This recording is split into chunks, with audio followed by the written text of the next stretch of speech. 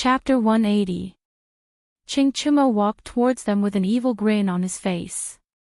He cracked his knuckles with both hands. "Hey, you guys, now you can kneel down and kowtow. Wahahaha, you bastard, you finally let me vent my anger, quickly kneel down." Wang Ziqiao now felt dizzy. How did the ice block make the sandalwood in the copper cauldron burn? He began to regret coming to the Zhan temple today to provoke them.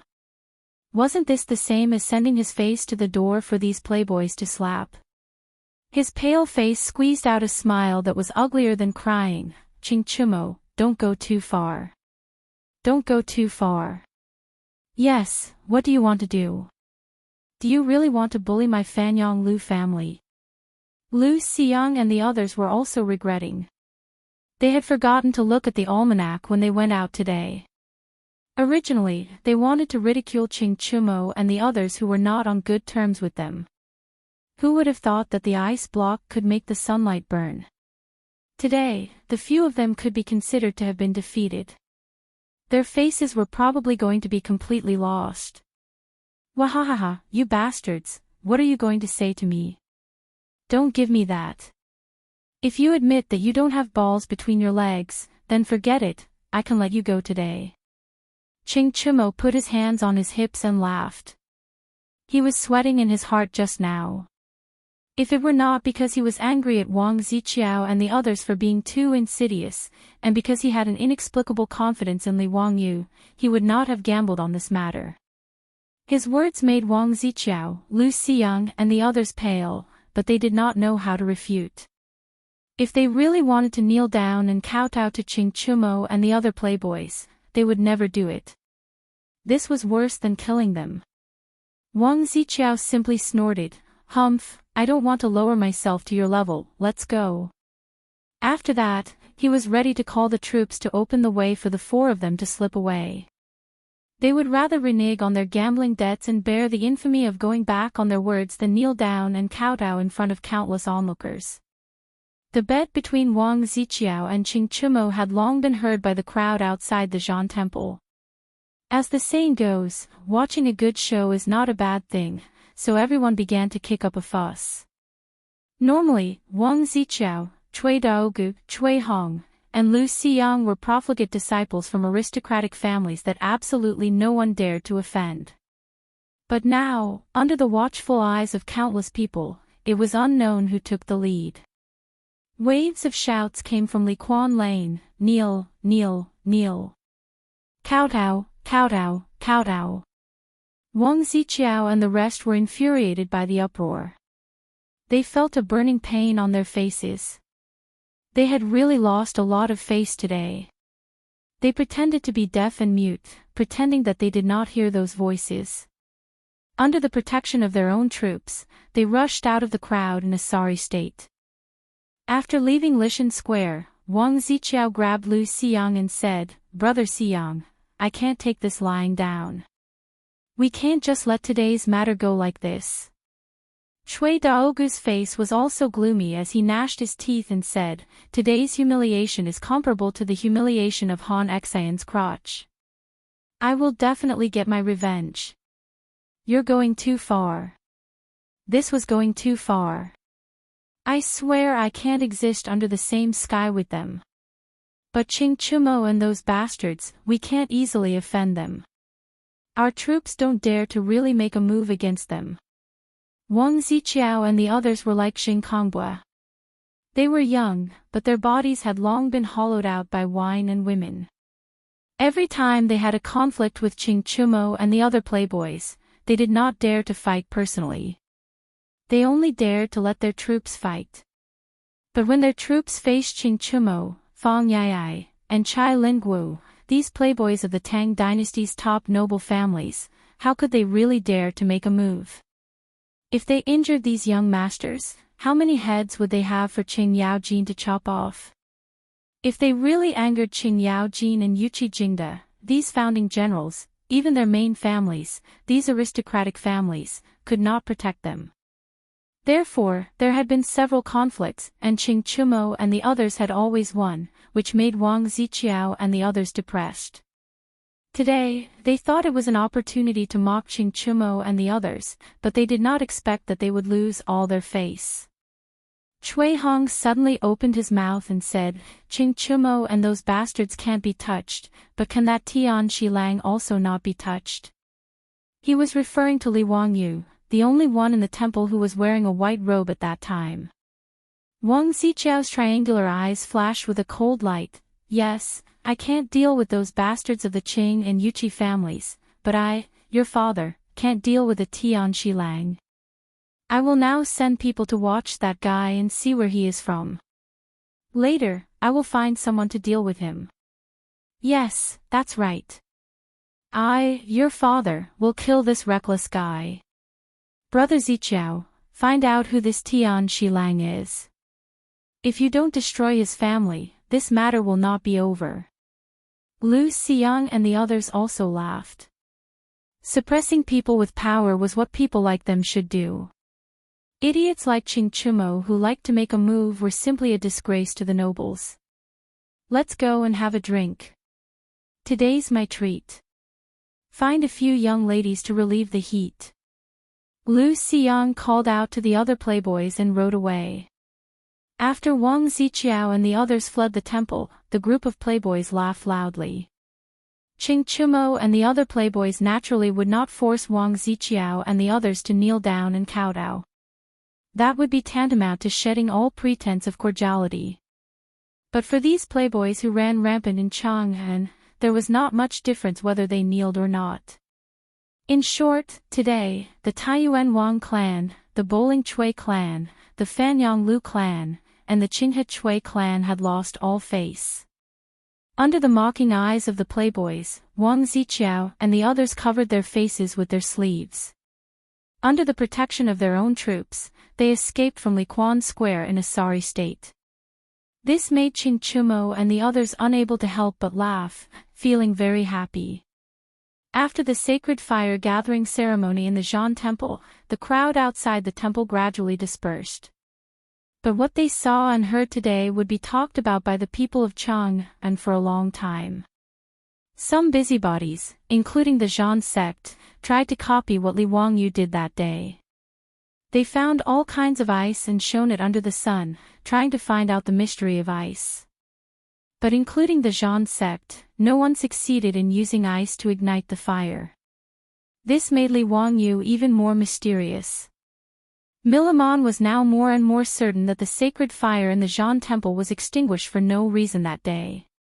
It must be the work of this young man in front of him. But even after racking his brain, he still could not find the mystery of the sacred fire extinguishing by itself, so there was no way to prevent it. If he did not want this to happen again, it was necessary to be on good terms with Li Wangyu. Otherwise, even if the sacred fire of the sun was enshrined in the Zhan temple, it might be extinguished again one day, and then he would have a heart attack. Millimon waved his hand and asked the clergyman to bring a tray covered with silk cloth. He stretched out his hand and opened the cloth with a smile on his face. Xiao Lang, I have offended you before, please forgive me.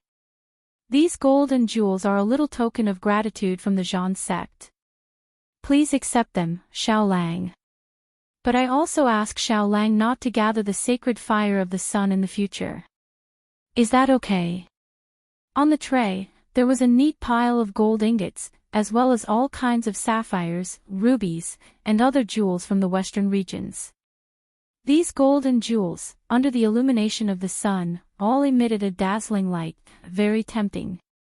Chapter 181. Seeing the tray full of gold and jewels, Li Wangyu was a little surprised. He didn't expect Millimon to be so generous. Millimon's generosity, in addition to wanting to have a good relationship with Li Wangyu, was also a hush money. He didn't want Li Wangyu to know how to use ice in the future.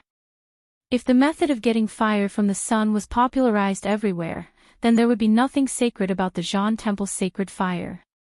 The moment the holy flame was ignited, Millimon even had the thought of killing him to silence him.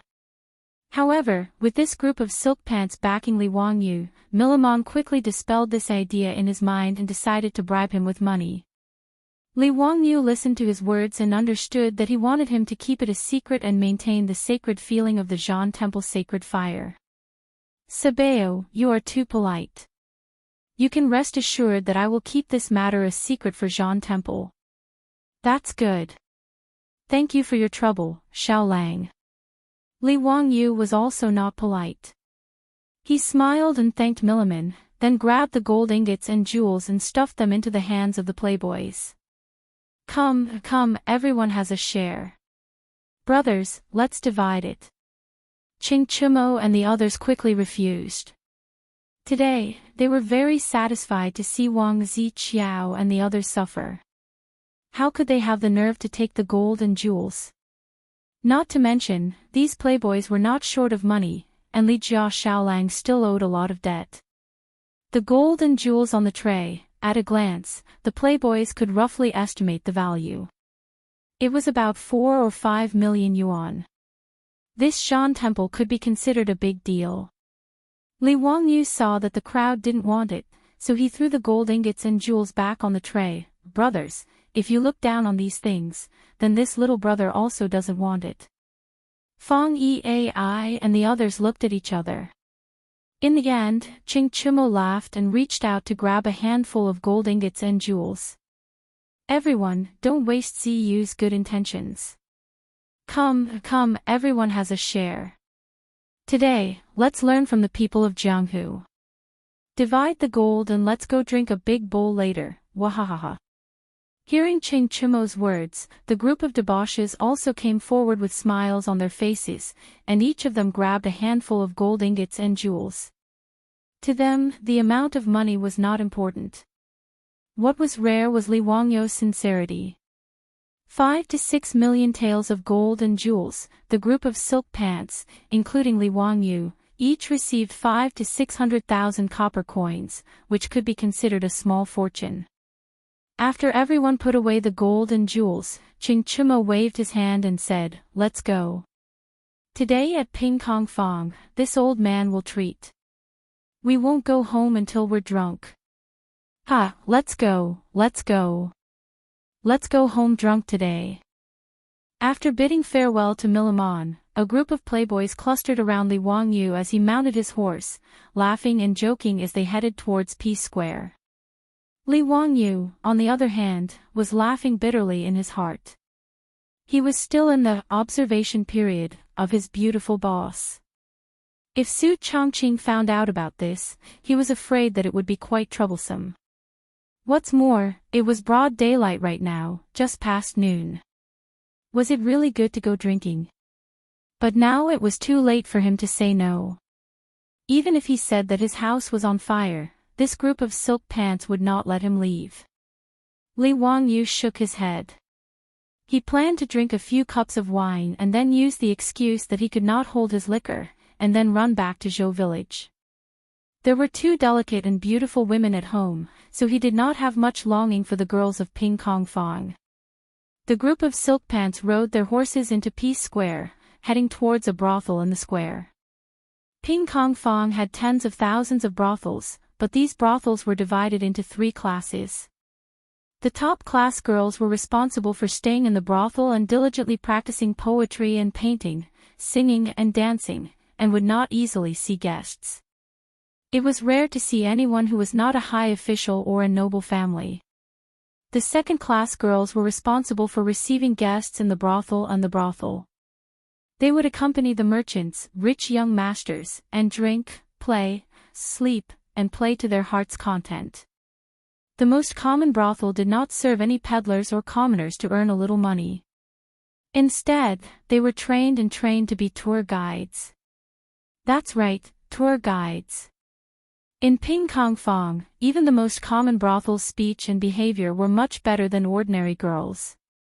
Whether it was a scholar who had just entered Chang and to take the imperial examinations or a merchant who came to do business, they could all rent such a brothel to accompany them to tour Chang'an's beautiful scenery, explain history, and stroll around the market.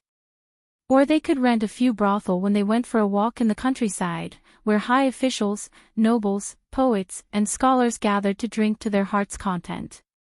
Accompanied by beautiful women, drinking wine, listening to songs, and watching beautiful women dance. How delightful. Therefore, the brothel of Ping Kong Fong was not as simple as sleeping with guests.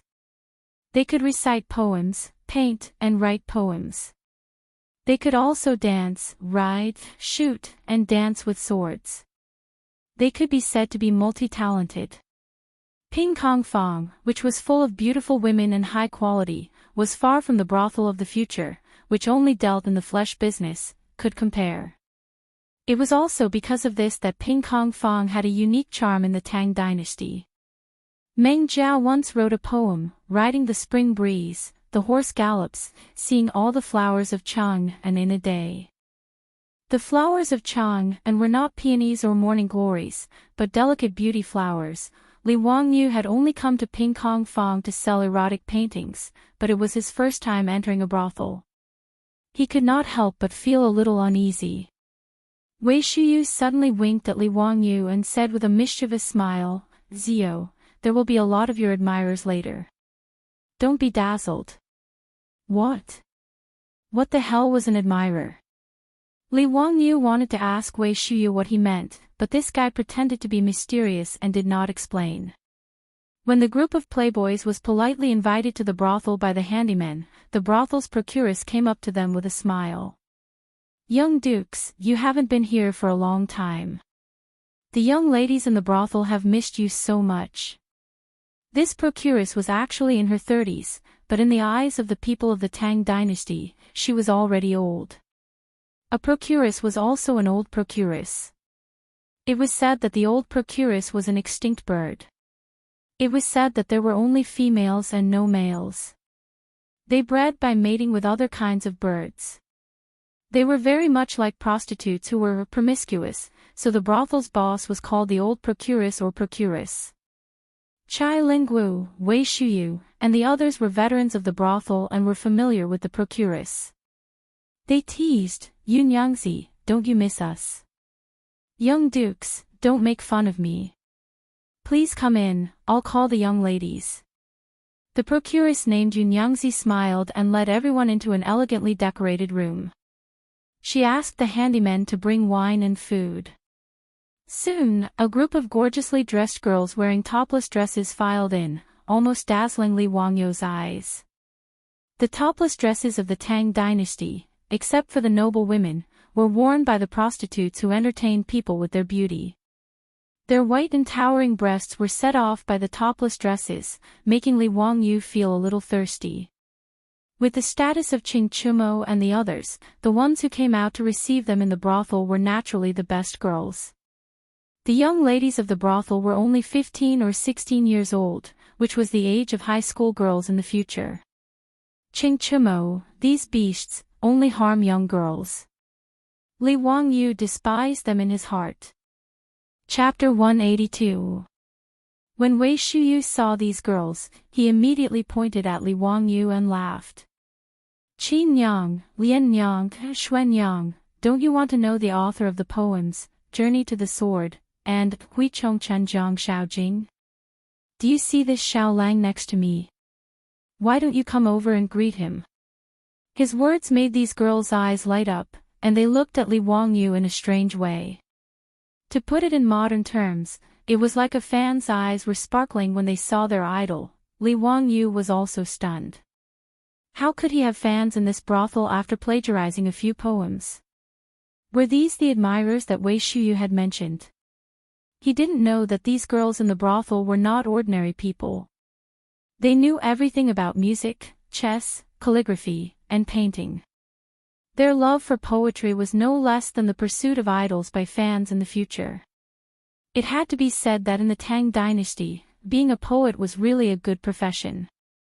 Wei Shuyu's words immediately caused Li Wangyu's side to be surrounded by girls.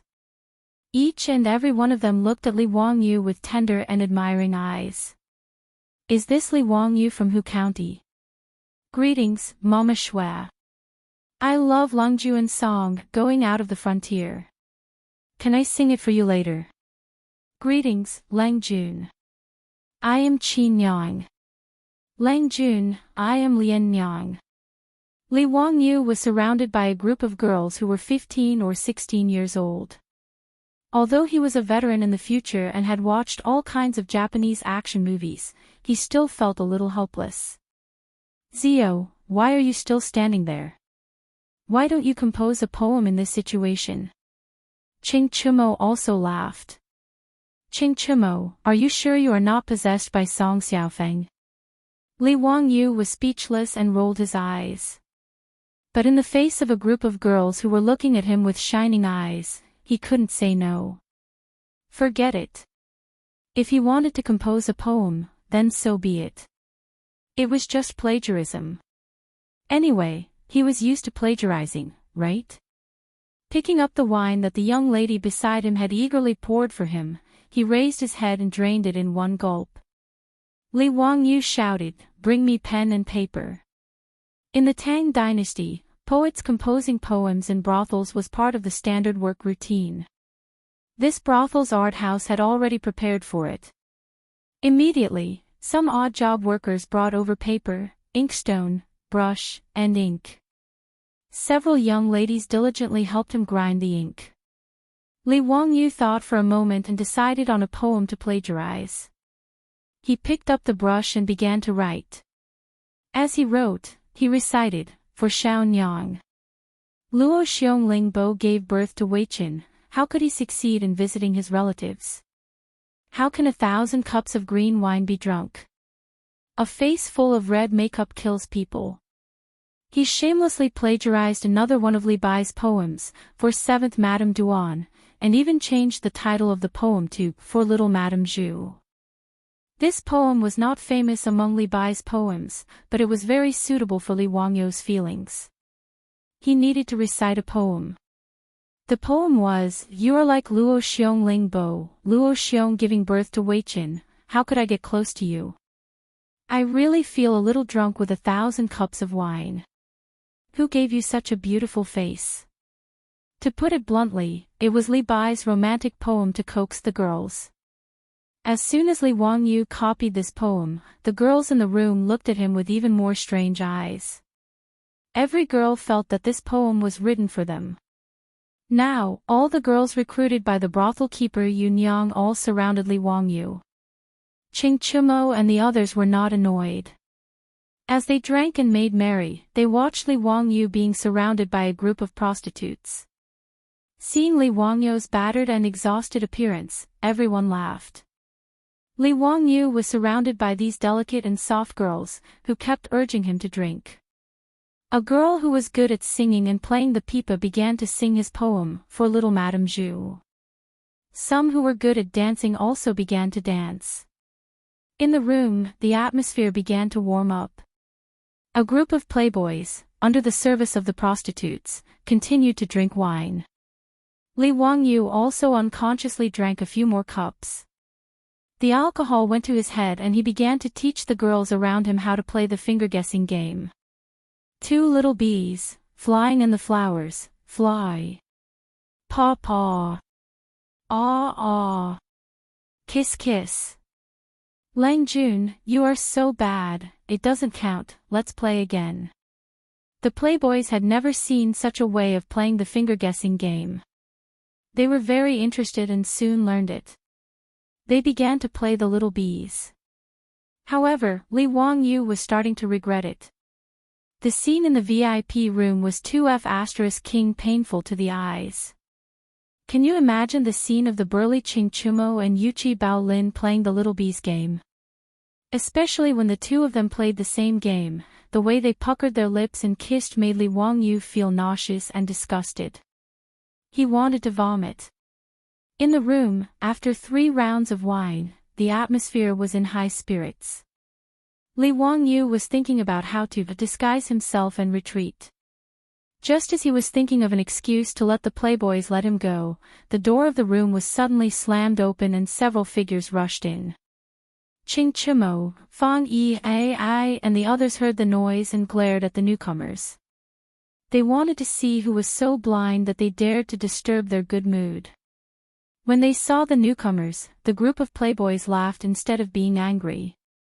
"Yo, surnamed Wang, are you here to kowtow to us?" Fong Yi clapped his hands and laughed. Was it because there were too many people just now? Come, there are fewer people now, hurry up and kowtow. The people who rushed into the room were Wang Ziqiao and the others who had just been humiliated by them at Li Quanfang. It could be seen that Wang Ziqiao and the others had drunk too much. Their bodies were swaying, and if not for the troops supporting them, they would not have been able to stand. Wang Ziqiao didn't pay any attention to the profligate son's taunting words. He stared at Li Wangyu with bloodshot eyes and cursed fiercely. So you, Tian Shaolang, are the little bastard of the Li family of Hu County. Li Wangyu had not yet spoken when Qing Chumo and the other playboys pushed the table and stood up, glaring at Wang Ziqiao. Surnamed Wang, clean your mouth. There was actually a reason why Wang Ziqiao had rushed in like this. Today, after they had been defeated at Li Quanfang, they had left behind a few troops to follow them and gather information while he, Lu Xiyang, Cui Daogu and the others went to Ping Kong Fang's brothel to drink. Because they had a belly full of anger today, after drinking a few cups of wine, the four of them quickly began to get drunk. Just as they were drinking, they saw the troops come back to report that Qing Chumo and the others had also come to the brothel to drink in the private room next to theirs. Originally, Wang Ziqiao and the others were still a little afraid of Qing Chumo and the others. They were afraid that the matter of kneeling and kowtowing would be brought up again and they would be the ones to lose face. Just as they were about to leave the brothel early, they heard the troops report that they had found out the identity of the white-clothed youth. After hearing that the youth was actually Hu County's Li Wangyu, Wang Ziqiao could not bear it anymore. He slapped the table and stood up. Using the alcohol, he rushed to the room next door, planning to teach Li Wangyu a lesson. The reason why Wang Ziqiao hated Li Wangyu so much was because of the Taiyuan Wangs breaking off the engagement. Chapter 183. When Li Wangyu's father, Li Zhou, was still alive, the Taiyuan Wangs wanted to be on good terms with the imperial family, so they took the initiative to arrange a marriage between their daughter and Li Zhou. Considering Li Zhou's position in the imperial court at that time, this marriage was well matched. Even though the 5 families and 7 families looked down on the imperial family of Li Tang and felt that they were nouveau riche, this did not affect the marriage of the Wang family's daughter. In the patriarchal society of the Tang Dynasty, women were just appendages of the family. As the daughter of the Taiyuan Wangs, in the eyes of the Wang family, she was not that important. It was very appropriate to use this to win over an important official in the imperial court. Who would have thought that after the Xuanwu Gate incident, Li Yuan would abdicate and Pai Lupi would ascend the throne. Then, Li Zhou would be demoted and dismissed, and then die of illness. This naturally made the Taiyuan Wangs want to break off the marriage. Although it was not very pleasant to hear, the Taiyuan Wang clan would definitely not sacrifice a daughter of the Wang family to marry a disciple of a ruined family. Originally, whether it was the Li family or Li Wangyu's previous owner, they would not break off the marriage even if they were beaten to death. If the Taiyuan Wang clan were forced to do so, they would really cause trouble in the Yamen.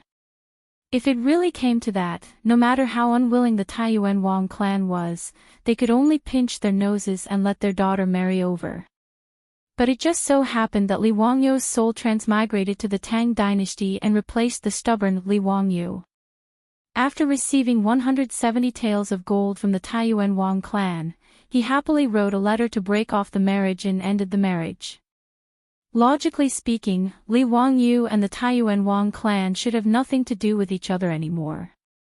But who would have thought that in just a month, the Li family, which the Wang family thought was ruined, would actually be made famous by Li Wangyu.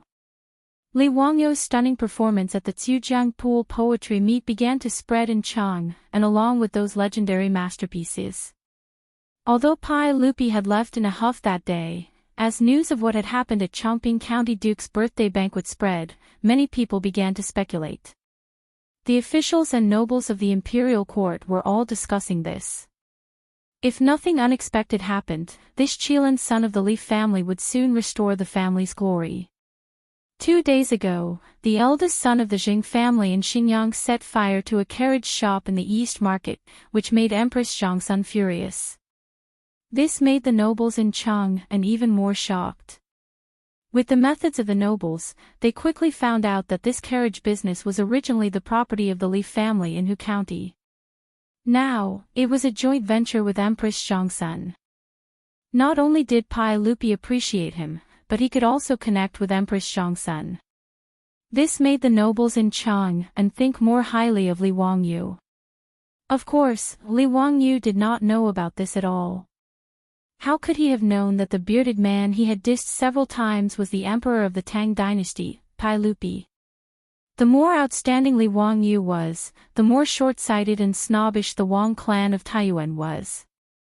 These days, the Wang clan of Taiyuan had taken the initiative to annul the marriage with the Li family in Hu County. This had become a joke among the nobles in Chang'an. At every noble banquet or gathering, the matter of the Wang family annulling the marriage would be brought up and ridiculed. Even Prince Zhao, the eldest son of the Wang clan of Taiyuan, was ridiculed by the nobles in Chang'an because of this. Prince Zhao was engaged to Li Wangyu, and he was the elder brother of the little fat girl of the Wang family. If not for the annulment of the marriage, Li Wangyu would have to call him brother-in-law. Now, Prince Zhao hated the Li family in Hu County to the core. The Wang family did not feel that they had done anything wrong by annulling the marriage. Everything was the fault of the Li family in Hu County, and it was all Li Wangyu's fault. In the Wang family's view, Li Wangyu's actions today were deliberately slapping the face of the Wang clan of Taiyuan. What right did a farmer have to be so domineering? Prince Zhao was planning to go to Hu County in a few days to seek revenge on the Li family, but he did not expect that the culprit who had caused him to lose so much face today was Li Wangyu. So when he heard the troops explain Li Wangyu's identity, he felt his blood boil. Coupled with the stimulation of alcohol, he brazenly barged into the VIP room where Li Wangyu and the others were, wanting to get even with Li Wangyu. Of course, Li Wangyu did not know the whole story. After being scolded by Prince Zhao, he still did not understand what had happened. On the other hand, Du He, Du Go, Wei Shuyu, and the others remembered that the nobles in Chang'an had been laughing at the Taiyuan Wang clan for annulling the marriage. They immediately realized what had happened. Surnamed Wang, do you have any shame? Fang Yai also slammed the table and stood up, pointing at Prince Zhao and scolding him. Prince Zhao's face was gloomy, and he did not even look at the group of wastrels. Today's matter has nothing to do with you. I only want to get even with this Tian Shaolang.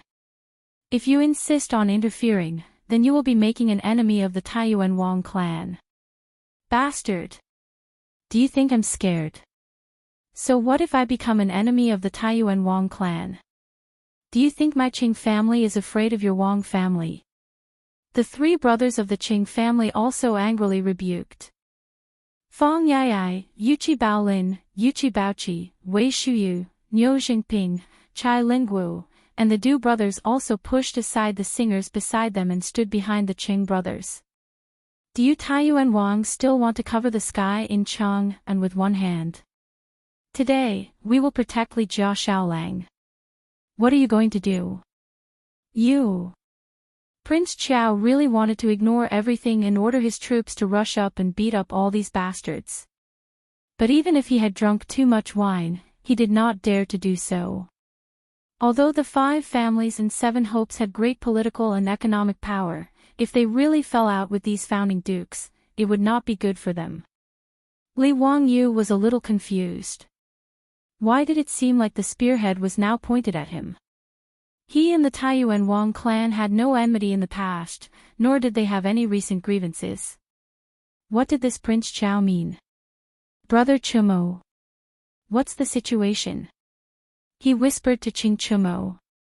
This question stunned Qing Chumo. Well, they are about to fight, and you still don't understand the situation. Qing Chumo had no choice but to tell him about the Taiyuan Wang clan's annulment of the engagement with him. Li Wangyu was dumbfounded. Was this considered sitting at home, but trouble fell from the sky? The Taiyuan Wang clan was ridiculed by the nobles in Chang'an. How could this be blamed on him? Was there any law? Was there any reason? After all, Li Wangyu was not a playboy like Qing Chumo. He could not act unscrupulously and unscrupulously. If he could, he did not want to be enemies with the 5 families and 7 hopes. For him, there was no benefit at all. Even that bastard Jing Kongbue. If he had not coveted his beautiful boss, Li Wangyu would not have meddled.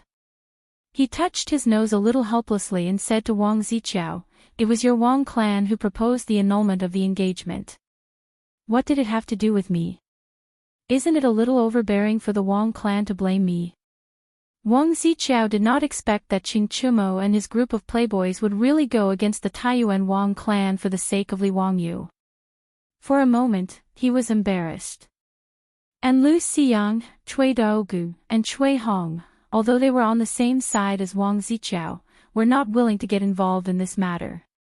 After all, the annulment of the Taiyuan Wang clan's engagement was not something they could talk about openly. Even the 4 families secretly made fun of the Taiyuan Wang clan because of this matter. Wang Ziqiao did not care about losing face. He stared fiercely at Li Wangyu and said, "Don't say these useless things. I just ask you, do you dare to bet with me?" Chapter 184. Wang Ziqiao didn't give up and wanted to make trouble for Li Wangyu, which made Li Wangyu a little impatient. "Why should I bet with you?" Li Wangyu asked.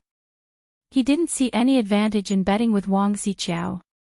Whether he won or lost, it didn't seem to be good for him. If he won against Wang Ziqiao, he was afraid that his entanglement with the Wang clan of Taiyuan would be deeper, but if he lost, he knew that he would be the unlucky one. Wang Ziqiao snorted, "Humph, as expected of a young man, you don't even dare to bet. If you want to be a coward, I have nothing to say." Before Li Wangyu could say anything, Qing Chumo waved his hand and said, "Zio, just bet with him. Whether it's batting, cock and dog fighting, quail fighting, leaf card games, or even Tiehu or Hulu, we brothers will accept it for you. If it's a game of wager, do you think you'll lose to him?" "Yes, Xiao Lang, bet with him." "Wang, you won't deny it after you lose, right?" "How dare he? If he doesn't admit it after he loses, does he still want the face of the Wang clan of Taiyuan?" "Zio, just bet with him." "That's right. Wang, tell us, what do you want to bet?" "No matter what you want to bet, we brothers will accept it for Li Xiaolang." Fang Yai and the others were also enjoying the show and started to urge Li Wangyu to bet with Prince Qiao. Seeing that the playboys wanted him to accept Wang Ziqiao's bet, Li Wangyu was a little dumbfounded. The people of the Tang Dynasty really liked to gamble. Many emperors of the Tang Dynasty liked to gamble. Emperor Xuanzong of Tang and Yang Guifei often gambled for fun. Wu Zetian also once hosted gambling games and invited civil and military officials to join in. Under the influence of the imperial court, the officials and the people of the Tang Dynasty were also very fond of gambling, which almost became a fashion. What Qing Chumo said just now, batting, cockfighting, quail fighting, leaf card, hurling, and hurling were all the ways the Tang people were used to gambling. Batting, similar to polo, is also called batting. Running dog racing is dog racing, to see whose dog runs faster. The Tang Dynasty not only liked cockfighting, but also quail fighting. Yezi Mahjong could be considered the ancestor of Mahjong. As for throwing arrows into the pot, the winner was the one who threw the most arrows into the pot. Kyulu was a gambling method unique to the Tang Dynasty. It was a small square made of wood, similar to dice, painted in black and white. When gambling, grab 5 black and white dices and throw them into the bowl. The one with the most black faces wins. When he threw it out, he had to shout, "Lu." What Lu meant was 5 black faces facing up. One of the signs of the Tang Dynasty was that in every square in Chang'an, people could hear the words Lu and Lu at any time. Therefore, This kind of gambling was also called hulu. Other than that, there was also literary gambling. It was not uncommon for scholars to gamble on poems and essays. Ching Chumo and this group of debauches were proficient in all kinds of gambling, so they were full of confidence in urging Li Wangyu to bet with Wang Ziqiao. Li Wangyu was speechless and resisted the urge to roll his eyes. This group of debauches, why were they so excited when they heard about a gambling fight? These hopeless gamblers. The gambling fight proposed by Wang Ziqiao was different from the one they had with the debauches and the Zhe Temple. The bet in the Zhe Temple was more of a fight between the rich playboys, a battle of personal feelings. Therefore, even if Wang Ziqiao and the others reneged on the bet, Ching Chumo and the others just laughed, because if they lost, they would also do the same. If they could sweep the other party's face, they would have already achieved their goal. The gambling fight was more similar to the duels between nobles in the West. The result of the gambling fight would not be easily reneged, otherwise it would be despised. Emperor Shizong of the Tang Dynasty once gambled with an official, using his position as the stake. The official, Chen Jingguan, won the bet and was conferred the title of Sichuan Jidushi. After the bet, he became a governor of the border, ruling over 26 states including Zhang, Yi, and Han. Li Wangyu knew this, so he did not want to accept the gambling fight proposed by Wang Ziqiao. But now it was too late for him to refuse. The debauches had accepted the gambling fight for him. If he did not accept the challenge, he would be sweeping the face of Ching Chumo and the other debauches, and the gains would not make up for the losses. Fine, a gambling fight it is. How do you want to gamble? Li Wangyu looked helplessly at Wang Ziqiao. At this time, Wang Ziqiao had sobered up a little, and after being disturbed by the debauches, he felt some regret. Just now, when he blurted out that he wanted to gamble with Li Wangyu, he forgot about the group of debauches behind Li Wangyu. Just as Ching Chumo said, he was not sure if he could win against this group of debauches in a gambling fight. If he lost the gambling fight, he would lose all his face today. Wang Ziqiao's triangular eyes involuntarily looked behind him, wanting to see if Lu Xiyang and the others had any good ideas. But when he saw one of the Wang family's troops standing behind the crowd, he suddenly had an idea. Since we are willing to gamble, then let's play something new. Wang Ziqiao shook his head. Let's gamble on ventriloquism. What the hell? Ventriloquism. Wang Ziqiao's words stunned Li Wangyu and the other debauches. They did not know how to gamble on ventriloquism. Ventriloquism had existed in China since ancient times. The records of the Grand Historian recorded that Lord Meng Chongjun of the state of Qi during the Warring States period used the ventriloquism of his followers to escape from the state of Qin back to the state of Qi. This was also the origin of the idiom, the crow of the rooster and the thief of the dog. Li Wangyu also remembered the ventriloquism from his middle school Chinese class. In the capital, there is a person who is good at ventriloquism. All the guests stretched their necks, glanced sideways, smiled, and sighed silently, thinking that it was wonderful. Looking at the screen, the person, the table, the chair, the fan, and the ruler were all the same. But how could they gamble on ventriloquism? Moreover, Li Wangyu did not know any ventriloquism. Would box work? He knew a little about ventriloquism. He looked at the group of debauches, who also seemed to be a little dumbfounded. It seemed that they also did not know any ventriloquism. Wang Ziqiao's drunken eyes swept across the crowd proudly. He pointed to the troupe behind him and said, "I know a little about ventriloquism for this song. I will not bully you. I will give you 2 chances. No matter what sounds you can make from your mouth, if you can imitate this song, then I will win this gambling fight. If not, then you win." He paused, stared fiercely at Li Wangyu and said, "If you lose today's gambling fight, you will kick this guy out of Chang'an City. From now on, he will not be allowed to take a step into Chang'an City." Ching Chumo and the others looked at each other and did not know how to respond. They had never heard of the gambling fight proposed by Wang Ziqiao. Moreover, if they lost, Li Wangyu would never be allowed to enter Chang'an City again. The consequences were somewhat serious. The group of debauches was checkmated by Wang Ziqiao. They could not help but feel a little embarrassed. They had spoken too confidently just now, and now it was difficult to clean up the mess. Fang Yai saw that everyone was in a difficult position and wanted to act shamelessly. He wanted to lose some face and ruin this gambling fight. Li Wangyu suddenly said, "If you lose, what will you do?" He was also a little angry now.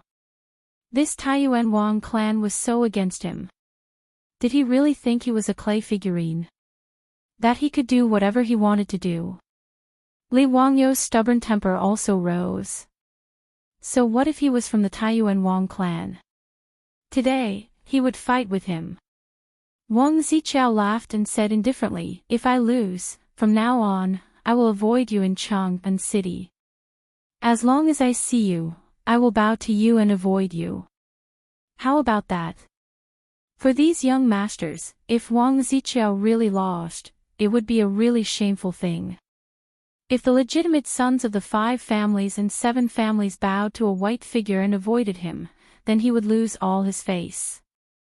But Wang Ziqiao did not think that he would lose at all. This troop of his had no other skills, but in this Chang'an City, they had never met a match. This troop of the Wang family could be considered a strange person. He did not know where he learned this skill from, but it was very good. He could imitate a bird's call and even make the bird unable to distinguish him and land on his shoulder. He could imitate all kinds of people after hearing it once. He could even imitate a woman's voice. Wang Ziqiao did not believe that he could not win this gambling fight by relying on his troop's skill. "Okay, since you insist on a gambling fight, then it's a deal." Qing Chumo and others did not have time to persuade Li Wangyu before he directly nodded and agreed. Li Wangyu glanced at the proud Wang Ziqiao and said in his heart, "If you are willing to die, then I am willing to bury you." Chapter 185. Although Li Wangyu did not learn any ventriloquism, he did not think it was a big deal. He had seen a lot of ventriloquism performances on TV in the future. It was not a big deal. Besides, even if the ventriloquism of the Wang troops was as good as the performers in the textbook Ventriloquism, so what? Ventriloquism was not like a tape recorder. It was just through the mouth, teeth, lips, tongue, throat, nose and other vocal organs to imitate various sounds of nature, such as birds and beasts, wind and rain, thunder and lightning, etc. Was it that easy to imitate the things that Li Wangyu knew? Seeing that Li Wangyu did not hesitate to agree to Wang Ziqiao's bet, Qing Chumo and the others wanted to stop it, but it was too late. In the view of these foppish sons, losing the bet was fine, but since they had agreed, they had to give it a try. Several foppish sons gathered together to discuss what sound they should make to prevent the Wang troops from imitating. This made Li Wangyu a little dumbfounded. Such a simple thing, why did they make it so complicated? "Brother Chumo, Li Wangyu was just about to say that he could do it himself, but Qing Chumo waved his hand to stop him. "Zio, if you have something to say, say it later. This matter cannot be sloppy. Let us discuss it first." Zio, don't worry. Today's bet, brothers will let you win." Li Wangyu wanted to speak several times, but he was interrupted by Qing Chumo, which made him very depressed. Forget it, let them do it. Anyway, there were 2 chances, so there was no need to worry. Li Wangyu simply acted as if nothing had happened. He sat back down at the table and let the young ladies pour him wine. He then began to drink the wine on his own. Qing Chumo and the others discussed for a long time and came up with several ways that they thought could stump the Wang troops. Fang Yai reached out and summoned a female singer. Li Wangyu remembered that this girl was called Xuanyang. She sang a good song, her voice was sweet like an oriole coming out of the valley. It seemed that these foppish sons, in the first round, wanted to use a female voice to embarrass the Wong troops who were good at ventriloquism. Mama Shui, pick your best song and sing it a cappella, Fong Yai instructed. Yes, I'll sing now. Mama Shui bowed to the fops, stood up, cleared her throat, and began to sing. Zhao Ke's beard tassels, Wu Go's frost and snow. The silver saddle shines on the white horse, like a shooting star. Killing one person every 10 steps, leaving no trace for 1,000 miles. When the matter is done, I leave with a flick of my sleeve, hiding my identity and name. Mama Shui was singing the poem Ode to Gallantry that Li Wangyu had plagiarized. The poem was magnificent, and Mama Shui's voice was firm. Her voice was as smooth as a pearl and smooth as jade, and it even had a skillful tuning, making her singing sound sometimes moving and sometimes quiet, sometimes fast and sometimes slow. It was very pleasant to listen to. At the end of the song, even Qing Chumo and the others could not help but shout out, "Good," and then looked at Prince Jiao. "Wang, come on. Let me see what your song is capable of." They didn't believe that anyone could imitate Mama Shui's voice. But Wang Ziqiao didn't care at all. He raised his eyelids slightly and motioned his troops to come forward. The troops of the Wang family came forward, grinned at the fops, and then began to sing. As soon as his voice came out, everyone in the room was stunned as if they had seen a ghost. Yuqi Baolin turned her head and looked at Mama Shui next to her, trying to confirm if she was singing. The voice that came out of the mouth of the troops of the Wang family was exactly the same as that of Mama Shui. This strange scene caused everyone to have goosebumps involuntarily. When the troops of the Wang family finished the song, the room was so quiet that even a pin drop could be heard. After a long time, Qing Chumo swallowed a mouthful of saliva and looked at the man with his eyes wide open. "Are you a man or a ghost?" Wang Ziqiao smiled. "How about it? One more chance. Do you want to continue?" The fops looked at each other, not knowing what to do. This troop of the Wang family could even imitate a female voice that he had only heard once. What other sounds could they make that he couldn't imitate? Seeing that the fops were silent, Wang Ziqiao couldn't help laughing. He felt that he had finally gotten his revenge today.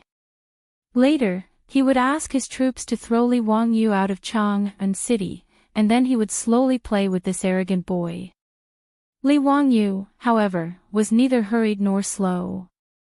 He finished the wine in his cup in one gulp and stood up. "What's the hurry? Isn't there one more chance?" Li Wangyu looked at Wang Ziqiao and asked, "Do you have to imitate whatever I sing?" "Yes, that's it." "Then it's simple. Tell him to listen." Li Wangyu cleared his throat and was about to speak when Qing Chumo pulled him back. "Zio, are you sure you can do it?"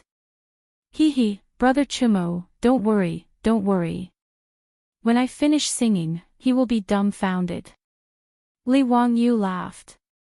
He twisted his neck. It was time to show his real skills. A long time ago, a giant dragon suddenly appeared and brought disaster. It took away the princess and disappeared. The kingdom was in danger. Li Wangyu's singing caused the silk pants to frown involuntarily. Although the tune was strange, it wasn't difficult. Wang Ziqiao was even more relieved. His troops could imitate this kind of singing without any difficulty. It would be more difficult to imitate the singing of the female singer. While Wang Ziqiao and the others were grinning, Li Wangyu suddenly changed the lyrics. The king was very happy and hurriedly asked for his name. The young man thought for a moment and said, "Your Majesty, my name is Darabamba Band Bidib Dobaring." Again, Darabamba Band Bidib Dobaring. "Isn't that right, Darabamba Band Bidib Dobaring?" Yes, Darabamba Band Bidib Dobaring." "What the hell is this, a ghost?" Wang Ziqiao's mouth couldn't help but open wide. He stared blankly at Li Wangyu, who was still singing. The originally relaxed troops beside him were sweating profusely. What was this bastard from the Li family singing? Li Wangyu was laughing in his heart as he sang. The song he was singing was called Darabenba. It was a song sung by the virtual singer Luo Tianyi in the future.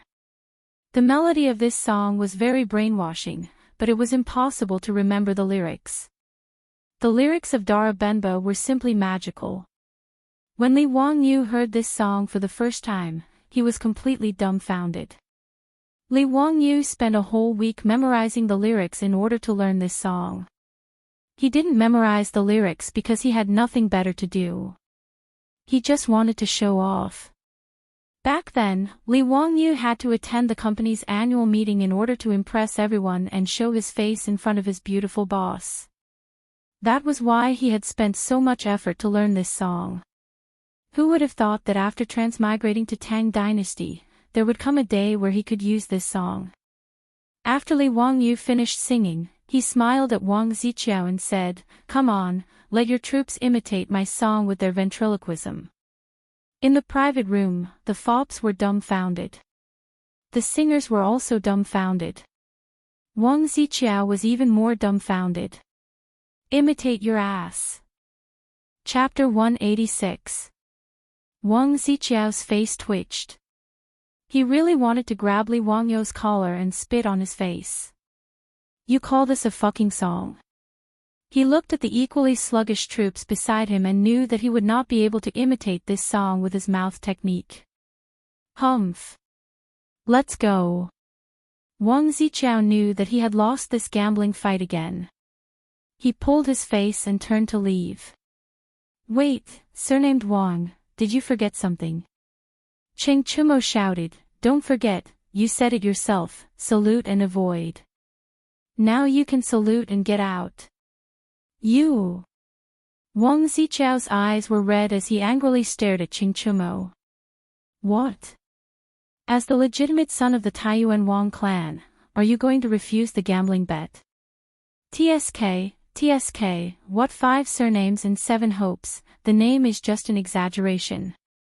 Cheng Chumo may look like a rough man, but his mouth was not forgiving at all. Wang Ziqiao's face was red, his fists clenched, his nails almost embedded in his flesh.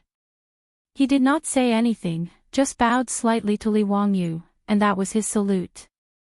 After that, he did not say anything, nor did he say goodbye to Lu Xiyang and the others. He took the Wang clan troops and directly left the brothel. Wang Ziqiao only felt that the humiliation he received today could only be washed away with blood.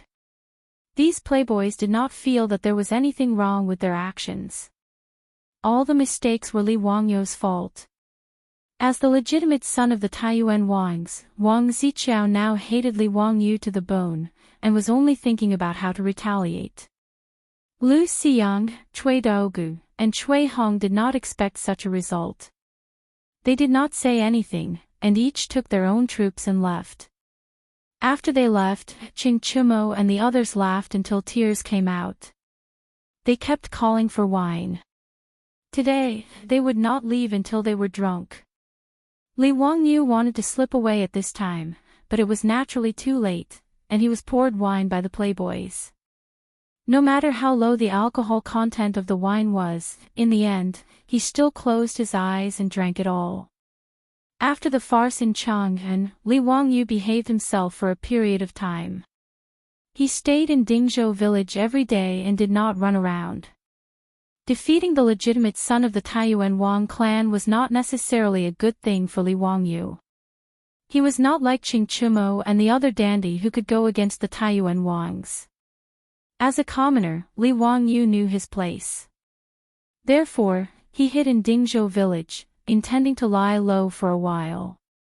The playboys had come to Dingzhou village several times, wanting to invite him to Chang'an for a drink, but he had found various excuses to refuse.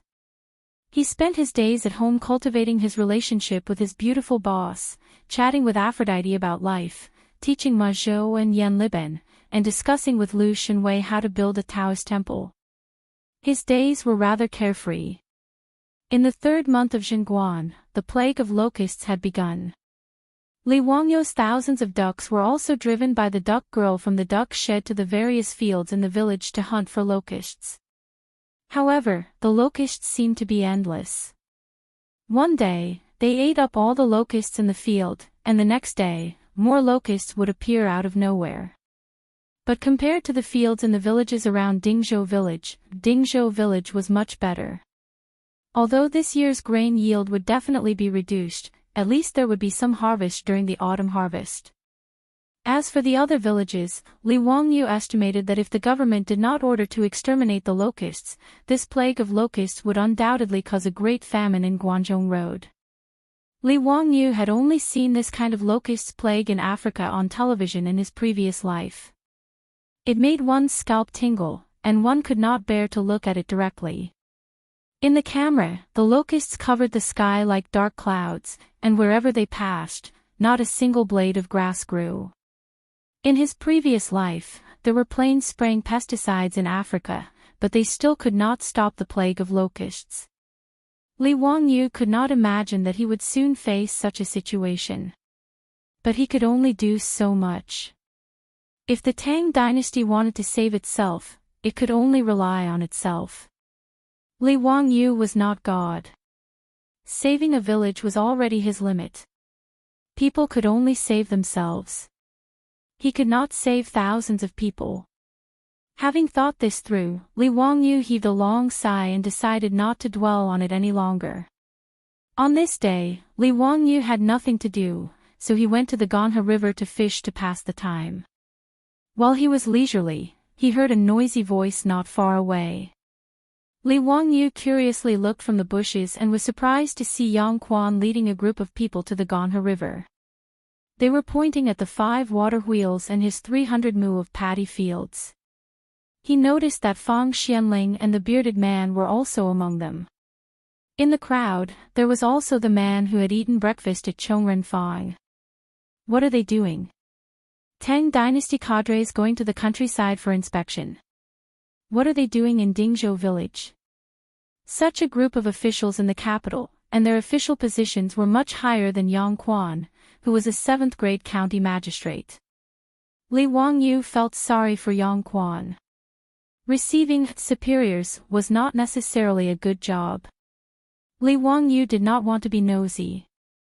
He just pretended that he did not see this group of people and continued to fish. He had a fixed fishing position on the riverbank, located under a bush. There was no sun here, and it was difficult to see him from the outside. But he could see the situation around him. Lang Jun, could it be that these people are here for you? Niu Wu asked in a low voice. Li Wangyu signaled him to be quiet. Shoo, don't worry about them. Just pretend that you didn't see them. But Li Heng led them here. Niu Wu pointed at the thin figure in the crowd and said. When Li Wangyu saw this, his nose almost went crooked from anger. As expected, who else could that old man be but Li Heng? Once there was a traitor in the family, it was not easy to hide. The old housekeeper Li Heng had a bright smile on his face. He followed behind Yang Quan and guided the county magistrate. Obviously, Yang Quan had already been to his house. Li Heng was very flattering and betrayed his master. Zio, you are so elegant. You are actually hiding here to fish. Yang Quan stroked his beard and greeted Li Wangyu, who was behind the bush. Seeing that he couldn't avoid it, Li Wangyu patted his butt helplessly and stood up to greet Yang Zhua and the others. At the same time, he glared fiercely at Li Heng, who didn't know what was going on. I have stolen half a day of leisure. Ming House, why did you come to Dingzhou village today? Li Wangyu replied casually. Stolen half a day of leisure. Half a day of leisure is rare. Xiao Lang casually recited a poem. Do you have a complete poem? Before Yang Quan could reply, Fang Xianling walked out from the crowd and smiled at him. I said it too casually. Plagiarized another sentence. Forget it, I'll just plagiarize it. Li Wangyu bowed to Fang Xianling. Greetings, Minister Fang. You flatter me. As the saying goes, a piece of writing is made by nature. I only have this sentence. After saying that, Li Wangyu was stunned again. What the hell, did I plagiarize again? Is this a poem from the Southern Song Dynasty? Chapter 187. As soon as Li Wangyu said this, everyone could not help but clap their hands and applaud. Good. What a wonderful summary. That's the essence of poetry. Fang Xianling praised. Li Ziyo is only 16 years old, but he can speak so well. No wonder Ziyo's poems have been spread all over Chang'an. He's really a young talent. No wonder he can write such good poems. In the crowd, Pai Lupi could not help but clap his hands and applaud. Now Li Wangyu's sentence, how can I bow to the powerful and make me unhappy? The bad feelings he brought to Pai Lupi had long disappeared. Now Pai Lupi liked Li Wangyu more and more. Li Wangyu's face turned slightly red from the praises of the crowd. He quickly changed the topic and asked, is there a reason why Prime Minister Fang came to Dingzhou village today? Fang Xianling twirled his beard and smiled, nothing, we're just here to enjoy the flowers. Spring.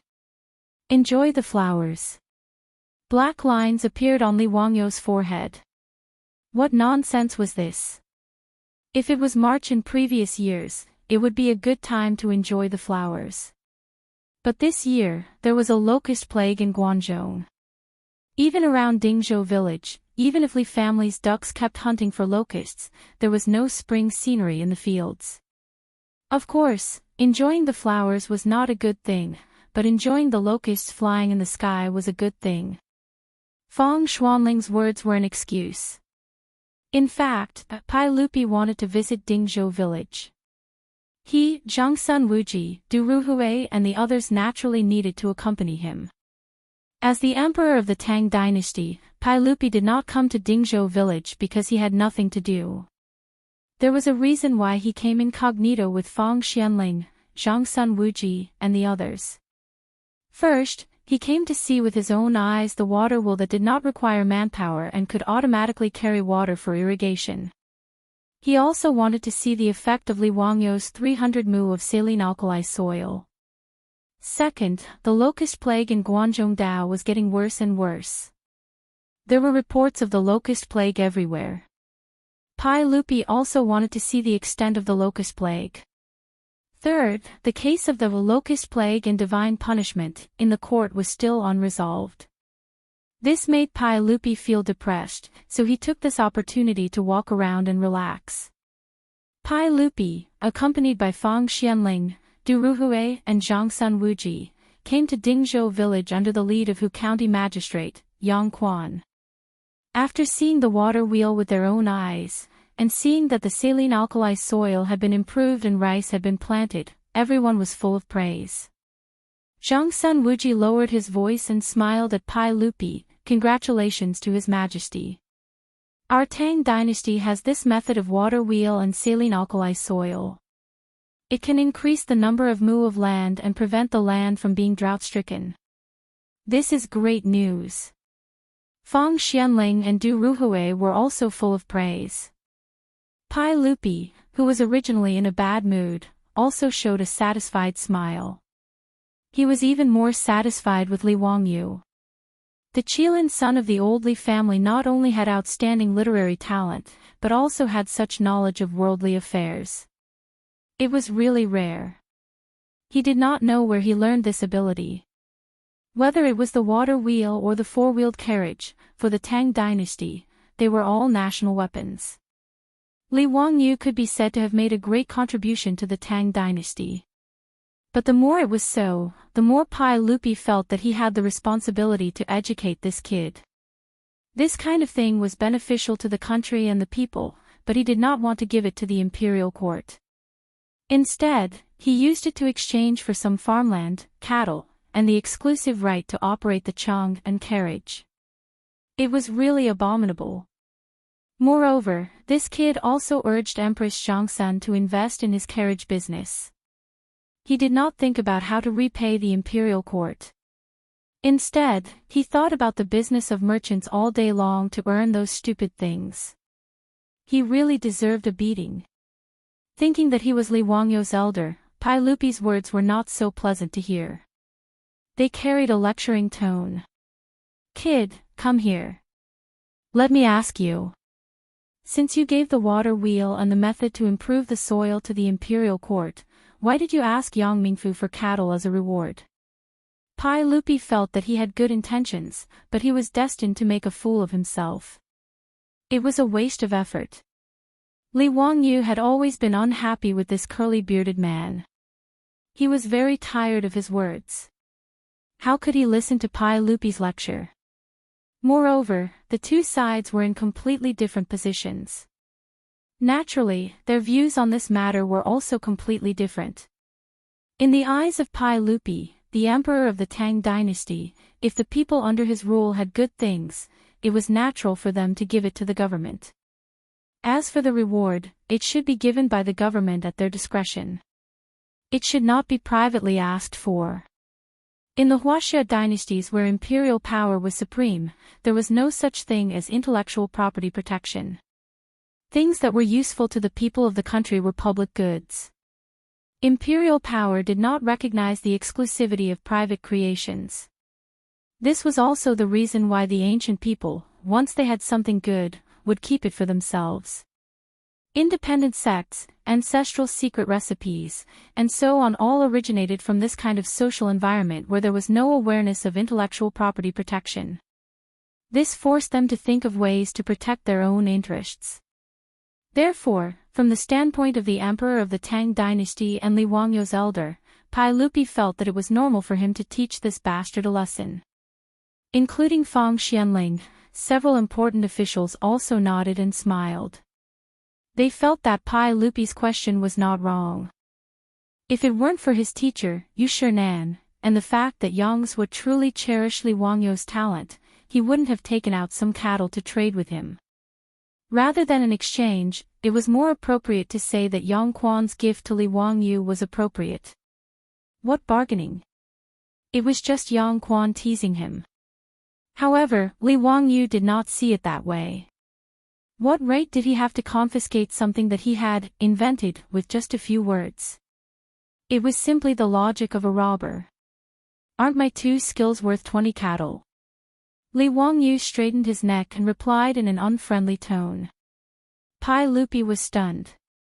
Of course it is worth it, but how can it be calculated like this? The water wheel is a public weapon that has contributed to the country. How can it be used for personal gain? Why not? I want cattle for the sake of the Tang Dynasty. Li Wangyou's words made everyone dumbfounded. You asked Yang Quan for cattle for the sake of the Tang Dynasty. What kind of logic was this? Fang Xianling was afraid that he would talk nonsense, so he quickly coughed. Xiao Lang, why do you say that? Don't joke around. Li Wangyou's smile suddenly disappeared.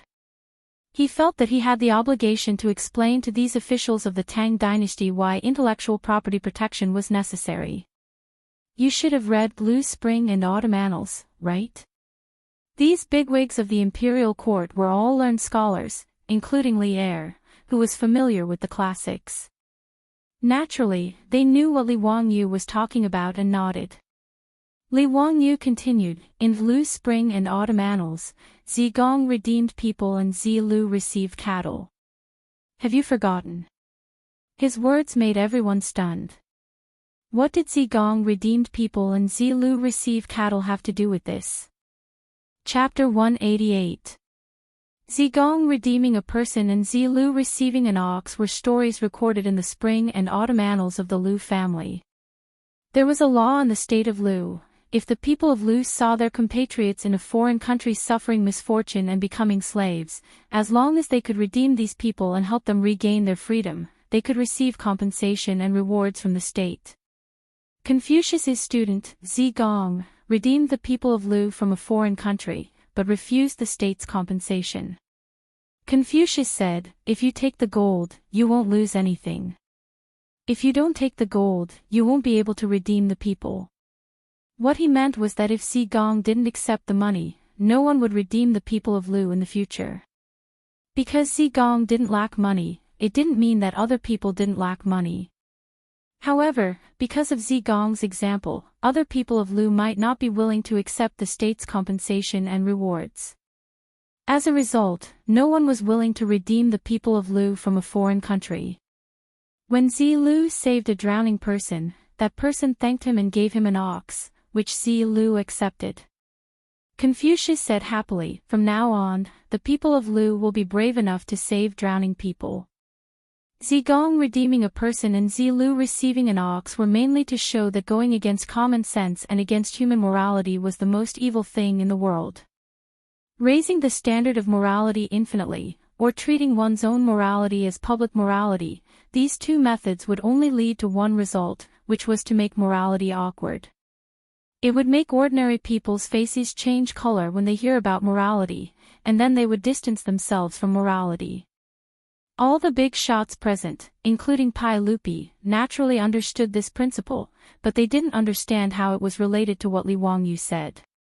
Li Wangyu pointed to the waterhole by the river and said, "If I didn't ask Yang Mingfu for an ox and gave it to the imperial court for free, in the future, who in the world would be willing to study the study of things? Study the study of practical application. Everyone might as well wait for someone else to create it and then use it." How is this different from Zigong redeeming a person? As the saying goes, the world is bustling for profit, and the world is bustling for profit. Lu receiving an ox seems to be a small matter, but it can encourage people to do good. For the sake of the Tang Dynasty, I asked for compensation from Yang Mingfu. Is there anything wrong with that? His words made Pai Lupi, Zhang Sun Wuji, and the others somewhat unsure how to refute him. The logic seemed to be correct, but it went against the principle of the supremacy of imperial power that had existed for thousands of years. Effort should be rewarded. This was the meaning behind Li Wangyu's two allusions. Pai Lupi snorted discontentedly. Are you going to ask the sage for the water wool technology and you're going to ask him for the cattle? Why not?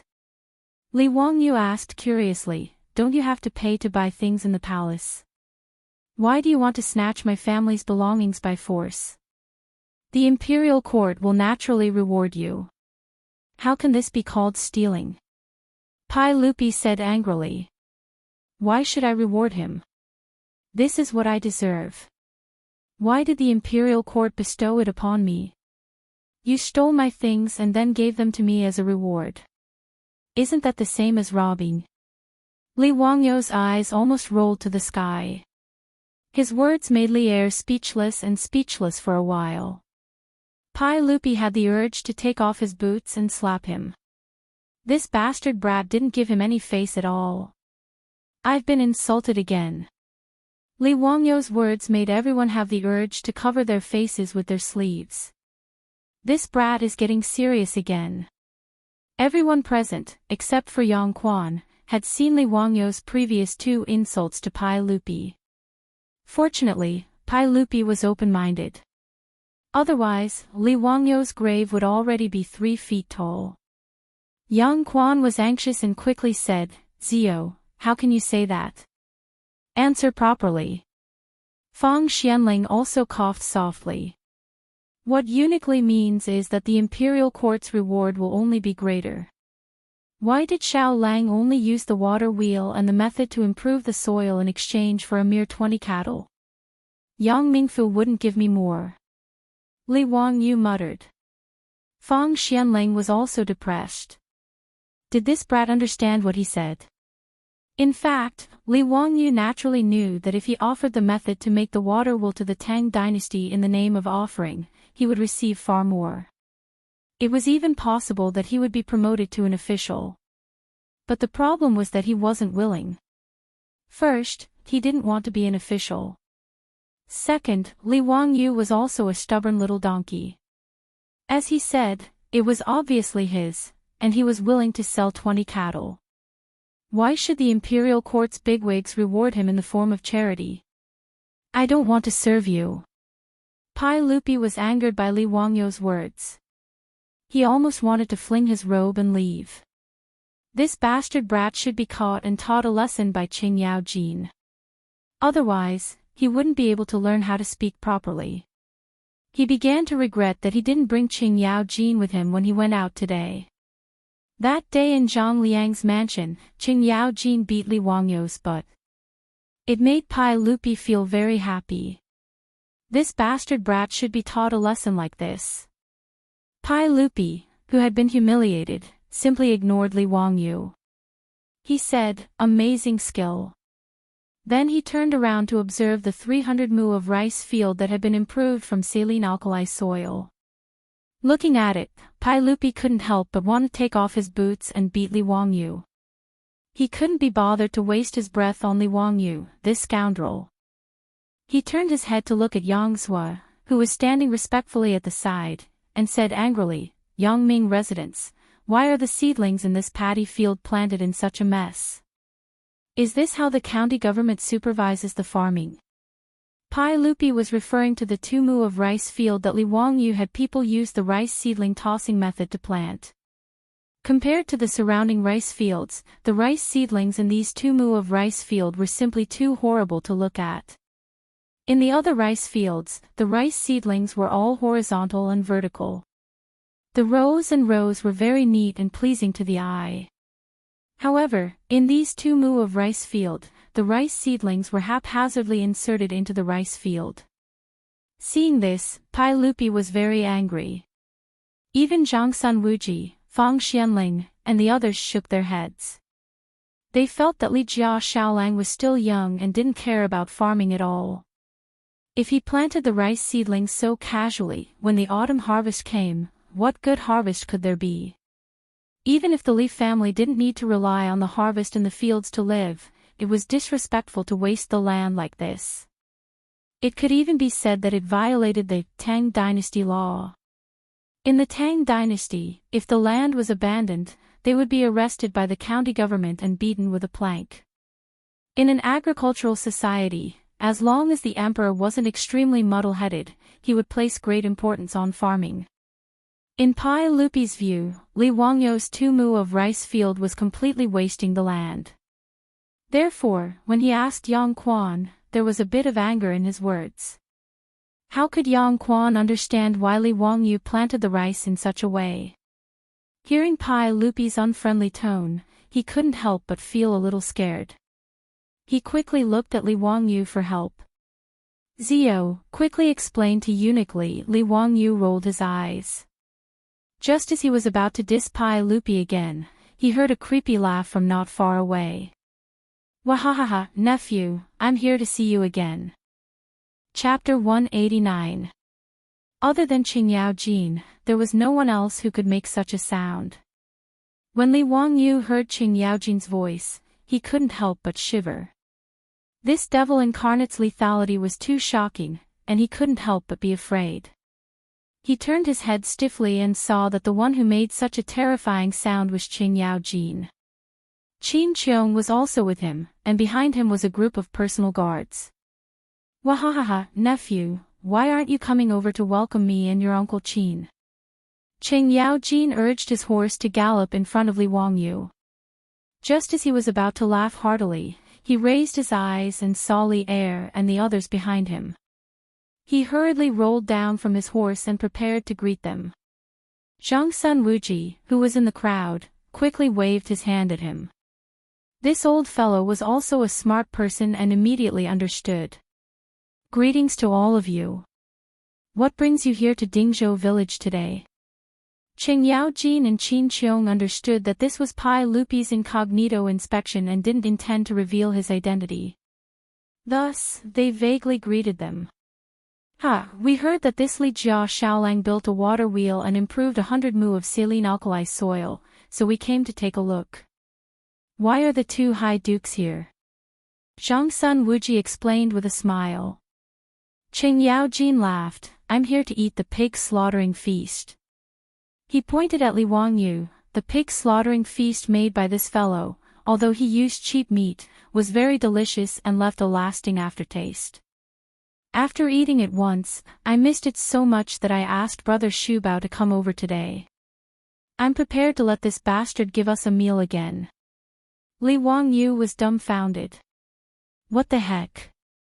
Eating the pig slaughtering feast again. Qing Yao Jin, this old glutton, despised him. He was freaking ready to freeload again.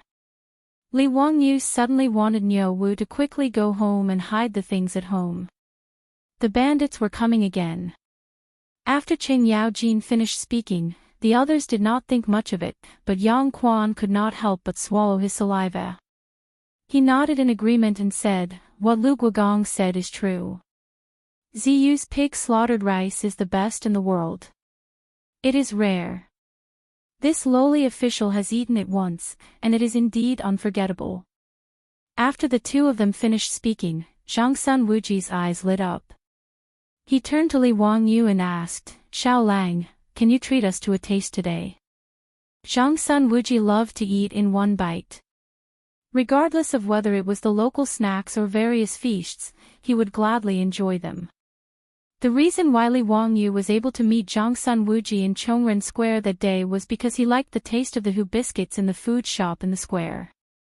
As the granduncle of the emperor, he was willing to lower himself to eat the Hu cake in that restaurant. He could be considered as the model of the foodies in the Tang Dynasty. Now that he heard that Li Wangyu knew how to make some kind of pig slaughter rice, which could attract Qing Yao Jin and Qin Qiong, two people to come here out of admiration, plus Hu County Magistrate Yang's was endorsement, how could he not be moved? Li Wangyu silently rolled his eyes. All right, since Qing Yao Jin had spoken, he could not refuse. Since he had to feed a sheep and chase a flock of sheep, he would just treat them. He glared at the old butler Li Heng, who was laughing happily at the side, and ordered him to go to the village to buy a pig. Then, he would ask the Niu brothers to slaughter the pig. How can a child like you be so stingy? There are so many of us, how can one pig be enough to eat? He did not expect Qing Yao Jin to not be polite at all. He even said that Li Wangyu was stingy. F***CK. Are you here to eat pigs, or are you preparing to become a pig? You will be stuffed to death, you old bastard. Li Wangyu was speechless, but he did not dare to oppose Qing Yao Jin. He could only clench his teeth and order Li Heng to buy 2 pigs. Was there no law in the Tang Dynasty that prohibited officials from eating, drinking, and being corrupt in the countryside? They should really learn what the 8 honors and 8 disgraces were. Li Wangyu cursed in his heart, but he still forced a smile on his face. After Qing Yao Jin arrived, Li Wangyu clearly became more well-behaved. He was not stupid. Although he did not know this group of big shots in the imperial court of the Tang Dynasty, he believed that they would not bicker with a 16-year-old boy like him. There was no harm in throwing a tantrum with them. However, Qing Yao Jin was unreasonable and would actually hit him. Li Wangyu was already too ashamed to show his face when he was spanked at Zhang Liang's residence last time. He did not want to be beaten by this old bastard again in front of everyone. If he was beaten again, he would really have the heart to die. After Qing Yao Jin and Qin Qiong arrived, he did not make any trouble for Pai Lupi's questions and answered honestly. However, none of the people present believed him when he said that the seedling throwing method could increase the yield of the fields. Even the old village head and the other farmers who had been managing the fields all their lives did not believe in Li Wangyu's words, let alone these big shots in the imperial court. Pai Lupi and the others were too lazy to say anything more. They only felt that Li Wangyu was still young and inexperienced. Li Wangyu was also too lazy to waste his breath. In any case, whether the rice seedling throwing method was good or not, it would be clear in a few months during the autumn harvest. After looking at the water wheel and rice fields, the group of people under Li Wangyu's lead went to the Li family in the village. When they passed by the wheat fields, Du Ruhui could not help but exclaim softly. Prime Minister Du, what's wrong? Zhang Sun Wuji asked curiously. Look at the fields of Dingzhou village. Why are there so few locusts in the fields? Du Ruhui pointed at the wheat fields and asked. With his reminder, Pai Lupi and the others also noticed the difference. Compared to the locusts that they had seen along the way in the fields of other villages, there were very few locusts in the fields of Dingzhou village. Xiaolang, do you know why? Could it be that Dingzhou village has already started to exterminate the locusts? Fang Xianling asked while twirling his beard. His intuition told him that this matter was related to Li Wangyu. When everyone heard this, they also looked at Li Wangyu.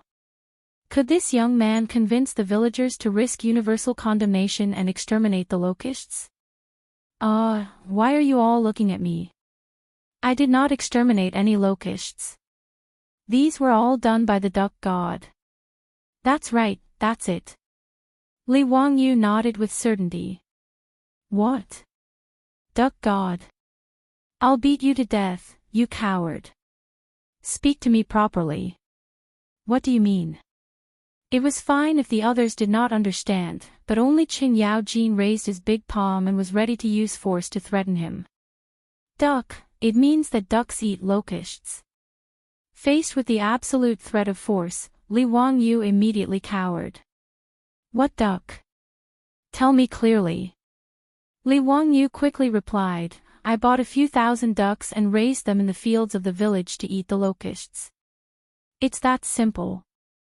He explained the ins and outs of the matter, but Pai Lupi and the others looked at each other. Fabricating a duck god to shut the villagers' mouths, only this kid would do such a thing. Alas, it's a pity that we can't find so many ducks in the Tang Dynasty. Otherwise, Xiaolang's method would be worth a try. Fang Xianling sighed. Li Wangyu swallowed back the words that were on the tip of his tongue. He wanted to tell this group of Tang Dynasty officials that there could be a god like the fire god. Forget it, the less trouble the better. What if among these officials, there was also a fan of only by virtue can we exterminate locusts? Chapter 190. In Li Wangyu's house, after receiving the notice from the old housekeeper, everyone was busy. Fang Xianling, Qin Yaojin, Qin Qiong, and several court officials were coming to visit. This was naturally a top priority. After receiving Li Heng's report, Su Chongqing immediately ordered everyone in the house to get busy. The Niu brothers went to the village to buy pigs from a pig farmer. Perrin went to the kitchen to boil water and prepare to slaughter the pigs. The 4 maidservants cleaned the originally clean courtyard again. Even Ma Zhou was ordered by Su Chongqing to find the old village chief and ask for a 4-wheeled carriage. He took the copper coins and rushed to the county seat to buy wine. With so many people, the wine in the house was obviously not enough to drink, not to mention the old hooligan Qin Yaojin. Knowing that the honored guests had many guards, Su Chongqing asked Li Heng to find the old village chief and borrow a mat and a short table. He laid it on the ground in the front yard as a place for the guards to rest and eat. When Li Wangyu returned home with Pai Lupi and the others, the Niu brothers had already slaughtered the 2 pigs. They were waiting for him to come back and personally cook them. Li Wangyu invited Qin Yaojin and the others to sit in the central room. He also had Su Chongqing bring the medicine king tea for everyone. Su Chongqing very generously came out to greet the guests. When Li Wangyu introduced Su Chongqing to everyone and said that she was his distant cousin, Pai Lupi had a strange expression. This bastard was spouting nonsense again. Recently, Su Chongqing often went to the Tai Chi Palace to teach yoga to Empress Zhongsun and Yang Fei. Pai Lupi already knew about this. As for Su Chongqing's origin, the 100 Horsemen Department had also investigated, but they had no clue. However, Pai Lupi didn't care who Su Chongqing was. After all, she was just a woman. He didn't care. Even if Su Chongqing's identity was suspicious, Pai Lupi wouldn't worry about it. However, Yang Quan's heart was beating like a drum. Madame Su's marriage to the Li family was handled by the Huxin County Yamen. At that time, he and Lu Xiao were just 2 people. Who would have thought that Li Wangyu, a down-and-out boy, would actually invite Pai Lupi, the emperor of the Tang Dynasty, to his home? Su Chongqing bowed to everyone and personally went forward to brew tea for Pai Lupi and the others. Different from the fried tea popular in the Tang Dynasty, this kind of tea was brewed with boiling water without adding scallions, ginger, and garlic. It was very novel to Pai Lupi and the others. The white porcelain teacup was custom-made by Li Wangyu at the magnetic kiln. In each teacup, 2 pinches of tea leaves were poured into the boiling water. A moment later, a strong tea fragrance wafted in all directions. Su Chongqing liked to drink tea in her previous life. She also studied the way of tea for a period of time. Her movements of brewing tea were like moving clouds in flowing water. Her slender fingers picked up the teacup and delivered it to each guest. Pai Lupi and the others all smiled and nodded at Su Chongqing to express their gratitude. Then, they picked up the teacup and tasted it. Only Qing Yaojin muttered, "Nephew, I heard that you owe a lot of debt. Sure enough, your family is poor. You only use clean water to brew tea for guests.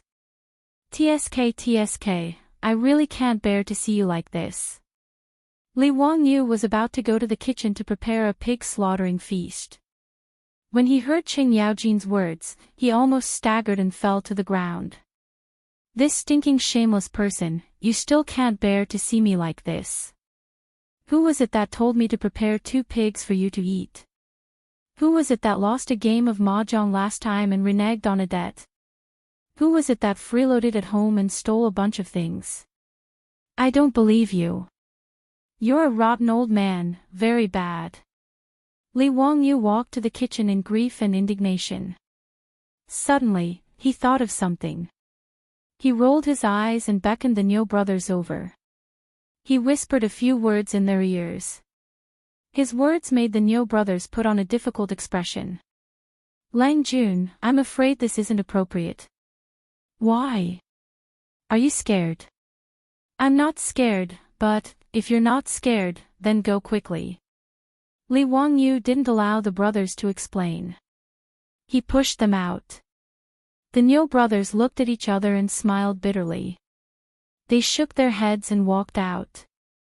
In the central room, everyone picked up the teacup and tried to drink a mouthful. They realized that this tea wasn't as complicated as the fried tea. Instead, it was unusually fragrant. It was slightly bitter when it entered the mouth, but the fragrance was mellow and the aftertaste was sweet. The tea was green and clear, and the bottom of the leaves were tender and bright. So tea can be drunk like this. It's really interesting. Pai Lupi put down the teacup and nodded in praise. Not bad. This tea is fragrant and elegant. It tastes fresh and mellow. It has a unique flavor. Zhangsun Wuji also praised. Even Qin Qiong nodded in praise. Li Jia Xiaolang is so elegant. This tea is fragrant and mellow. Not bad, not bad.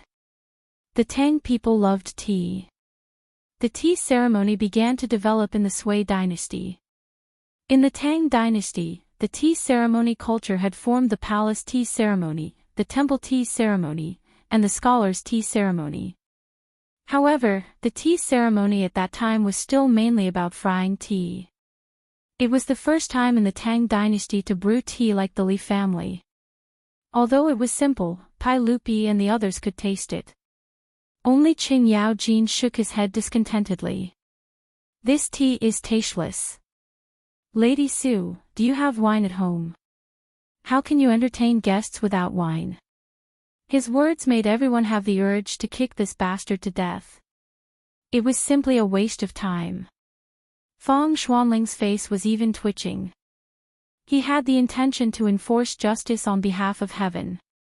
They pretended not to hear Qing Yaojin's words and turned to talk with Su Chongqing. Lady Su was a distant cousin of the Li family. Naturally, it was impossible. However, Su Chongqing's bearing and temperament revealed that kind of noble aura everywhere. It was impossible for her to be a girl from a small family. They did not think that Su Chongqing was a modern white-bone spirit. How could an ordinary girl in the Tang dynasty compare with her temperament? Moreover, although Li Wangyu and Su Changqing didn't have much to say to each other, how could the eyes of these people be easy to deceive?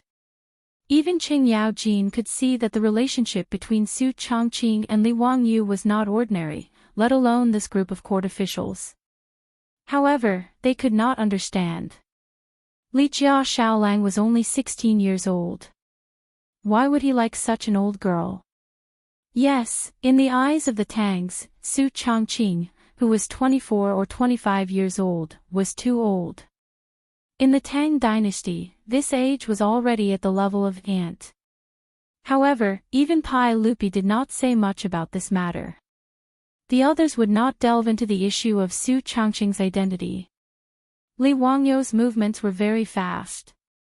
With the help of the methane stove in the kitchen, as well as the assistance of Perrin and several maidservants, the pig slaughtering feast was ready in an hour.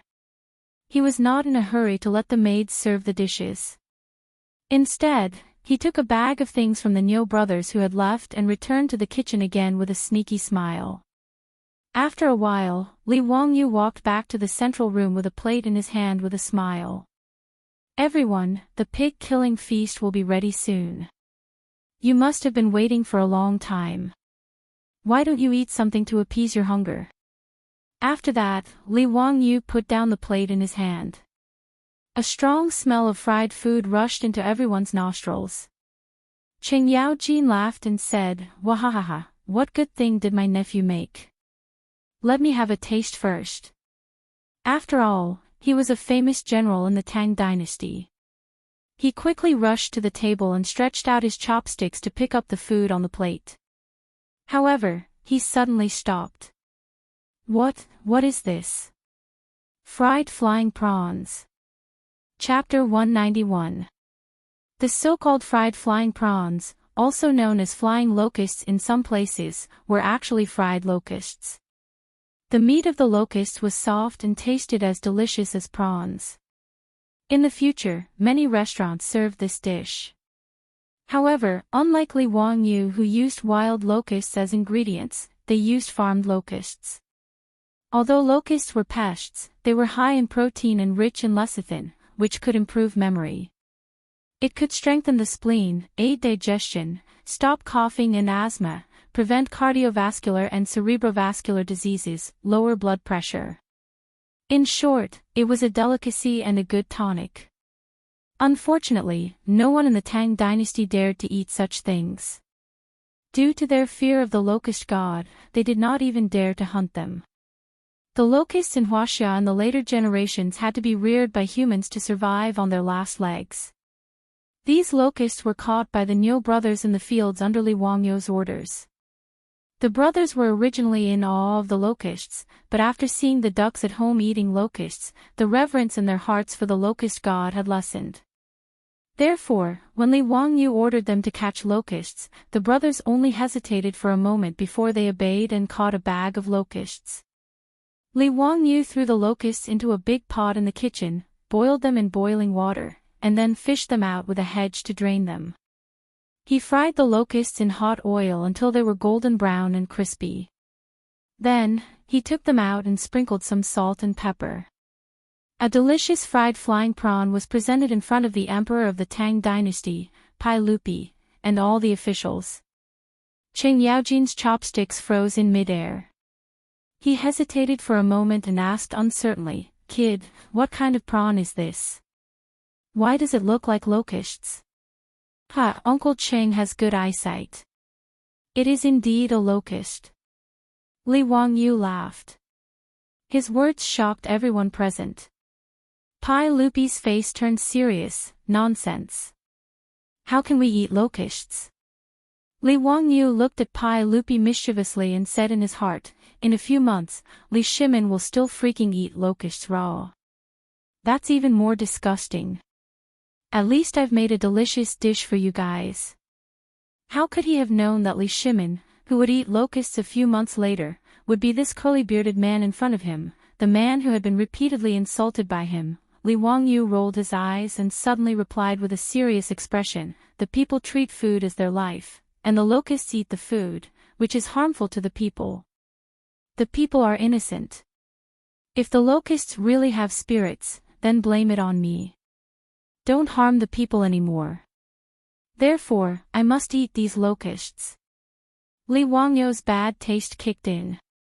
He directly plagiarized what Pai Lupi said to the ministers when he ate the locusts, slightly modified it, and used it to fool this group of Tang Dynasty dignitaries. After he finished speaking, he grabbed the fried locust on the plate and threw it into his mouth to chew. Fragrant. It's even better than the artificial locusts in the future. Li Wangyou's mouth was filled with crispy crunching sounds, but the people at the side were stunned. Pai Lupi heard this and couldn't help but frown slightly. He lowered his head and didn't say anything, thinking about something. This was basically what he would say a few months later. Now that Li Wangyou said it, it naturally resonated with Pai Lupi's heart. He felt that Li Wangyou's words were true, and it was very much to his taste. Including Qin Yao Jin, whether it was Zhang Sun Wuji, Fang Xianling, or Du Ruhui, they all looked at the plate of fried locusts on the table and didn't know what to do. But the beautiful boss at the side, after seeing the fried locusts, reached out with her chopsticks with interest, picked up a crispy yellow locust, put it into her mouth, and slowly chewed it. Wangyou, these locusts are delicious. It really tastes like prawns. It's better than what I've eaten before. Su Chongqing laughed. When she traveled to Yunnan in her previous life, she had tried all kinds of fried insects, so she wasn't afraid of them. Lady Su, have you eaten them before? Zhang Sun Wuji was stunned and asked curiously.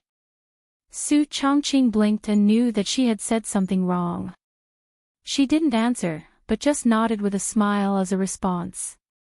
Li Wangyou made these fried locusts for two reasons. First, the cynical man's bad taste kicked in, and he wanted to make this group of officials feel uncomfortable. Don't you know that I'm as poor as a bitch right now? After transmigrating to the Tang Dynasty, Li Wangyou's debt of 2 million didn't reduce. Now, it had become more than 2.6 million in debt. I'll let you eat locusts to disgust these freeloaders. Secondly, it wasn't just a prank. He also wanted to try to persuade this group of officials to realize that locusts could not only be killed, but also eaten. By the time Pai Lupi ate the locusts a few months later, it would be too late. With the current trend of the locusts spreading in Guangzhou, the land would have been eaten up by then, and it would be too late. Just as everyone was looking at each other, Pai Lupi suddenly laughed and picked up his chopsticks. Before anyone could dissuade him, he picked up a fried locusts and threw them into his mouth. After chewing a few times, Pai Lupi's eyes lit up. These locusts are delicious after being fried. It tastes like eating prawns. As he spoke, he picked up a few fried locusts with his chopsticks and ate them with relish. Seeing that Pai Lupi had started eating, Qin Yao Jin and Qin Qiong, the two generals, naturally wouldn't fall behind and started eating as well. The fried locusts were naturally delicious. Otherwise, they wouldn't be reared as food in the future. Qin Yao Jin and Qin Qiong also nodded as they ate, and their chopsticks couldn't help but pick up the locusts on the plate. Zhang Sun Wuji, the glutton, also couldn't help but reach out his chopsticks. Fang Xianling and Du Ruhui looked at each other and smiled bitterly. They could only reach out their chopsticks. For many things, once you tried it for the first time, everything else would follow naturally. After overcoming the psychological barrier of eating locusts and tasting the deliciousness of the fried locusts, Pai Lupi and the other high dukes and high officials swung their arms and ate happily. Soon, the plate full of fried locusts was eaten clean. Their beautiful superior only reached out her chopsticks once and didn't have the chance to taste a second bite. This made her speechless for a while. Qin Yao Jin was addicted to eating. He shouted loudly at Li Wangyou, "Kid, quickly go and get another plate. Is this enough to fill the gaps between our teeth?" Li Wangyou rolled his eyes. This bunch of gluttons. He called the Niu brothers to catch more locusts from the fields and then bowed solemnly to everyone. Fong Xiang, Uncle Ching, Uncle Chin, everyone, not only can these locusts be eaten, they can also fill one's hunger. The locust god's words are pure nonsense. With the impending disaster, I beg everyone to persuade the saint in the imperial court to give the order to exterminate the locusts. Save the world. His words came from the bottom of his heart, and there was no pretense in them. Everyone secretly looked at Pai Lupi, wanting to see how he would react. Pai Lupi pondered for a moment, and then sighed, exterminating the locusts, how can we not want to? Sigh, we still need to plan for this. Li Wangyu was anxious. It was this bearded man again. Was he trying to flirt with a blind man? Was he doing all this for nothing? His temper rose, and he straightened his neck. Then please, I don't have any extra food at home. Forgive me for not being able to entertain you. When these words came out, everyone was stunned. To chase Li Shimin and a group of high dukes and high officials out of the house, how dare you say that? Chapter 192. Li Wangyu was so angry that he wanted to chase him away. However, he did not even look at his own small arms and legs. Did he even have the strength to say such big words? Just as he finished speaking, a familiar scene played out again. The moment he was caught by Qing Yaojin under his armpit, Li Wangyu regretted it. He had forgotten that there was still this unreasonable person here. When he thought of his beautiful superior watching from the side, he definitely did not want to be beaten up in front of Su Chongqing. A strong desire to live made Li Wangyu shout at the top of his lungs before Qing Yaojin's slap landed, "Uncle Qing, a gentleman uses his mouth and not his fists." "Kid, I was wrong. You little brat, do you still dare to tease me in the future?" Qing Yaojin's slap did not land as he angrily rebuked. "I don't dare anymore. It's all my fault. I was muddle-headed and said the wrong thing." Li Wangyu wanted to cry but had no tears. Could they still play happily? Using violence just because of a disagreement, I despise this kind of boorish person. Bastard brat, hurry up and cook. If you're too slow, I'll loosen your bones. Qing Yaojin put Li Wangyu down and scolded jokingly. Bandit. He was simply a bandit. Li Wangyu was so angry that his liver hurt, but he could not do anything.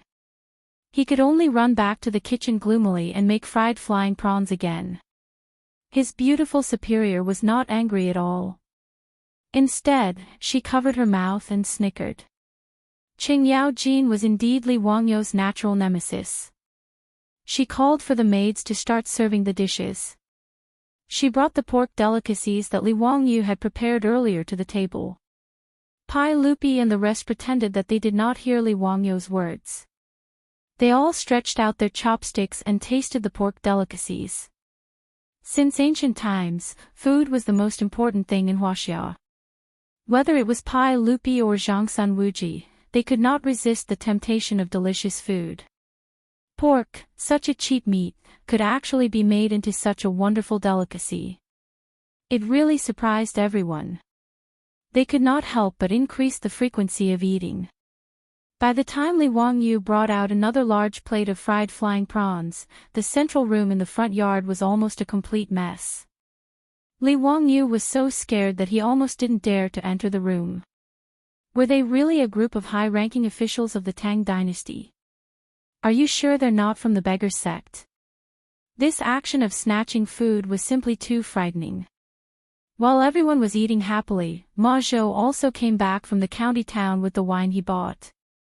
He used a four-wheeled carriage to bring back 10 jars of wine, but seeing this, Li Wangyu felt a burst of heartache. Did this unlucky disciple not know how expensive the wine was? Du Fu once wrote in a poem, "Fleas come to drink a bucket of wine, exactly 300 bronze coins." A bucket of wine cost 300 renminbi, which didn't seem expensive. However, there was a difference between good and bad wine.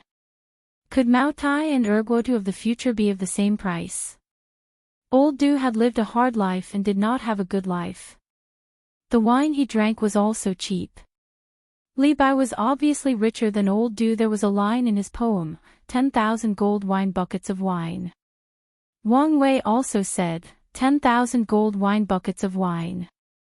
There were many similar poems in the Tang Dynasty, and most of them used the word 10,000 gold wine buckets. A bucket of wine was 20 caddies. 10 bronze coins was equivalent to 40,000 renminbi in the future, which was almost the price of Mao Tai. Ma Zhou bought this kind of wine. A jar of wine was half a bucket of wine. These 10 jars cost 50 bronze coins, which made Li Wangyou's heart ache. Would the beautiful boss let Ma Zhou use all the bronze coins at home to buy wine? This prodigal woman, I really can't have her anymore. Li Wangyou called the Niu brothers with a pained expression. They brought wine for everyone and introduced Ma Zhou to the officials at the banquet. When Ma Zhou heard that Fang Xianling, Prime Minister Fang, Duke Lu, Duke Yi, Qin Qiong, and other officials were sitting at the banquet, he immediately bowed respectfully. He was even more impressed with this young teacher of his. These big shots were able to come to his home as guests. This young teacher was indeed not an ordinary person. When everyone heard that Ma Zhou was actually Li Wangyou's disciple, their eyes almost popped out. Ma Zhou had been through a lot and was once unrestrained. Although he was not yet 30 years old, with his appearance, people would believe that he was 40 years old. At this age, he actually became Li Wangyou's disciple. This was simply a fantasy. However, everyone was surprised and did not say anything. Qing Yaojin was too lazy to care about who Ma Zhou was. When he saw the wine, he raised his head and laughed. He slapped Li Wangyou's shoulder heavily. Kid, at least you have a conscience. You know how to be filial to us. Wahahaha, this wine is not bad. Quickly bring it all over. Among the big shots present, whether it was Pai Lupi, Fang Xianling, Du Ruhui, or Zhang Sun Wuji, all of them were fond of wine. The Tang Dynasty was a dynasty of poetry and wine. This great dynasty that lasted for nearly 300 years was inseparable from poetry and wine. With wine, the atmosphere at the banquet became more lively. Everyone toasted each other in a bold and unrestrained manner. After a few glasses of wine, Qing Yaojin began to shout for Li Wangyou to summon the singers at home to play music and dance to liven things up. Li Wangyou almost bit his tongue. Damn it, you old bastard, it's not like you haven't been to my house before. Don't you know what kind of people I have in my house? Where did these singers come from? Oh, no, there's also Aphrodite. But how could Li Wangyou bear to let the teenage version of Angelina Jolie come out and dance for everyone? Before he could speak, Qing Yaojin slapped his forehead again and laughed at Pai Lupi. Wahahaha, I forgot that this kid still owes a lot of debt. His family is so poor. TSK, how pitiful. Qin Qiong held a wine bowl and said, Nonsense, how can this kid from the Li family be poor? Look at this wine, it's all 10 strings of wine. How can it be as poor as Jijia said? Qing Yaojin glared at him. Second brother, if I say he's poor, then he's poor. Look at Madame Su, does she have any jewelry on her? When he mentioned this, everyone turned their eyes to their beautiful boss. Indeed, ever since they transmigrated to the Tang Dynasty, Su Chongqing had put away all the jewelry she used to wear. Now, she was barefaced. Not to mention jewelry, she didn't even have any women's powder or rouge. She looked extremely simple. Li Wangyou figured out something. Why did Qing Yaojin seem to be crying poor for him? But who was he talking to? Fang Xianling? Or the other bigwigs? Li Wangyou was a little confused by Qing Yaojin's actions, but he didn't notice that the bearded man was glaring fiercely at Qing Yaojin. Qing Yaojin naturally saw the look in Pai Lupi's eyes, so he didn't say anything more. He just laughed and went to drink with Qin Qiong. In fact, everyone except Li Wangyou and the beautiful boss understood the meaning of Qing Yaojin's words because they didn't know Pai Lupi's identity.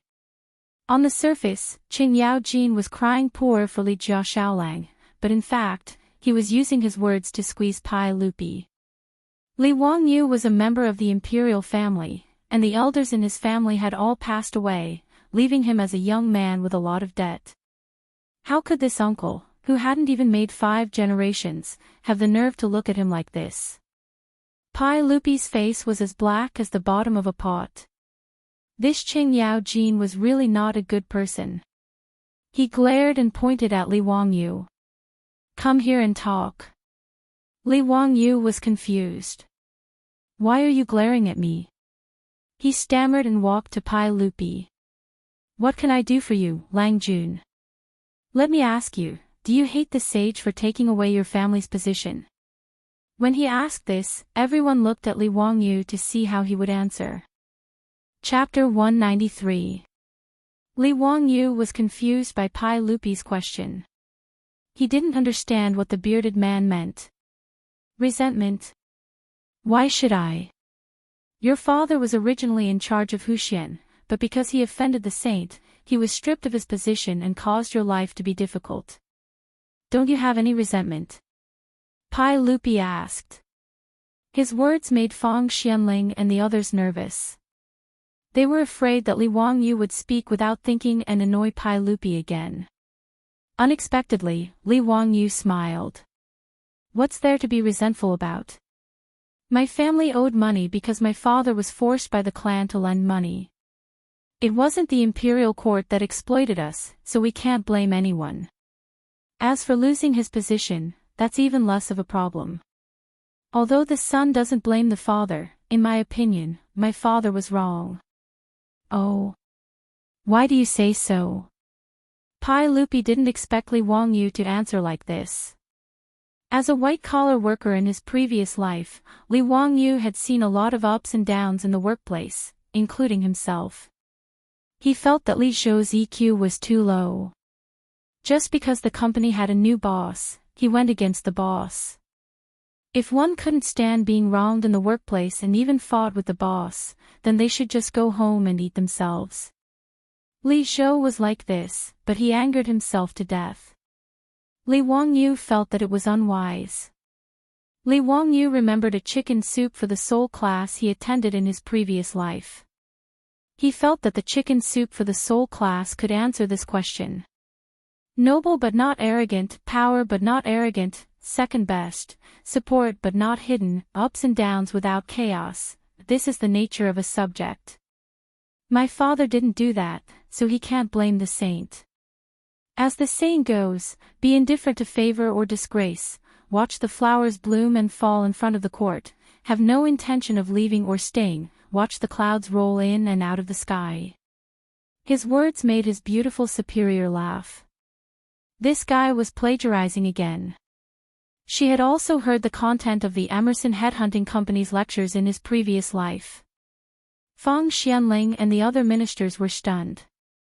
They did not expect that such a principle of becoming an official would be summed up so brilliantly by this 16-year-old boy. Zhang Sun Wuji clapped his hands and applauded. Xiao Lang is really impressive. To be so mature at such a young age, it's really rare. What a good saying, not shocked by honor or disgrace, watching the flowers bloom and wilt in front of the courtyard, not caring whether to leave or stay, looking at the clouds beyond the sky. Du Ruhui also stroked his 3 strands of beard and nodded. Li Zhou gave birth to a good son. Xiao Lang, you see things more clearly than your parents. Ma Zhou was so excited that he was unable to control himself. So it turned out that the little division commander not only knew how to investigate things and apply knowledge to the world, but he also understood the principles of being an official so thoroughly. He thought about how he was an assistant teacher in Bozhou, but because of a moment of indignation, he became unrestrained and unrestrained. In a fit of anger, he traveled west to Chang'an. He was truly ashamed. Pai Lupi was even more stimulated by Li Wangyu's words. He repeatedly muttered and felt that Li Wangyu's words were not false. His eyes flashed and he asked again, "Kid, are you satisfied with poverty? Have you never complained about injustice?" Li Wangyu blinked and thought, why would I be satisfied with poverty? My dream is to be a small landlord in a prosperous world. My family has a house and land, and my life is boundless. Cough, cough, this seems to be Stephen Chow's line. No matter what, he did not plan to live a hard life. With the exclusive rights to the four-wheeled carriage in Chang'an City, wealth was just around the corner. Not to mention that there were many business plans in the pipeline, which could be started once he had enough funds. He and his beautiful boss had already outlined a blueprint for the business empire of the Tang Dynasty. Poverty. That did not exist. But in front of so many important officials of the Tang Dynasty, Li Wangyu was too embarrassed to say his thoughts out loud. That would make him look too useless. He rolled his eyes and suddenly thought of a text he had memorized in junior high school. It seemed that he could use it to show off his high status. Li Wangyu coughed softly and put his hands behind his back. He looked at the sky at a 45-degree angle and said slowly, "A mountain is not famous because of its height, but because of its immortal. The water is not deep because of its spirit, but because of its spirit. The house is humble, but because of its virtue. The moss is green, and the grass is blue. There are great scholars talking and laughing, and no one is an amateur. You can play the zither and read the golden scriptures. There is no sound of music and bamboo, and no hard work of the desk. Zhuge Hut in Nanyang, West Shuzi Cloud Pavilion." Confucius said, "What is humble?" His beautiful boss almost fell to the ground. "Li Wangyu, you bastard. How dare you use the epigraph of my shack to show off? Can you be any more shameless?" After he finished reciting the epigraph of my shack, the central room fell silent. Everyone, including Pai Lupi, kept their mouths shut and stared at Li Wangyu. As a masterpiece, the epigraph of my shack was less than 100 words. It was very short, but it had a great structure. When they heard it for the first time, the officials of the Tang Dynasty were so shocked that they felt numb all over. They did not know what to think. "Sir, what is the name of this poem?" "The epigraph of my shack." Ma Zhou was excited. "That's my little teacher. He lied to me that day and said that he is not good at essays and poems. If he can come up with a masterpiece like the epigraph of my shack when he is not good at it, can't he go to heaven?" Ma Zhou didn't know that Li Wangyu was a plagiarist who didn't want virus. In his opinion, the little teacher he had worshipped was already heaven-defying. After a while, Fang Xianling suddenly stood up and was so excited that his body was trembling. Only the virtuous can live in a shack and become a delightful sight. This is a magnificent poem. Magnificent. Magnificent. Du Ruhui also slapped the table and stood up. This poem is like a tiger jumping and a dragon soaring. It can only be described as extraordinary by the humble words of the room. Xiao Lang can be the top scholar of the spring imperial examinations with this poem alone. You're a great scholar when you talk and laugh. Xiao Lang, you're indeed a wonderful person. Zhang Sun Wuji clasped his hands towards Li Er. "Congratulations, Your Majesty. It's Your Majesty's fortune to have such a talented junior. It's the fortune of our great Tang.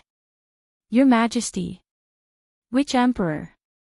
Li Wangyu, Su Chongqing, and Ma Zhou were all stunned.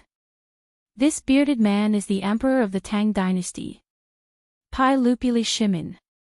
The old butler, Perrin, and the others who were waiting on the side all trembled in fear and hurriedly knelt down. Although kneeling was not popular in the Tang Dynasty, for them, the sudden visit of a saint to the Li family was too shocking. They could not help but kneel down. Li Wangyu was even more dumbfounded. If the bearded man was Pai Lupi, he seemed to have, perhaps, disliked him many times. At the birthday banquet in Zhang Liang's mansion, he teased him with the chessboard and rice. He teased him again when he gave him the painting. In the county prison of Chang'an County, and just now by the Ganjiang River. Should he take his beautiful boss and run away? Is it safer to run along the Silk Road to the western regions or to Nanyang? Would Pai Lupi immediately let the guards rush in and chop him to death? Li Wangyu's mind was filled with random thoughts. He did not even greet Pai Lupi and just stood there stupidly. While he was in a daze, Pai Lupi made a gesture to Fong Xianling. Fong Xianling took out a scroll of yellow paper from her arms. Li Wangyu of Hu County received the Imperial Edict. Chapter 194. An Imperial Edict was an Imperial Edict. Of course, there was no such thing as an Imperial Edict in the Tang Dynasty. It was generally called an Imperial Edict, an Imperial Edict, or an Imperial Edict. Receiving an Imperial Edict was not like the scene in the TV series of later generations where everyone knelt down to greet the Imperial Edict. Before the Ming Dynasty, there was no need to kneel to receive an Imperial Edict. In the Tang Dynasty, people just had to sit down to receive an Imperial Edict. Disciple, Li Wangyu of Hu County, son of Li Zhou. Loyal and pure, virtuous and virtuous. He is the founder of a county and will be bestowed with 10,000 gold, 300 households, and 100 households. The master will execute it. Fong Xuanling's reading of the Imperial Edict was like a clap of thunder, exploding Li Wangyu's head and making it buzz. He was conferred a title. After reading the Imperial Edict, Qing Yaojin and Qin Qiong both breathed a sigh of relief. They looked at Li Wangyu with a bit of surprise in their eyes. Before, the two of them used words to provoke Pai Lupi. Wasn't the purpose of Pai Lupi not to treat his nephew harshly? They didn't expect that not only did Pai Lupi not treat him harshly, but he was already prepared. He even wrote the Imperial Edict and directly conferred a title. The Imperial Edict of the Tang Dynasty was not so simple. It needed Pai Lupi to instruct the officials of the Hall of Governmental Affairs to draft it. Then Pai Lupi would read it and send it back to the Hall of Governmental Affairs. The Hall of Governmental Affairs would make a new copy of the Imperial Edict, file it, sign it, and send it to the Hall of Governmental Affairs for review. After the review of the Hall of Governmental Affairs, the big shots would sign it, send it to Pai Lupi for review, and then send it to the Hall of Governmental Affairs. In short, the Imperial Edict of the Tang Dynasty was a long and complicated process from the drafting of the Imperial Edict to the final issuance. The complexity was simply a headache. In comparison, the government of the Celestial Empire was more efficient. Therefore, Pai Lupi's decision to confer a title to Li Wangyu, the founder of a county, was not made in a hurry. Ever since Fong Xianling said, "I owe you a lot," Pai Lupi was ready to reward her. Not to mention Li Wangyu's status as a member of the imperial clan, just the water wheel and four-wheeled carriage that he had created were enough for Pai Lupi to make up his mind and give him a noble title. What surprised Qing Yaojin and Qin Qiong was Li Wangyu's title of nobility. In the Tang Dynasty, the titles of nobility were mostly based on the names of places. But generally speaking, the titles of nobility in Mingchuan and mountains were not conferred, nor were the important places in the capital. Hu County was only 80 li away from Chang'an City and was within the boundaries of the capital. Yet, Pai Lupi had bestowed this title upon Li Wangyu. It was impossible for everyone not to have their imaginations run wild. Li Wangyu finally came back to his senses and hurriedly bowed respectfully, "Yes." Fu Dao Xing, Wangyu thanks His Majesty. Pai Lupi snorted proudly, "Li Wangyu, just don't make me angry in the future." These words made Li Wangyu very embarrassed and he didn't know what to say. Li Wangyu also felt that he had been wronged. "Damn, who told you, the Emperor of the Tang Dynasty, to go incognito? How would I know that you were Pai Lupi's son? You can't blame me for this." He smiled awkwardly, "Your Majesty, it was all because of my youth and impetuousness. Please forgive me." Li Wangyu couldn't be blamed for humbling himself. He wasn't a fool. In a feudal society, wasn't it crazy to play with the emperor's strength of character? Normally, only someone with a screw loose would do that. The result would be nothing but a graveyard full of weeds. After the imperial edict was read out, the hall became even more lively. Everyone congratulated Li Wangyu. The old hooligan Qing Yao Jin even poured Li Wangyu several bowls of wine. Li Wangyu was so angry that he almost fought with him. This old hooligan was too bad. Fang Xianling introduced him to several people in the hall. Only now did Li Wangyu know that the one who freeloaded his breakfast that day was actually Zhang Sun Wuji. Next to Fang Xianling was a famous minister, Du Ruhui. These two people were the golden partners of Jingguan Dynasty, known as Fang Mao and Du Duan.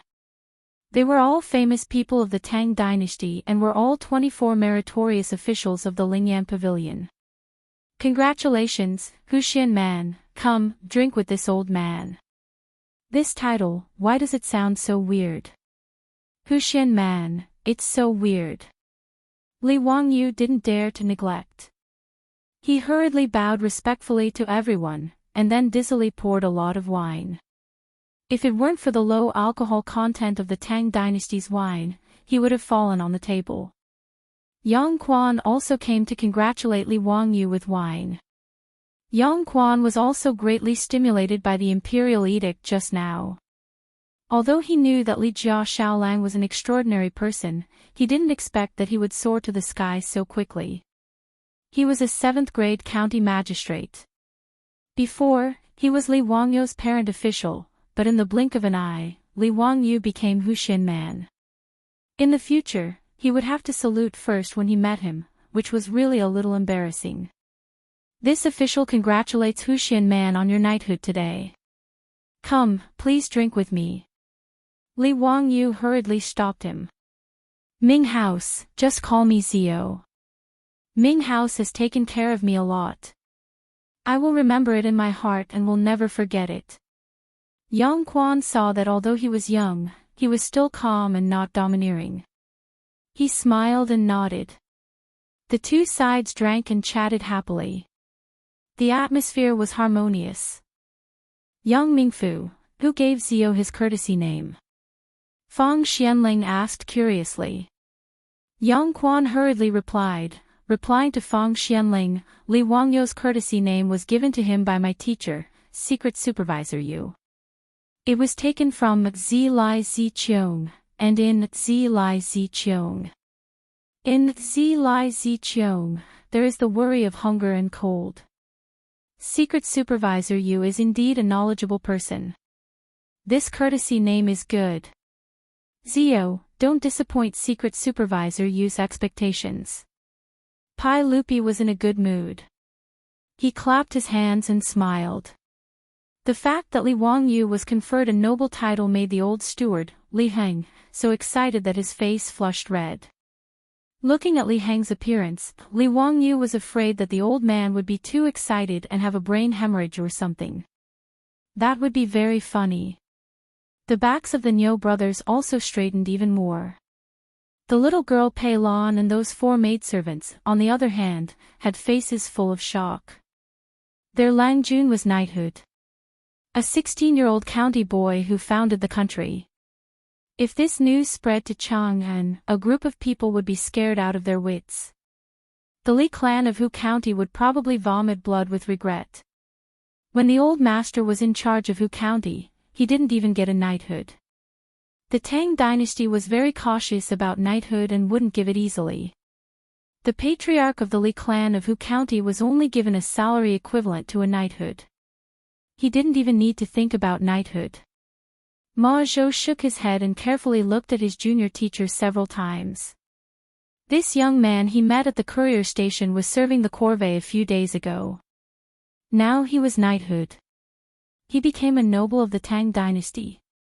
Could he be considered to have a discerning eye? Li Wangyu's sudden knighthood was a great shock to the Li family, not to mention the joy on the faces of the family members. Su Chongqing also felt a little dizzy after hearing the imperial edict. She stupidly used her elbow to secretly poke Li Wangyu's ribs. Her beautiful boss understood the part about the title of nobility from the magnificent and profound imperial edict. Wang Yu, what kind of knighthood is the county boy who founded the country? Also, is that imperial edict an imperial edict? Why isn't there an imperial edict from the heavens? Li Wangyu blinked and almost burst out laughing. His beautiful boss was deceived by the unscrupulous TV series of the future. Chapter 195. He explained in a low voice to Su Chongqing. In the Tang Dynasty, there were 9 ranks of nobility: Wang, Jun Wang, Guogong, Jun Gong, County Duke, County Marquis, County Earl, County Son, and County Man. County Man was regarded as secondary class 5. Although his rank was not high, he belonged to the category of nobility. Nobility was different from an official position. Simply speaking, a nobility was equivalent to lifelong benefits, while an official position was just a job. As for the imperial edict, it was made by the shameless emperor of the Ming Dynasty, Zhu Yuanzhang. The emperors before Zhu Yuanzhang were not so shameless that they could not say that they were following the imperial edict. The beginning of the imperial edict of the Tang Dynasty was very simple. It was just 2 words, Menxia, because the imperial edicts were generally drawn up by the Menxia province. After figuring this out, Su Chongqing asked again, "Is the reward of 10,000 taels of gold for our family?" Li Wangyu rolled his eyes at her. "What are you thinking? 10,000 taels of gold. 10,000 taels of gold is 10,000 copper coins. Li Shimin is really stingy. He only gave us 10 copper coins, which is enough to buy a bucket of water wine." Su Chongqing was also speechless. It turned out that it was such a reward. She was happy for nothing. What does it mean to have 300 households in the feudal land and 100 households in the feudal land? 300 households in the feudal land is a false title. After adding the feudal land, it is a real title. That is to say, 100 households in our family are really going to be class households. Customers. Su Chongqing was confused again. In the Tang Dynasty, there were customers? Did they need a salesperson? Li Wangyu knew that she misunderstood.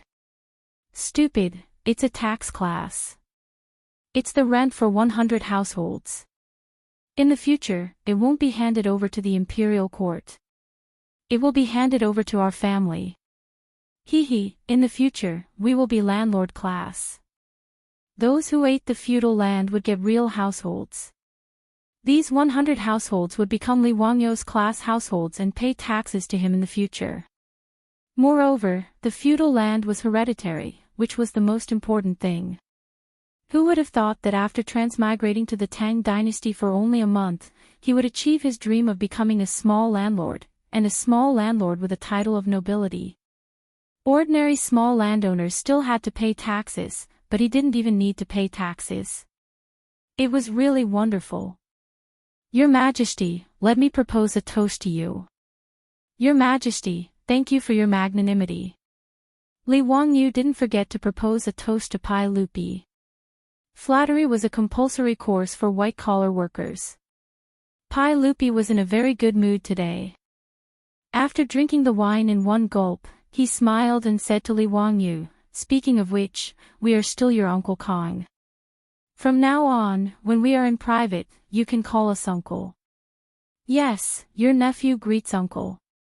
Li Wangyu immediately seized the opportunity. Since the emperor of the Tang Dynasty had said so, what was there to be embarrassed about? If Pai Lupi really treated him as his nephew, wouldn't he be able to do whatever he wanted in the Tang Dynasty in the future?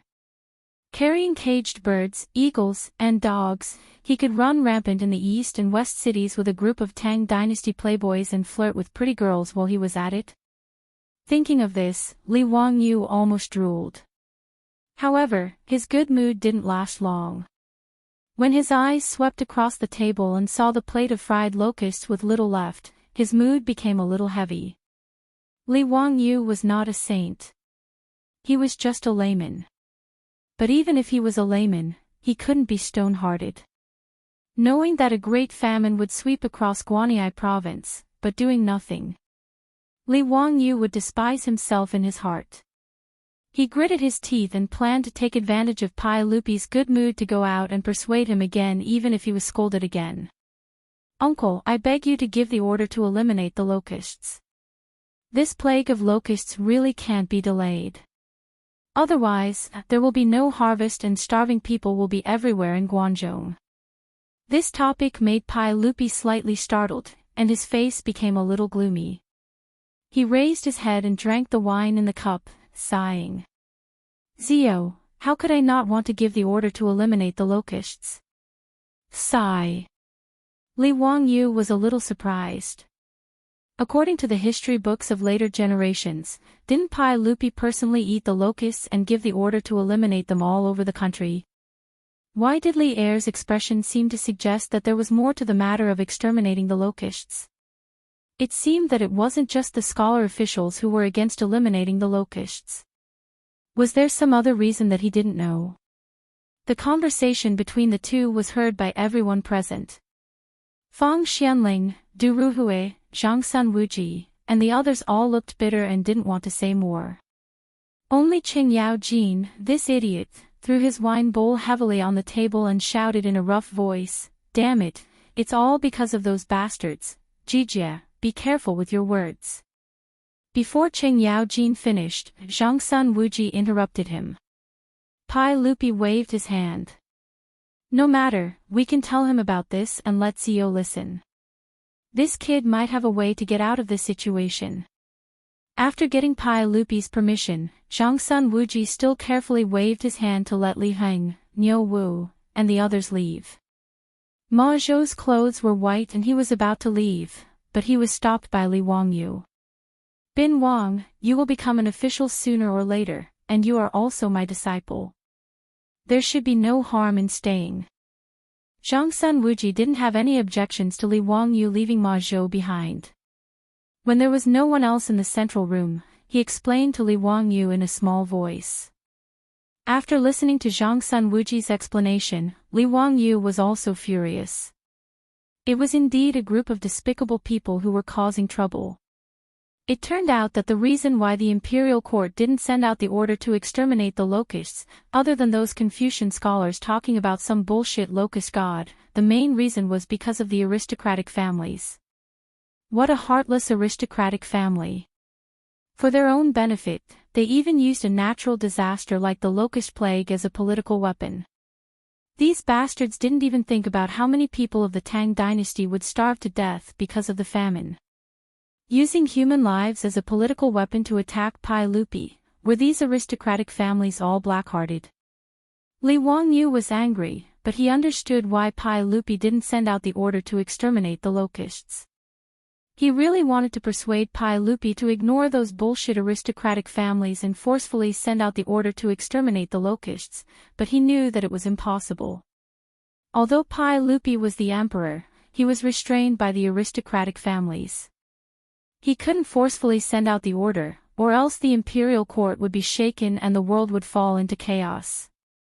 Li Wangyu was just a small white-collar worker in his previous life. He didn't know about these political struggles.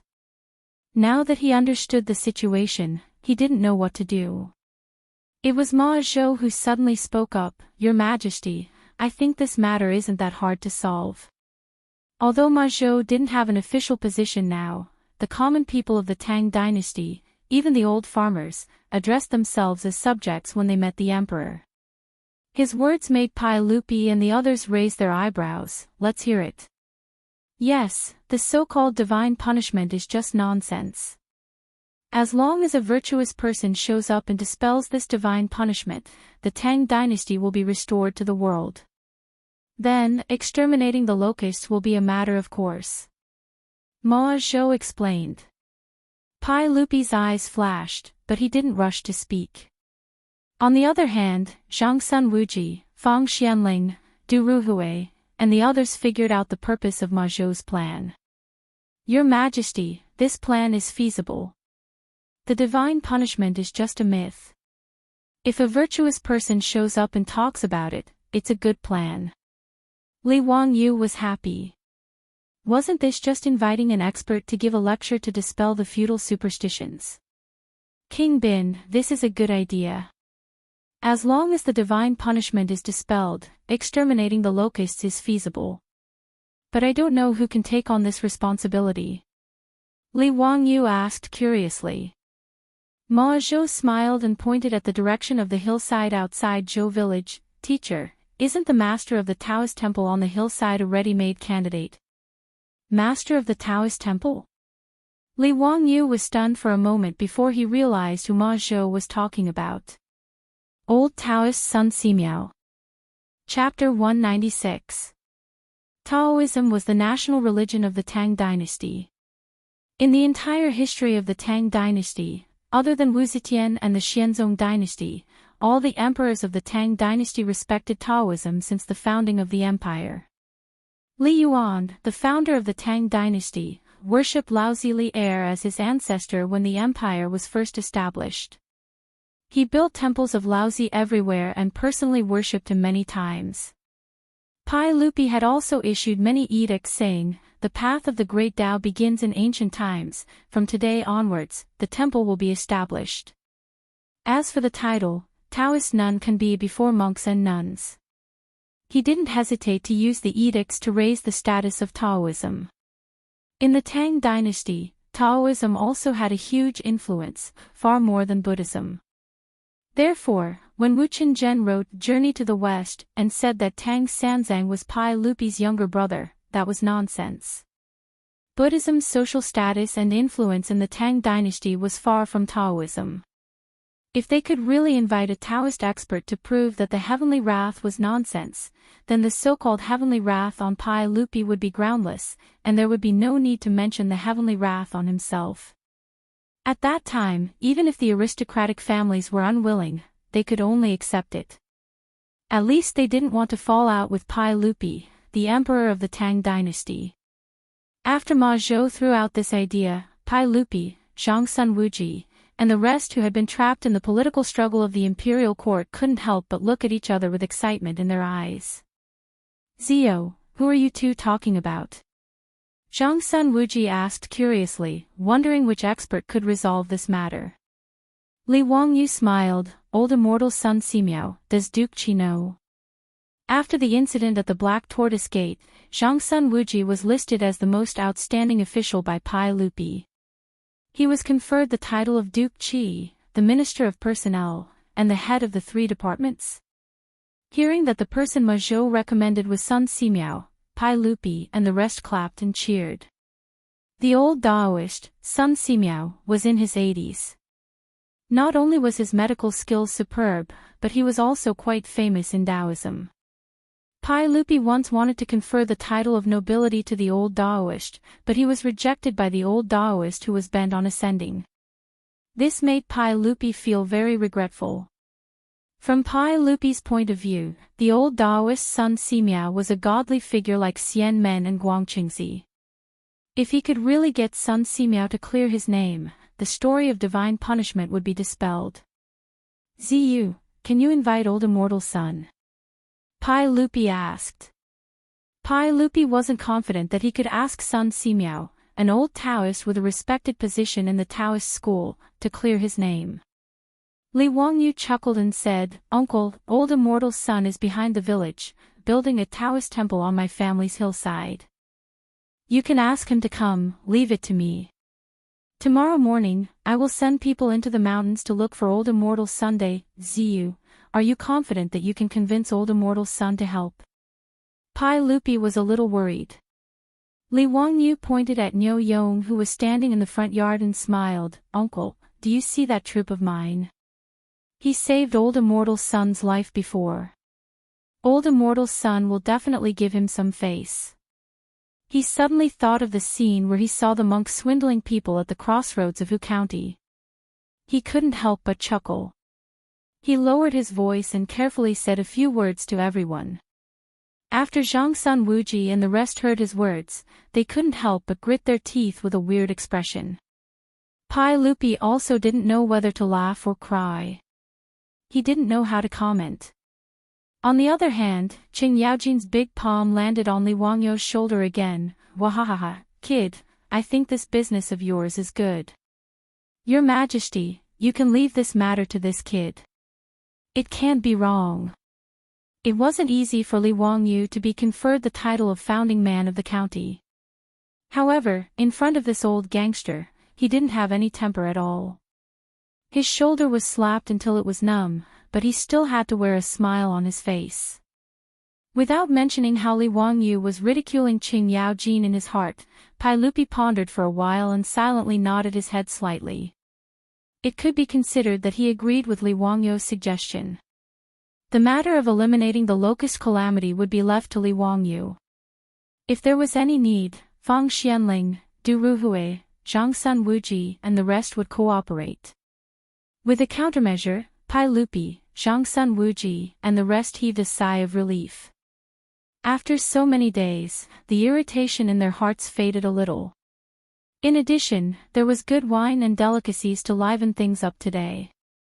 Pai Lupi simply threw this matter to the back of his mind and turned to look at Ma Zhou. Zio, this disciple of yours has a clever mind. The problem that has troubled us for many days was actually solved by him. Li Wangyou saw that Pai Lupi was interested in Ma Zhou, so he quickly introduced Ma Zhou to him. After knowing that he was an orphan and came from a poor family, but he was studious and had even been a teaching assistant in Bo Prefecture, Pai Lupi began to admire Ma Zhou. Ma Zhou, let me test you. Let me see what you have learned from Zio. Pai Lupi smiled. Ma Zhou was a little fearful. He bowed and said, I have only learned from teacher for a short period of time. I have yet to learn all of teacher's knowledge.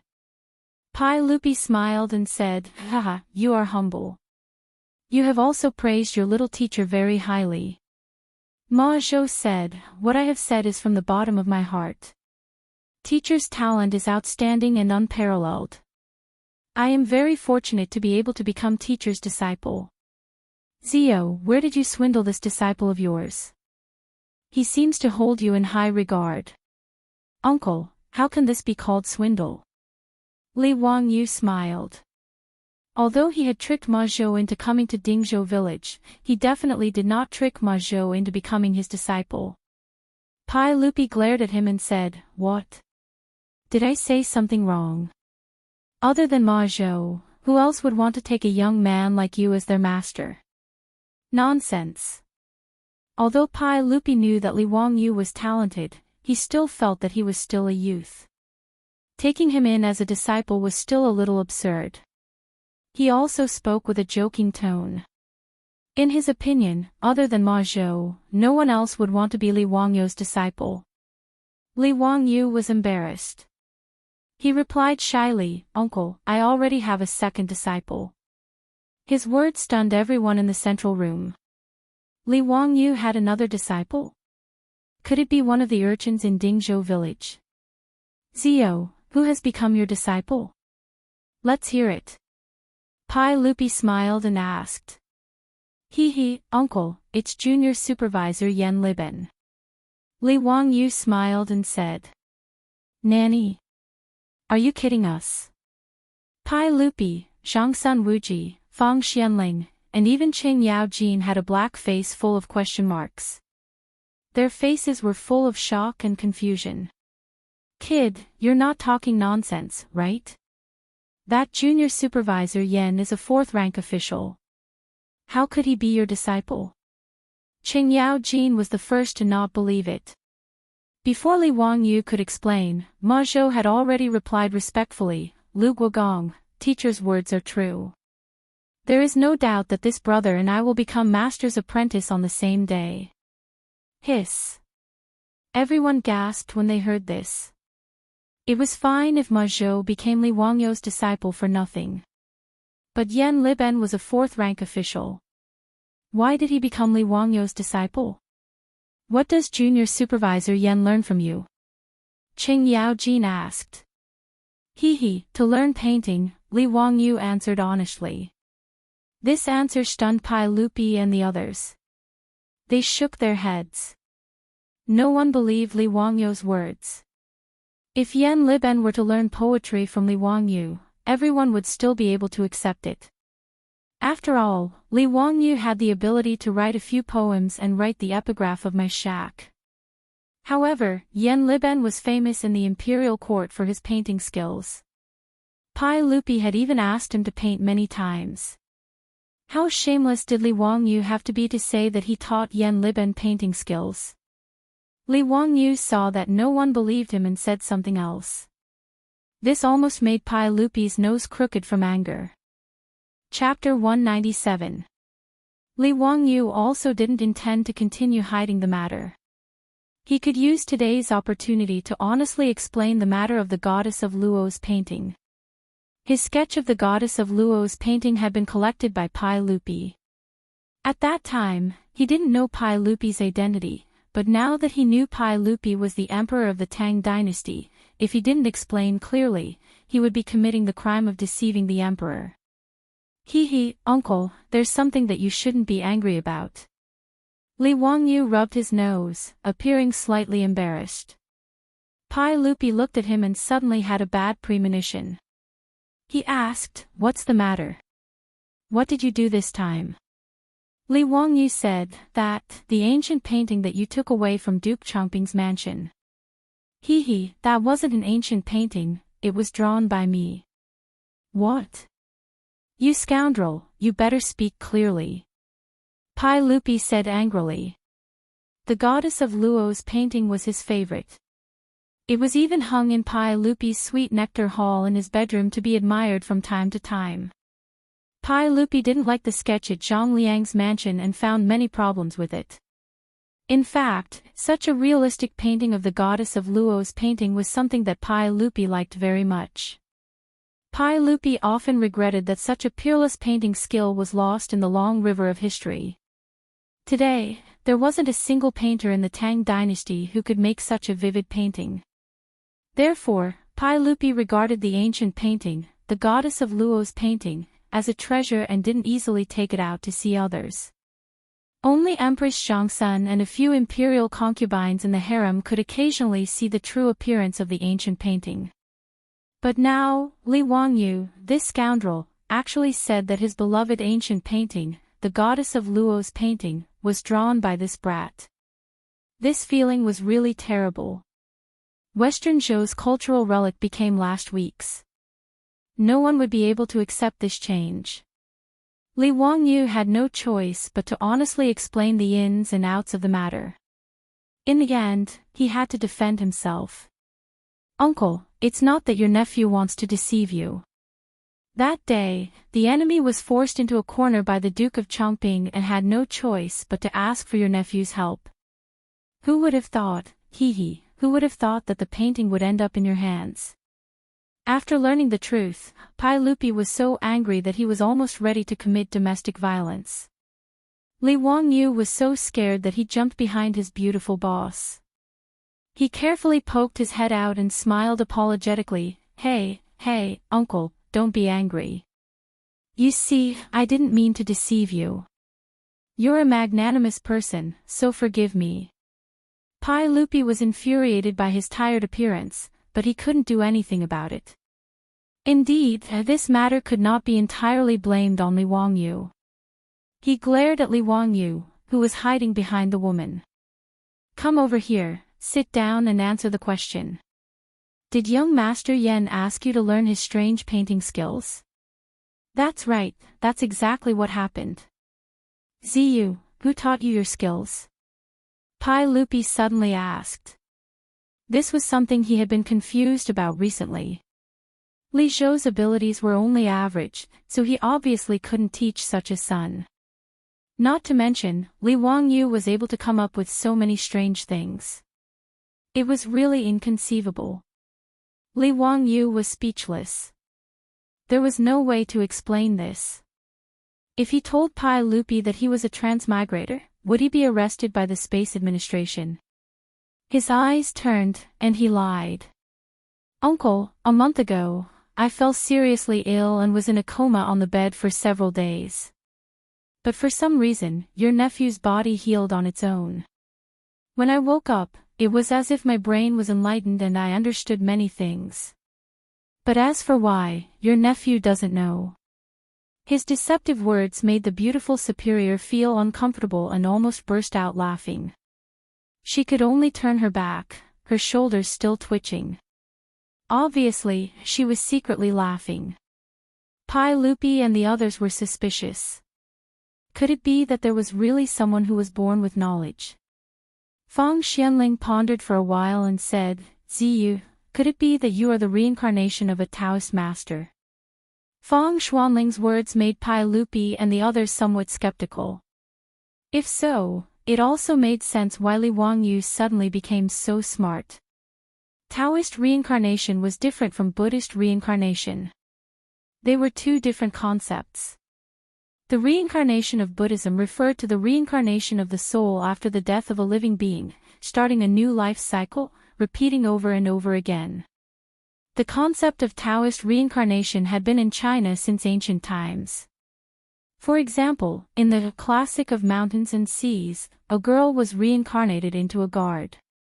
Legend has it that the divine Dr. Bien Ke during the spring and autumn period was also the reincarnation of an ancient famous doctor. Bien Ke's original name was Qin Yu, and Bien Ke was the name of an ancient famous doctor. Yu the Great was not his real name, but the honorific title of an ancient immortal who had achieved the Tao. Yu was believed to be the reincarnation of the ancient immortal, so he was called Yu. Therefore, the reincarnated person must have the same characteristics as the original person to be called reincarnation. It was not like Buddhist reincarnation, where it was a new life. Fang Xuanling's guess gave Li Wangyu a perfect excuse. Anyway, he could not explain why he had so many strange skills. He could just blame it on reincarnation, which was easier to accept than time travel. Pai Lupi and the others were just curious about where Li Wangyu's skills came from. They did not intend to get to the bottom of it, so the matter was over. Li Wangyu secretly wiped his non-existent cold sweat and exchanged glances with his beautiful boss who was giggling. Finally, a small problem was solved. Pai Lupi did not care about where Li Wangyu's knowledge came from, but he was interested in Ma Zhou. He waved his hand and called him to his side to test his knowledge. It had to be said that the inertia of the wheel of history was always there. Even if it was a few years earlier, Ma Zhou still managed to attract Pai Lupi's attention with his talent. Ma Zhou told Pai Lupi many of his views on politics, which made Pai Lupi clap his hands and applaud. After drinking and chatting, Pai Lupi directly asked Ma Zhou if he was willing to become an official. In this regard, Li Wangyu looked helpless. Pai Lupi was blatantly trying to poach him, but he still had to pretend to be happy. It was really a pain in the ass. But out of Li Wangyu and the others' expectations, Ma Zhou actually refused Pai Lupi. Your Majesty, I do not want to become an official for the time being. I hope your Majesty can understand. Why is that? Pai Lupi was a little unhappy. It was rare for him to be polite, but he was embarrassed. Ma Zhou respectfully saluted. I want to study under the teacher for a few more years, and then serve your Majesty like a dog or horse. His words were out of Li Wangyu's expectations. Li Wangyu did not expect that Ma Zhou would be willing to give up such a good opportunity to study by his side. Li Wangyu seemed to only want to trick Ma Zhou into working for him, but he did not expect Ma Zhou to be like this. This made Li Wangyu feel a little embarrassed. Bin Wang, you don't have to be like this. You can do the same as Li Ben and come to me every 10 days. Don't disappoint His Majesty. Li Wangyu persuaded. He was sincere. Ma Zhou was talented. If he could assist Pai Lupi a few years earlier, he could also make a career and bring the golden age of Zhenguan earlier. Li Wangyu's persuasion made Ma Zhou hesitate. Chapter 198. Li Wangyu saw that Ma Zhou was still hesitating, so he tried to persuade him again. King Bin, life is like a multiple-choice question. You and I both have to make a choice. Let me give you 4 words, knowing and doing as one. Li Wangyu ignored his beautiful superior's rolling eyes and impolitely plagiarized the essence of Wang Yangming's theory. Knowing and doing as one. Teacher, what do you mean? Ma Zhou asked. Actually, Li Wangyu only knew a little about Wang Yangming's theory of mind, and he only knew a little about it.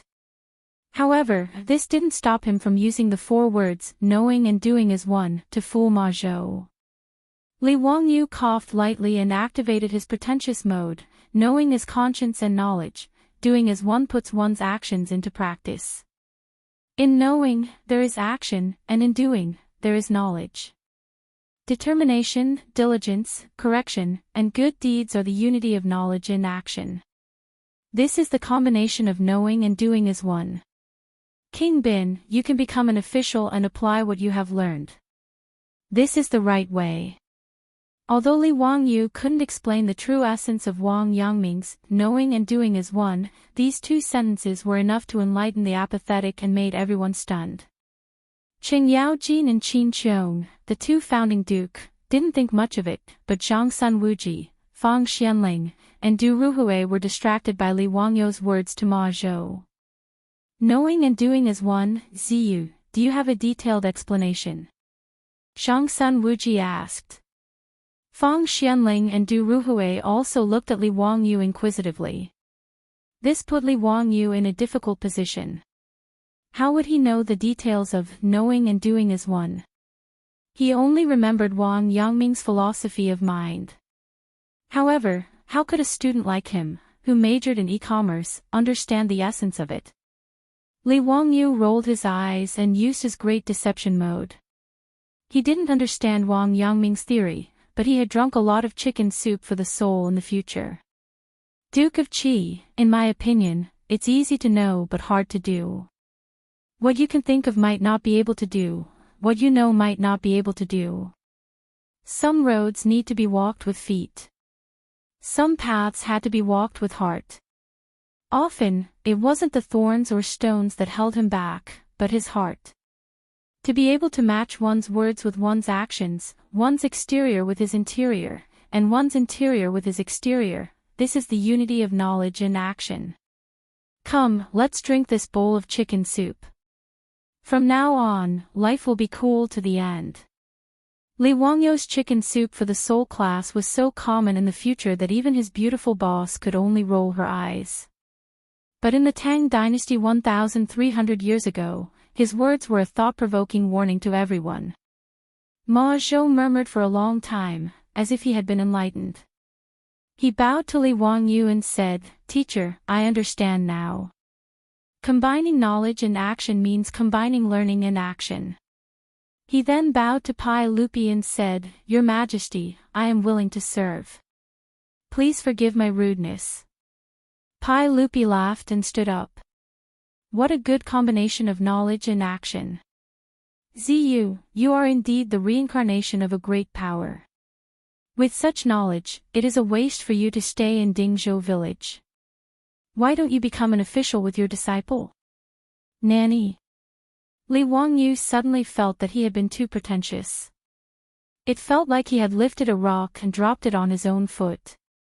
If he was willing to become an official, would he have waited until now?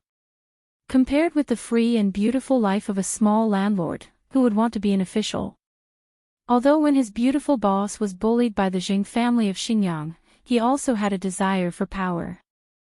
But with Li Wangyu's tiredness, after a few days of living a comfortable life, he had already thrown that idea to the back of his mind.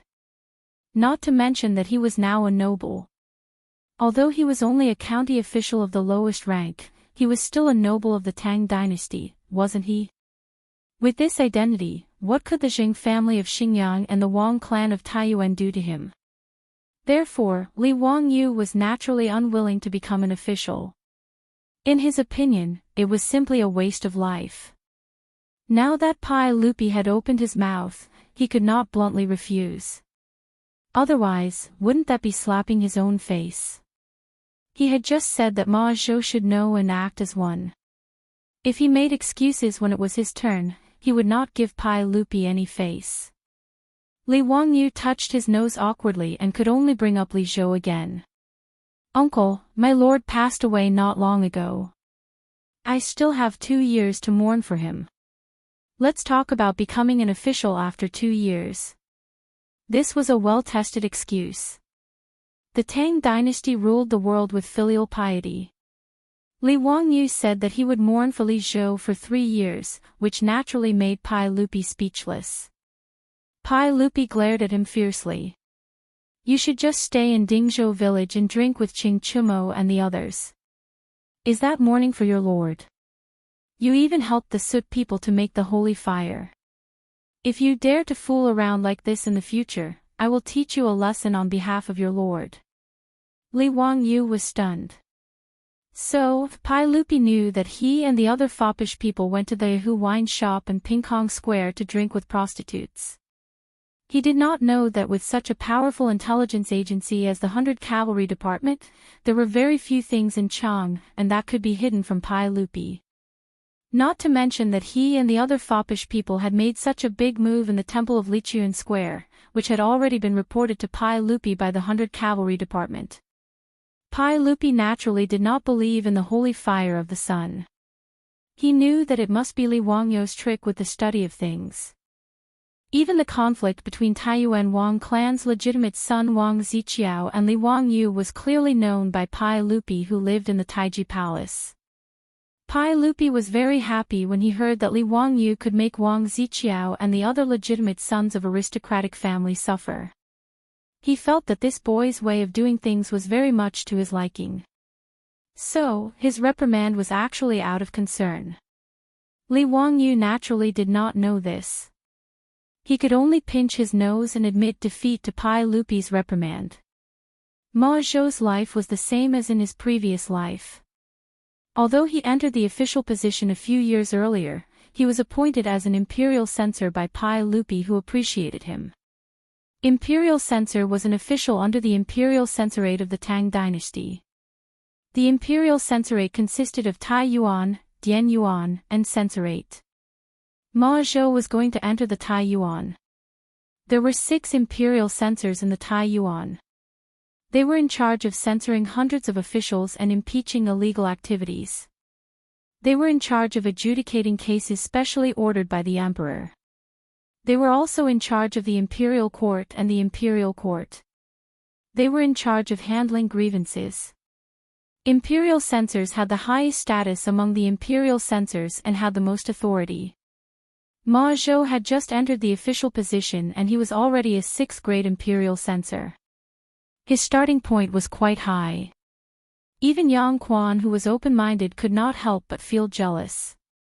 However, the official promotion system of the Tang Dynasty was not as perfect as that of the Ming and Qing dynasties. Even if Ma Zhou entered the official position without any background, he could be directly appointed as a high official. This was not unusual. It was the same even in the Song Dynasty. That was why there was a saying, being a farmer in the morning, ascending to the emperor's hall in the evening.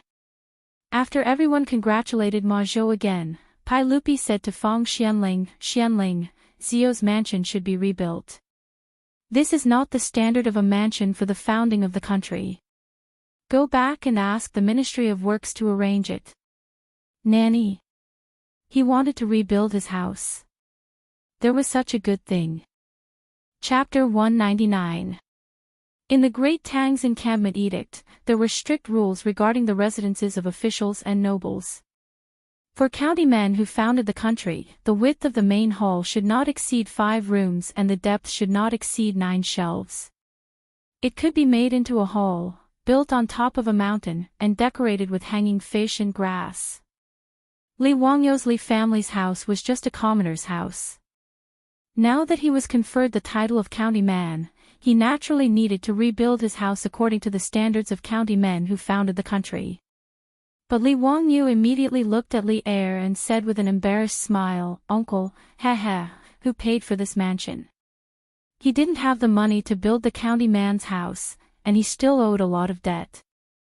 Although Xing family compensated him with 200 taels of gold, which was equivalent to 1,200 strings of cash, the money was all invested by his beautiful boss into the Shun Feng Carriage Company.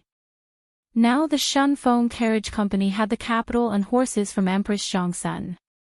With this money, it was quickly rebuilding. Su Chongqing was eager to do something big, and he wanted to completely monopolize the freight business in Chang'an. Therefore, Li Wangyu didn't plan to repay the money he owed to the county government and the money he borrowed from Yushernan in a short time. When the carriage company started to make a profit, he would almost be able to repay the debt. Pai Lupi glanced at him.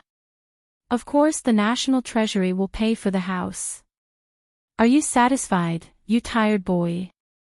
Yes, thank you for your kindness. Li Wangyu was overjoyed, and he directly learned the Qing Dynasty palace drama, but Pai Lupi directly knocked him on the head with a chestnut. Speak properly. What do you mean by thank you for your kindness? Where did you learn such strange words? Li Wangyu stuck out his tongue.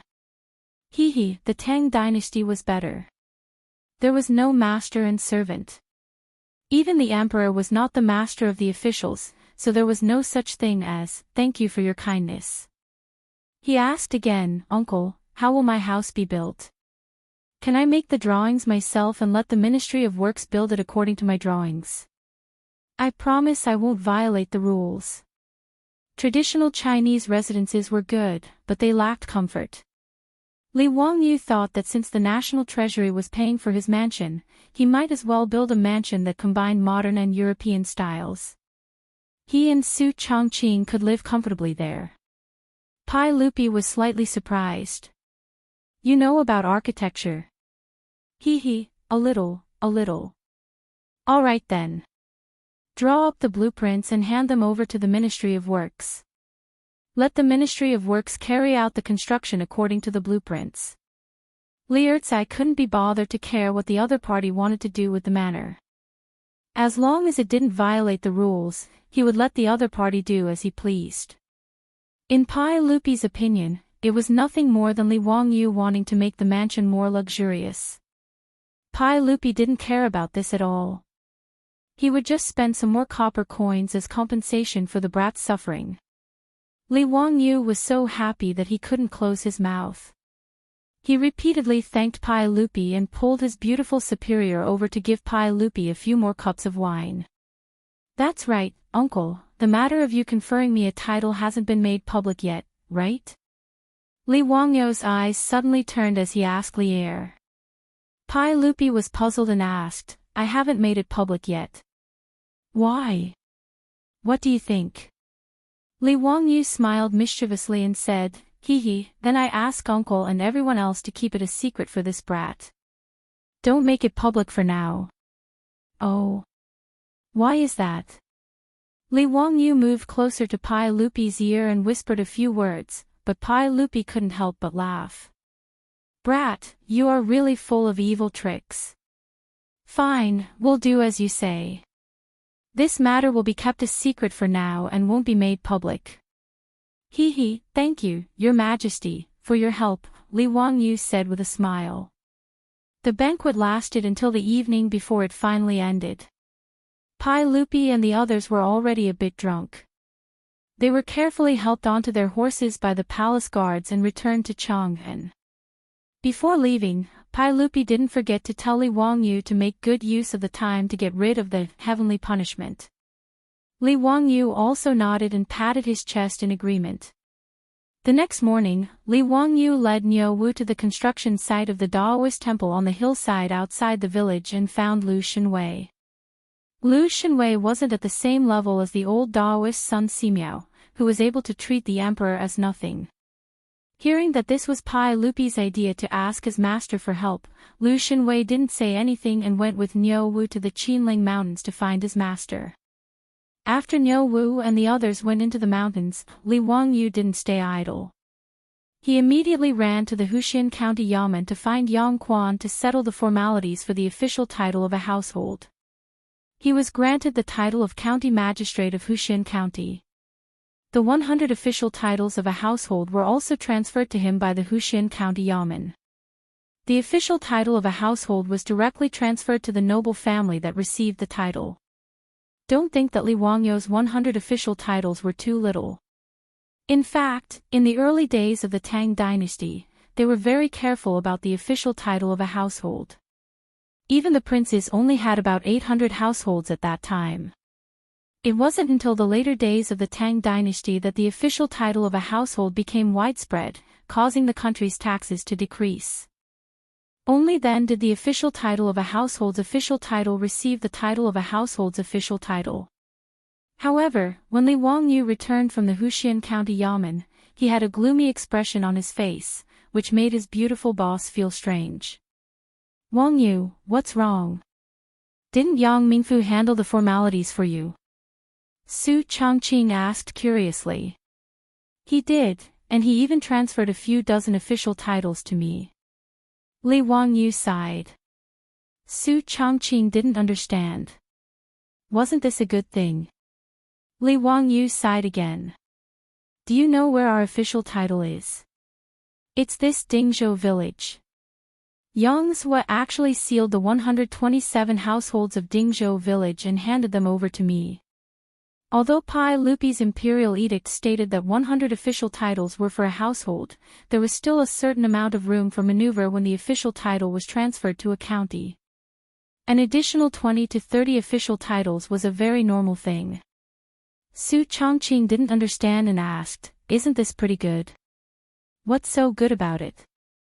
Don't you see how poor Dingzhou village is? Can't you collect rent?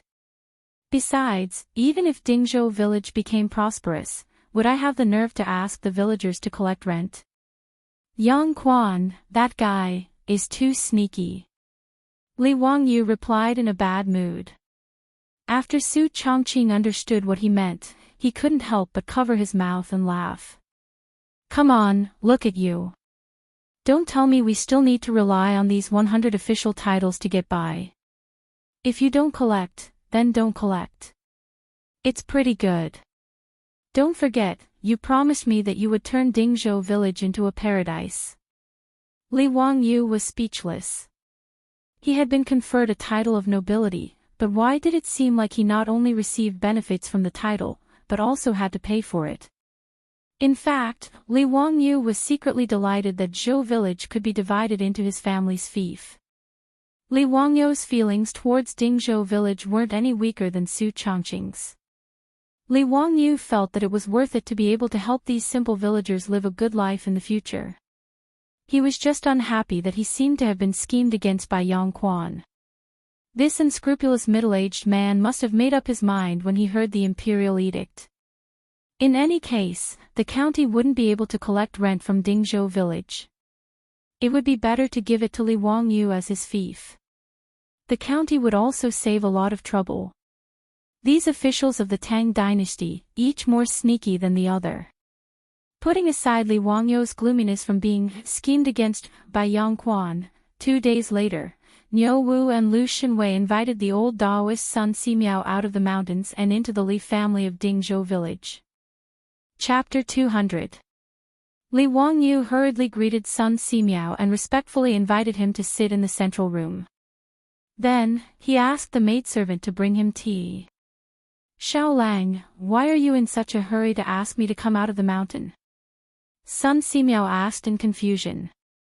Li Wangyu asked Lu Xinwei and Niu Wu to invite the old Taoist, but he did not explain to them the details. He only said that the sage of the Tian family had something to ask of him, so he invited Sun Simiao out of Taibai Mountain. Li Wangyu was not in a hurry to answer.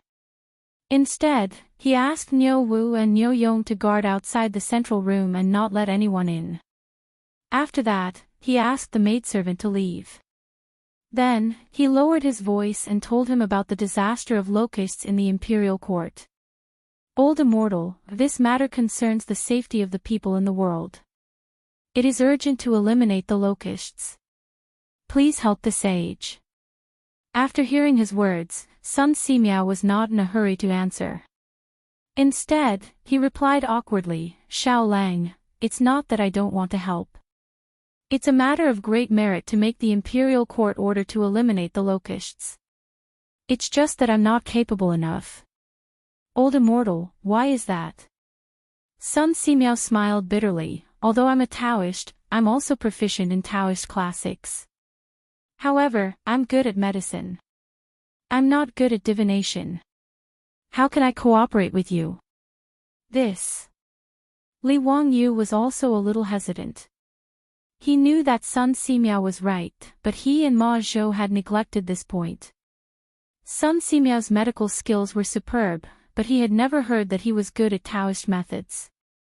It was easy to ask the old Taoist to treat and save people, but it was really difficult for him to pretend to be mysterious and fool the officials. For a moment, the two people in the central room looked at each other speechlessly. Li Wangyu was a little depressed. Was he going to mess up this task? Sun Simiao suddenly opened his mouth and said, "But Xiao Lang, this old Taoist can recommend someone to you. He should be able to help you." "Oh. Which Taoist master is it?" "Yuan Tiangang." The old Taoist's words made Li Wangyu stand up suddenly, giving the old Taoist a fright. Li Wangyu's voice trembled with excitement. "That's right. Yuan Tiangang, how could I forget him?" "Oh. Xiao Lang also knows Yuan Tiangang?" Sun Simiao asked curiously. His words made Li Wangyu speechless for a moment, not knowing how to answer. He couldn't say that he had seen Yuan Tiangang in the novels of later generations, could he? Yuan Tiangang and Li Chunfeng, the two famous Taoists of the Tang Dynasty, were extraordinary characters in various novels of later generations. Li Wangyu had also developed a strong interest in these two Taoist masters. He even went online to search for information about their lives. However, he realized that the difference between the two people in history and the various people in the legends was too great. However, when Li Wangyu recalled Yuan Tiangong's experience, he sat back at the table and shook his head again and again. "Old immortal, I'm afraid it's not appropriate. Yuan Tiangang is in Shu County. How can we invite him to Chang'an?" There were various theories about Yuan Tiangang and Li Chunfeng in later generations. Many people thought that Li Chunfeng was Yuan Tiangong's disciple. In fact, the two were not master and disciple at all. Li Chunfeng was only 26 years old now. He had been learning Taoism at the Quiet Cloud Temple in Nantua Mountain since he was 9 years old. In the second year of Wuda, Li Chunfeng, who was only 17 years old, was recommended to be Li Shimin's secretary in the army. In the first year of Jingguan, Li Chunfeng was appointed by Pai Lupi to serve in the Imperial Historian Bureau. Yuan Tiangang was now 81 years old and was now the county magistrate of Huijing County in Shu County. It would be 4 years later that Pai Lupi heard of his name and invited him to the court as a think tank. Therefore, there was no master-disciple relationship between the two. However, in various legends, the pushback chart co-authored by the two was known as the first book of Chinese Taoist prophecy. It was said that Li Chunfeng used the 8 trigrams of the Book of Changes to calculate. Unexpectedly, he was addicted to it and couldn't stop. He calculated the fate of China for more than 2,000 years after the Tang Dynasty. Until Yuan Tiangang pushed his back and said, "You can't reveal the secrets of heaven. Go back and rest." Therefore, the Book of Prophecy was named Pushback Chart. In later generations, there were countless legends about the two powerful Taoists and many TV series were filmed. However, the two of them in history were not that exaggerated. Although they were powerful, they did not have the means to control the clouds and rain with a flip of their hand like in the novel. Yuan Tiangang was from Qingdu, Yizhou, Shu County. He was proficient in face reading, Luren and the 5 elements. He once read the face of the infant Wu Zetian. At that time, Wu Zetian was carried out dressed as a boy and lied that she was a boy. Yuan Tiangang was very surprised after reading her face. He sighed and said, "Dragon eyes and phoenix neck are very precious. If she were a girl, she would be the emperor." It showed Yuan Tiangong's ability. At this time, Yuan Tiangang was 80 years old, but he was still a 7th-grade county magistrate in Huijing County of Shu County. The round trip from Huijing County to Chang and was more than 3,000 miles. With the current traffic situation of the Tang Dynasty, it would take at least several months even if he rode fast. By the time Yuan Tiangang was invited to Chang and from Shu County, it would be too late to mention the matter of eliminating the locusts. Therefore, when Li Wangyu thought of this, he sat down dejectedly. It was not impossible for him to look for Li Chunfeng. Li Chunfeng was now in Chang'an, serving as a 9th-grade general in the Taisha Bureau. However, Li Chunfeng was only 27 years old and not famous. If he wanted to rely on him to fool the officials and aristocratic families, he was afraid that his reputation was far from enough. After hearing Li Wangyu's words, the old Taoist Sun Simiao laughed and said, "Xiao Lang, don't worry. Taoist Yuan is now in Chang'an. He is staying in the Xuandu Temple." Li Wangyu was stunned. "Old immortal, how do you know?" Taoist Yuan and I are best friends. He came to Chang'an to report to the Ministry of Personnel. He had already asked someone to send a letter to me. Even if you didn't ask someone to invite me down the mountain, I would still go to Chang'an to see Taoist Yuan. This is truly a case of traveling far and wide in search of something, only to find it by sheer luck. Old immortal, how about we go to the Xuandu Temple now? Li Wangyu was overjoyed and stood up to say. Good. Sun Simiao nodded with a smile. Li Wangyu quickly asked Niu Wu to prepare a horse. Lu Xinwei was also called by Sun Simiao to visit Yuan Tiangang. The four of them rode to Chang'an. The Xuandu Temple was the royal Taoist temple of the Tang Dynasty. When Emperor Wen of Sui planned Daxing City with the Qian hexagram, he built the Xuandu Temple in Chongye Lane in order to guard the fifth high slope. The Xuandu Temple was magnificent and magnificent. There were tens of thousands of Taoist scriptures in the temple. It was famous in Chang'an for peach blossoms. According to the old Taoist Sun Simiao, Yuan Tiangang came to the Ministry of Personnel of Chang'an to report to the Ministry of Personnel and lived in the Xuandu Temple. Li Wangyu could only complain about it in his heart. The official system of the Tang Dynasty was really strange. Anyone could be an official. Even a Taoist like Yuan Tiangang could be a county magistrate. It was amazing to think about it. He didn't know whether Yuan Tiangang wore a Taoist robe or an official robe when he tried the case in court. It was really interesting. The four of them entered Chang'an and went straight to the Xuandu Temple in Chongren Lane. When the old Taoist Sun Simiao just entered the Xuandu Temple, the abbot of the Taoist temple immediately came out to greet him. Chapter 201. That's right. The leader of the Taoist temple was called abbot or abbot. The word abbot was originally an inherent title of Taoism. Later, Buddhism was introduced to Huaxia and borrowed this term.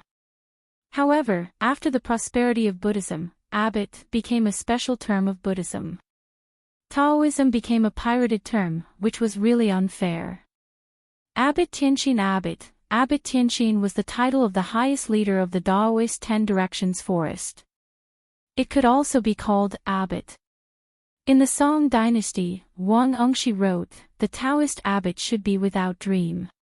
He wants to recite and imitate Huixiu. Zhuangzi the world became Xianying Shu, Fang, Dao. Dali Li Ji, Zhang, Chang, Dao. That was the title of the senior Taoist. With Sun Simiao's prestige in Taoism, even though the Xuandu Temple was a royal Taoist temple, the Taoist abbot was very respectful to him. Is Yuan Tiangang in the temple? Sun Simiao asked directly. Immortal Master, today Immortal Master Yuan went to Chang'an to visit friends and hasn't returned yet. Please enter the temple and wait for a moment. The abbot replied respectfully.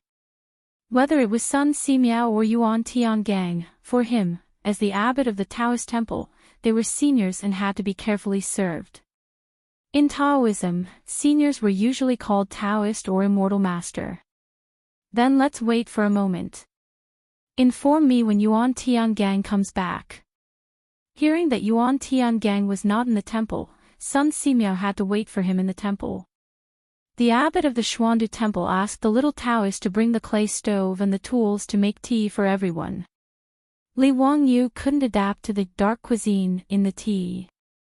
Besides, he couldn't understand the Taoist scriptures discussed by Sun Simiao and the abbot. He simply excused himself and walked out of the guest room. Then, he led Niu Wu to wander around the Xuandu temple. Xuandu Temple, the peach garden behind the temple, had been famous in Chang'an. Every time the peach blossoms in the temple, the literati, high-ranking officials and noble ladies in Chang'an would invite their relatives and friends to enjoy the flowers in the Xuandu Temple. They came to the Xuandu Temple today in March. It was the season of peach blossoms in the temple. Xuandu Temple was the royal Taoist temple of the Tang Dynasty. Without a certain status, it was difficult to enter and enjoy the peach blossoms. Therefore, in Noda's Xuandu Temple, there were not many people enjoying the peach blossoms. From time to time, there were sounds of pipa music coming from the peach garden. Clearly, it was the musicians brought by the nobles who came to the peach garden to liven things up. Li Wangyu just strolled around the peach garden. The peach blossoms in his eyes were majestic, like the tide of the sea. Up close, they were pretty and charming, like a young girl putting on makeup. A light breeze blew past, and the peach blossom petals drifted down. It was a beautiful sight. Li Wangyu's only regret was that he didn't bring his beautiful boss along with him to admire the peach blossoms at the Xuandu Temple. Behind him was only Niu Wu, the stout one-eyed man. It was really a killjoy. Just as he was thinking about bringing his beautiful boss and the others to enjoy the peach blossoms together in 2 days, he saw a few people dressed as scholars not far away talking loudly under the peach blossoms. When Li Wangyu saw this, he was amused. Sure enough, enemies would not meet each other. Who else could it be but Wang Ziqiao, the legitimate son of the Wang clan of Taiyuan, who was surrounded by a few scholars? He, the legitimate son of the Wang clan of Taiyuan, was really awe-inspiring. Wherever he went, he was the center of the crowd. Was he planning to debut in the center position? Li Wangyu also had a deep grudge against Wang Ziqiao. The reason why he asked Pai Lupi to keep the knighthood a secret for the time being was that he wanted to dig a hole for Wang Ziqiao and others. The cynical man was not a generous person who could forget the enmity with a smile. Before the Wang clan of Taiyuan broke off the engagement, Li Wangyu felt that he had lost face for no reason and inexplicably targeted him. Li Wangyu had been angry for a long time. However, at that time, he was a commoner.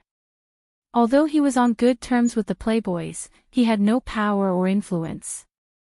The playboys could not protect him at all times. Therefore, even if he was unhappy, Li Wangyu had to endure it. After winning the gambling fight with Wang Ziqiao, he shrank in Dingzhou village because he was worried about the revenge of the Wang clan of Taiyuan and the Jing family of Xinjiang. His small arms and legs could not stand the tossing of the aristocratic families. Li Wangyu saw very clearly that if these aristocratic families really wanted to deal with him, it was no different from pinching an ant to death. In the beginning, the Li clan of Huxian was a small 7th-level official who joined the army. He and the villagers of Dingzhou village were almost tortured to death, not to mention the aristocratic families.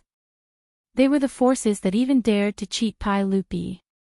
He was forced to choose to be dormant because he did not have enough strength to fight against the aristocratic families like the 5 clans and 7 kings.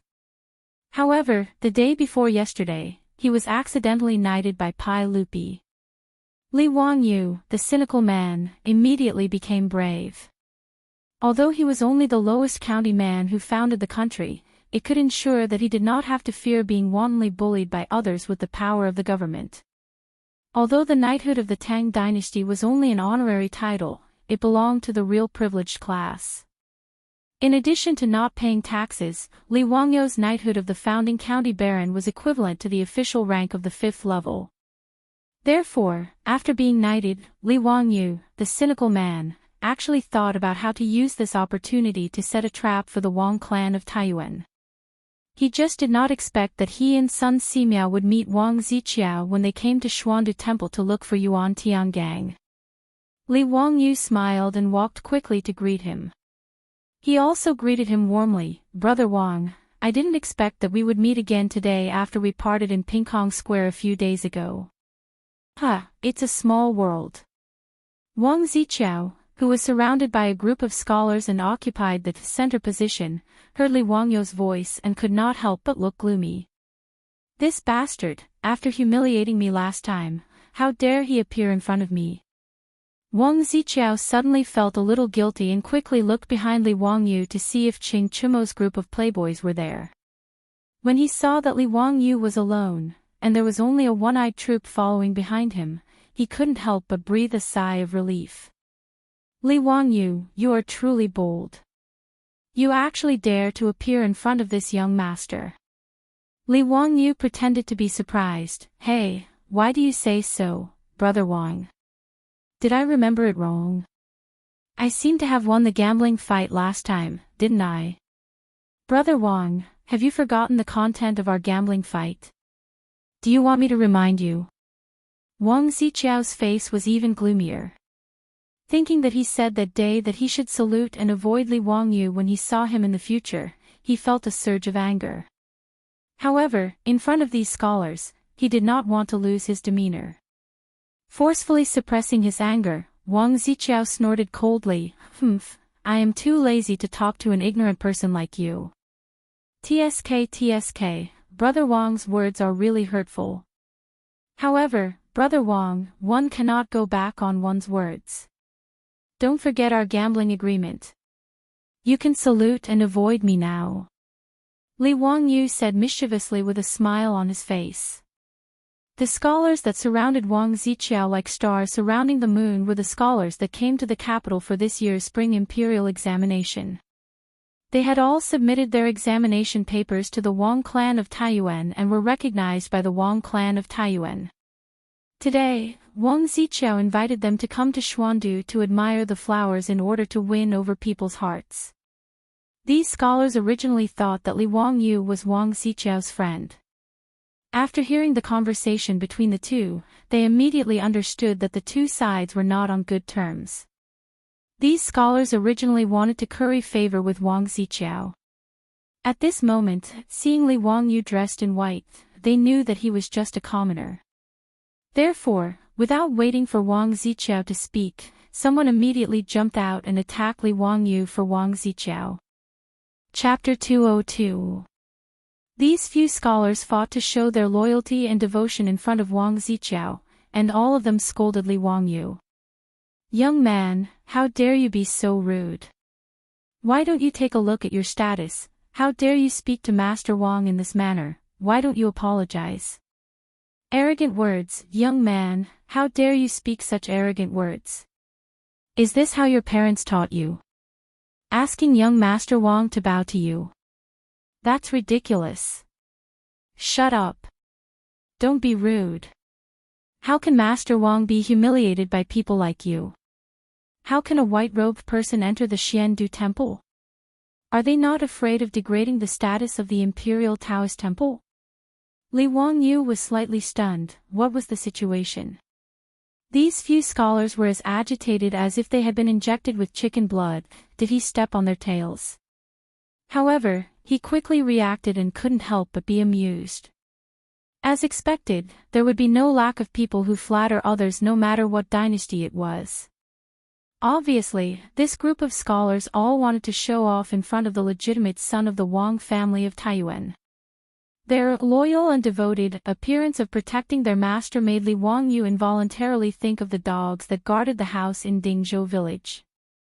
It seemed that they were also like this. They liked to bark at people non-stop. What made him feel even more amused was that this group of scholars were also wearing white, but felt that he had degraded the status of the Imperial Taoist temple by entering the Xiandu temple. This was really black humor. Li Wangyu naturally did not know that this group of scholars who surrounded Prince Qiao had already submitted their examination papers to the Taiyuan Wangs. They were the best of the best. With the recommendation of the Taiyuan Wangs, it could be said that these scholars already had one foot in the official career. Naturally, they started to look down on those who wore white. Their sharp and unkind words angered Niu Wu so much that he rolled up his sleeves and wanted to beat them up, but he was stopped by Li Wangyu. Li Wangyu laughed and said loudly to Niu Wu, "Niu Wu, do you know that recently because of the locust plague in Chang'an City, prices have skyrocketed, everything has increased in price, but this person is getting more and more despicable." Niu Wu was stunned. What did Lang Jun mean? When Niu Wu came to his senses, he almost laughed out loud. His Lang Jun's mouth was really unforgiving. When the scholars on the other side figured out the meaning of Li Wangyu's words, they almost choked to death. This brat was scolding them for being cheap in a roundabout way. You Tian Shilang, how dare you do this? What a disgrace! What a disgrace! How dare you be so impudent in front of young Master Wang? These scholars were infuriated by Li Wangyu's words, and Prince Chiao's face turned even darker. If not for the fact that there were many nobles in the Xiandu temple who came to admire the flowers and that he had to consider the face of the Wang clan of Taiyuan, Wang Ziqiao would have ordered his troops to drag Li Wangyu out and give him a good beating. As for that bullshit bet, Wang Ziqiao had already thrown it to the back of his mind. After being defeated at Peace Square, Wang Ziqiao had always wanted to take revenge on Li Wangyu. But recently, it was the crucial period of the battle between the aristocratic families and Pai Lupi in the imperial court. The aristocratic families, led by the 5 surnames and 7 hopes, wanted to use the locust plague to attack Pai Lupi's reputation and obtain a greater speaking power. This was not a secret in the imperial court. After Zheng Kongbue of Xingyang, the aristocratic families all restrained their disciples. They were afraid that they would cause trouble at this crucial moment and allow Pai Lupi to turn the tables. That was why Wang Ziqiao did not immediately go to Dingzhou village to find trouble with Li Wangyu. But he did not expect to meet him at the Xiandu temple today. Wang Ziqiao's triangular eyes shot out a ray of cold light. Without batting an eyelid, he stretched out his hand to summon one of his troops and whispered a few words into his ear. That troop nodded his head and looked at Li Wangyu with a sinister smile. After bowing, he turned around and left. Li Wangyu did not notice Wang Ziqiao's actions. He was still busy arguing with the scholars beside Wang Ziqiao. The words of the scholars turned from embarrassment to anger did not affect Li Wangyu at all. He turned his head and smiled at Niu Wu. "Niu Wu, did you see how these shameless people look like?" "He, Lang Jun, I saw." Niu Wu immediately agreed. The scholars beside Wang Ziqiao became even more furious. You dare to humiliate us." "Humiliate you? Sorry, I think you have misunderstood. I did not say you were shameless." Li Wangyu grinned at them and revealed his white teeth. "I am only saying that shameless people are the same as you. You are Tian Shilang." Tian Shilang. The scholars had never seen someone scold people in such a way. They were so angry that they stomped their feet. However, they only knew how to use Tian Shilang to scold Li Wangyu. "Everyone, all of you are scholars who are well educated and have beautiful essays in your stomachs. What is there to talk about with this vulgar brat who has a sharp tongue? Don't bother with this person anymore." Seeing that the bunch of scholars beside him could not win against Li Wangyu in scolding, Wang Ziqiao could only helplessly stand out to smooth things over. I don't know if you have beautiful essays in your stomachs, but I am sure that all of you are rearing a fish in your brains." Li Wangyu did not plan to let them off. The bunch of scholars did not understand what Li Wangyu meant by his words, but it was definitely not something good. Therefore, they pretended not to hear and did not reply. Instead, it was Niu Wu who immediately asked, "Lang Jun, what do you mean?" "Because they are rearing fish in their brains, they definitely have a lot of water. Fish still need to eat, and when fish eat, they will defecate." "Niu Wu, look at the things in their brains, isn't it really a lot?" Niu Wu was speechless. His Lungjuan's mouth was really venomous. Wasn't he scolding them in a roundabout way that their brains were filled with water and feces? After Li Wangyu finished speaking, before Wang Ziqiao and the rest could get angry, a burst of loud laughter came from not too far away. Obviously, someone had heard Li Wangyu's roundabout way of scolding and could not help but be amused. When Wang Ziqiao and the rest heard this, they glared angrily at the person who laughed. In this peach garden, other than Li Wangyu, who else was so blind to dare to laugh at them? In the peach garden, two elders were standing not too far away, laughing happily. Ha, what a sharp-tongued young man. Brother Chong Yuan, do you know who this Mr. Xiao Lang is? One of the elders laughed until his face was wrinkled as he asked the other elder. The skinny elder smiled and nodded. I do know this Mr. Xiao Lang. He is Li Wangyu of Hu County. His name is Ziyu. Mr. Xiao Lang, am I wrong? Oh. He is Li Ziyu. What a coincidence today. This old man was just about to meet him. The other elder heard this and was pleasantly surprised. Li Wangyu was stunned. This skinny elder looked familiar, but he could not remember where he had seen him before. He quickly bowed and said, Yes, this young one is Li Wangyu of Hu County. How should I address the two elders? Ha, we are just passers-by. There is no need to care about us. You can continue. Mr. Xiao Lang's words are interesting. This old man has not heard such interesting words in a long time. It is really carefree. The two elders were actually enjoying the show. Not only did they not reveal their identities, but they also urged both sides to continue. Their words made Wang Ziqiao and the rest so angry that their noses were almost crooked. Where did these two old men come from? They were scolded, and these two old men actually said it was interesting. It was simply too infuriating. They were as bastards as Li Wangyu. Chapter 203. The words of the two old men also made Li Wangyu speechless. Is it really good for you guys to watch the show so brazenly? And one of the old men obviously recognized him, so he naturally felt embarrassed to continue scolding those scholars. Li Wangyu looked at the two old men. They had the demeanor of a big family, the aura of an elder, very similar to Yu Shinan. He knew that the two of them were definitely not normal people, so he just smiled and did not argue with those scholars. But those scholars beside Wang Ziqiao did not have Li Wangyu's eyesight. They were originally infuriated by Li Wangyu's ridicule and wished that they could immediately knock Li Wangyu to the ground and step on him a few times. These two old men, not only did they mock them, they even said that the little bastard was humorous and did not put them in his eyes at all. Therefore, the few scholars bore a grudge against these two old men. Looking at the two old men, they did not have any servants following behind them and their clothes were very simple. They were also dressed in white and did not have any accessories on their waists. They felt that they were just two normal old men. After Li Wangyu did not speak, these few scholars did not let it go and even scolded the two old men. Humph, young Master Wang, this Xiandu temple does not live up to its name. How can any random person enter this Xiandu temple? That's right, Xiandu Temple is the imperial Daoist temple of the Tang Dynasty and is well known throughout the world.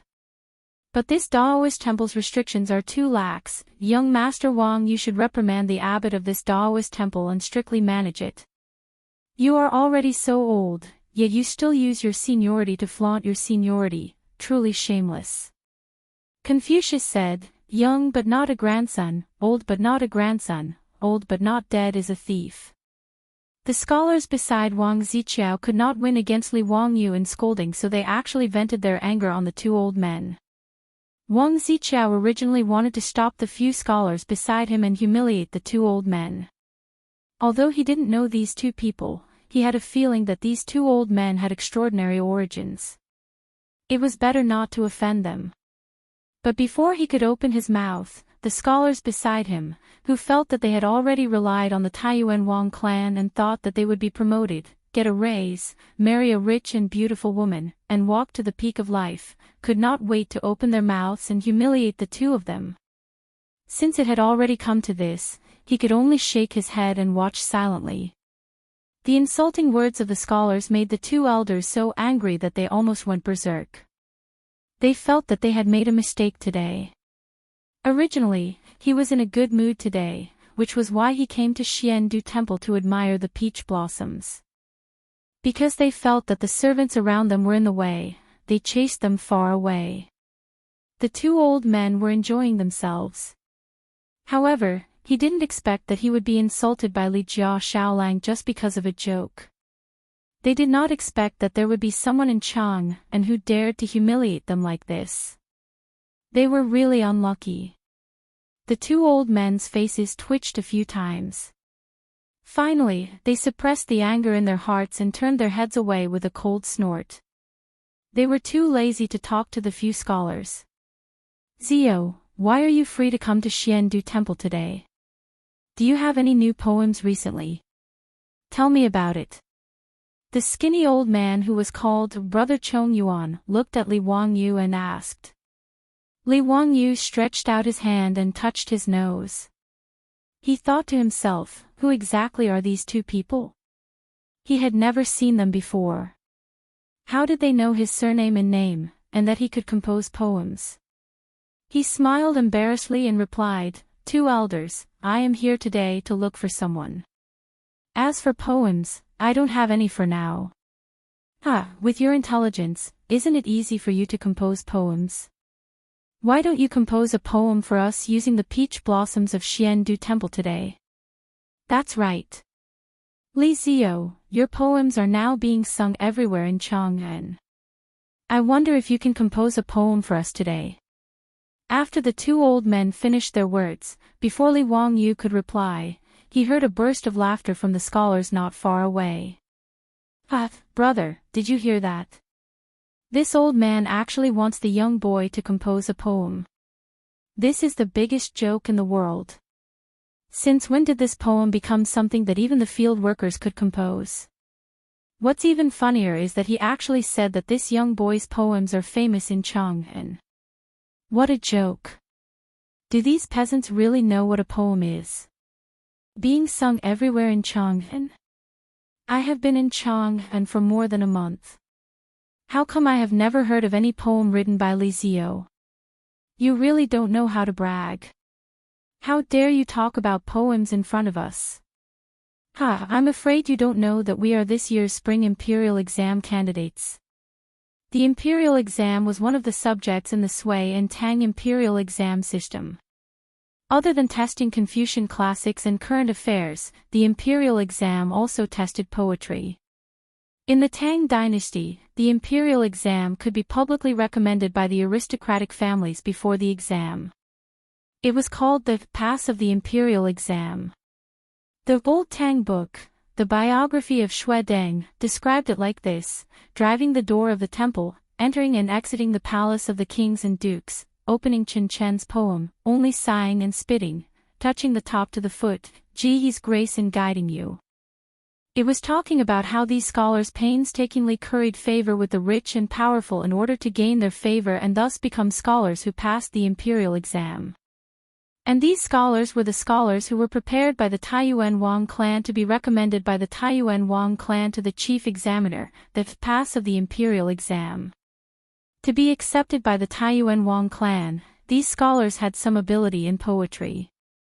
So when they heard the two old men praising Li Wangyu for writing good poems, they ridiculed him like this.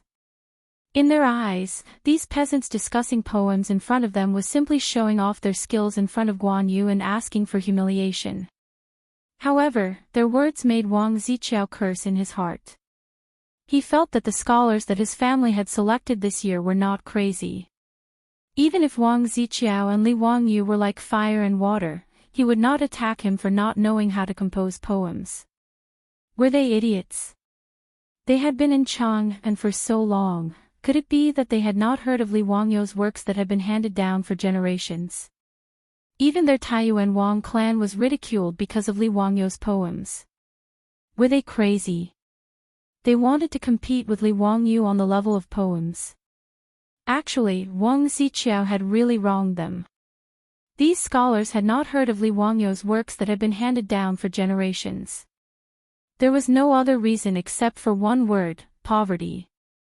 That's right, it was because they were poor. These scholars were shy in their pockets.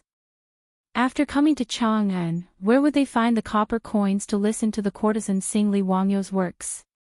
Because they were poor, they hardened their hearts and sent themselves to the Taiyuan Wang clan. They purposely fawned on them in order to advance in their careers. Because they were poor, these scholars who were not young in age were so arrogant after being accepted by the Taiyuan Wang clan. It was purely because they had been a loser for their whole life. Seeing the dawn of life in front of them, they were arrogant and dared to say anything. Wang Ziqiao opened his mouth but did not know what to say. If he were to introduce Li Wangyu's poetry talent to these scholars, he would not be able to say it and increase Li Wangyu's prestige for no reason. However, if he did not say it, he reckoned that these scholars that his family thought highly of would lose their face today. However, after thinking about it, it was not him, Wang Ziqiao, who would lose face. In addition, he was also dissatisfied with these scholars. Hence, he just kept his mouth shut and did not say anything. He would just treat it as watching a show. Wang Ziqiao did not say anything to remind these scholars. This made them mistakenly think that young Master Wang was silently allowing their provocation and hoped that they would use poems to educate these scholars. This made them even more proud. Chapter 204. The words of these scholars were heard by Li Wangyu and the two elders, but the three of them did not have any reaction at all. Only Li Wangyu could not help but wave his hand, as if he was driving away a fly that was flying around his ear. The two elders have praised me too much. I am really ashamed, but I do not have this poem for the time being. Li Wangyu came today to find Yuan Tiangang. The proper business had not been done yet, and he was too lazy to copy poems, so he tactfully declined. Seeing that Li Wangyu was not willing to compose a poem, the two elders were very regretful. However, the scholars beside Wang Ziqiao were interested. One of them purposely frowned, paced back and forth a few steps, and suddenly began to recite a poem. Thousands of dewdrops, where can they shine red? In the source of the warm wind, in the country of spring and water. This poem was naturally not made by that scholar on the spot.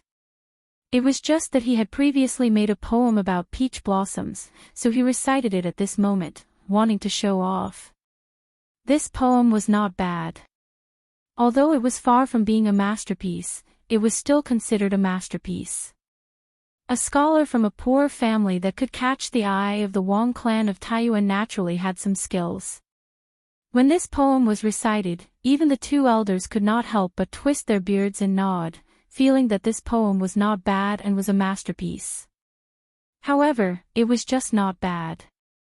Compared to Li Wangyu's previous masterpieces, it was the difference between an abalone and a salted fish. Ha, brother, good poem. I also have one here, please listen to it. Immediately, another scholar did not want to be left behind. He also stood up and recited his poem with his hands behind his back.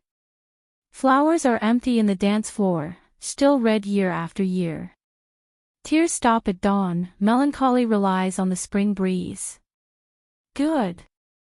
This is called a poem. Ha, it is laughable that some farmers think that they can compose poems just because they can recite some limericks. The two of you are indeed talented, you will definitely pass the imperial examination this year. Ha, well said, well said. You are also talented in poetry, but we are all relying on young Master Wang's support. After these few scholars recited their own works that they were proud of, they couldn't help but flatter each other. They didn't forget to flatter Wang Ziqiao while they were at it. Hearing them say the word spring examination, no one noticed that the two old men couldn't help but reveal a trace of ridicule. Li Wangyu and the others did not know that the two old men who were humiliated by this group of scholars were the two great scholars of the current imperial court. One was the Minister of Rites, Lu Quan. The other old man who knew Li Wangyu was the Chancellor of the Imperial College, one of the 18 scholars of King Qin's mansion, Kongingda, Kong Chongyuan. That day at Chu Jiangqi Poetry Gathering, it was Kongingda who announced the topic of the poem to the students. Li Wangyu had seen him from afar at that time. However, at that time, he had only seen them twice from afar. After that, Li Wangyu had gotten himself drunk and entered the Zhujiang Pond Pavilion in a muddle-headed state. He had no idea who he had met that day. Therefore, Li Wangyu did not recognize Kongingda just now. He only felt that Kongingda looked familiar. For this year's spring examination, the chief examiner of the Ministry of Rites was Lu Quan and the assistant examiner was the Chancellor of the Imperial College, Kongingda. In other words, the scholars that Wang clan of Taiyuan had prepared to announce had just spoken without thinking and insulted the two chief examiners. After listening to the poems of these scholars, Lu Quan and Kongingda felt that it was a pity. They then turned their gazes towards Li Wangyu. Ziyu, don't hide your incompetence. How about composing a poem for the two of us? This. Li Wangyu was slightly hesitant. Without waiting for him to decide whether he should plagiarize a poem or not, he heard the scholars start to clamor again. Compose a poem. A limerick. If this little brat knows how to compose a poem, I'll kneel down and kowtow to him as my master. Ha! Li Wangyu couldn't help but cast a sideways glance at the person who spoke. He said indifferently, "Acknowledge me as your master." You don't have that right. His words weren't considered nonsense. Now that Li Wangyu had two disciples, one was a lower 6th rank imperial censor and the other was a higher 4th rank assistant minister of the Ministry of Justice. If this was spread out, it would scare this group of scholars to death. Needless to say, this middle-aged scholar's character was low and Li Wangyu didn't even take a liking to him. Even if this kind of person knelt down and begged to be taken in as a disciple, Li Wangyu wouldn't take a second look. Li Wangyu felt that what he said was the truth, but this group of scholars took it as words to humiliate them. All of them flew into a rage. If it wasn't for the fact that he was behind Li Wangyu and Niu Wu's tall and sturdy body, he would have thought of charging up to fight with his life. Humph, you are indeed eloquent. Insolent. Full of nonsense, you really don't know what you're talking about. Young Master Wang, which family does this young man come from? How can he be so frivolous? Li Wangyu snorted coldly, "You bunch of poor people, if you want to hear my poem, then prick up your ears and listen." He originally wanted to keep a low profile, but since there were people who wanted to give him face, Li Wangyu naturally didn't mind giving these few scholars a resounding slap. He paced around the peach garden and thought about which great poem he should copy. In the peach garden of Xiandu Temple, there was a small grass hut built. This was a resting place for the craftsmen who managed the peach garden. Outside the grass hut, there were a few farming tools for plowing the soil. Li Wangyu's eyes couldn't help but light up as he opened his mouth to recite. In the peach garden is the peach blossom nunnery. Under the peach blossom nunnery are the peach blossom immortals. The peach blossom immortals plant peach trees and pluck peach blossoms to exchange for wine money. What he recited was the great scholar Tang Bohu's Song of Peach Blossom Nunnery. However, he changed the beginning of the Peach Blossom Cove to Peach Blossom Garden, which was more suitable for the scene. These 4 lines of the poem were simple and didn't have any flowery words. When the few scholars heard this, they curled their lips and revealed a mocking expression. This was called a poem. In the Peach Blossom Garden, there was a Peach Blossom Nunnery, and in the Peach Blossom Nunnery, there was a Peach Blossom Immortal. The Peach Blossom Immortal planted many peach trees and plucked peach blossoms to exchange for wine money. To be so straightforward, he was indeed a farmer. How could he have any literary talent to speak of? These few scholars exchanged glances with one another and couldn't help but want to mock him. Lu Quan and Kongingda naturally wouldn't be as shallow as them.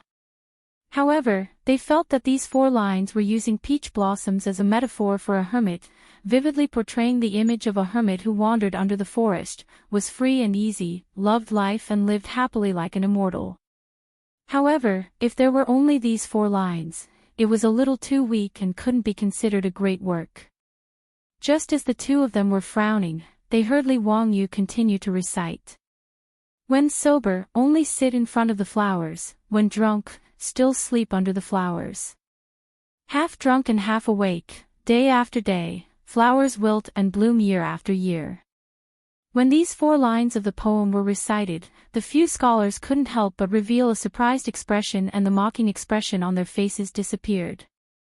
Lu Quan and Kong Yingda exchanged glances and felt that Li Wangyu's poem was not bad. No matter if he was sober or drunk, he didn't leave the peach blossoms. Day after day, year after year, even as time passed, the flowers bloomed and withered, his original intention didn't change. Wonderful. Without waiting for them to praise, they heard Li Wangyu continue to recite. I hope to die in the wine and flowers, and not bow in front of carriages and horses. The rich are interested in the dust of carriages and horses, the poor are fated. If wealth is compared to poverty, one is on the ground, one is in the sky. If poverty is compared to carriages and horses, he has to drive and I have nothing to do. These few lines of the poem caused the few scholars' expressions to turn ugly. They thought that Li Wangyu was mocking them.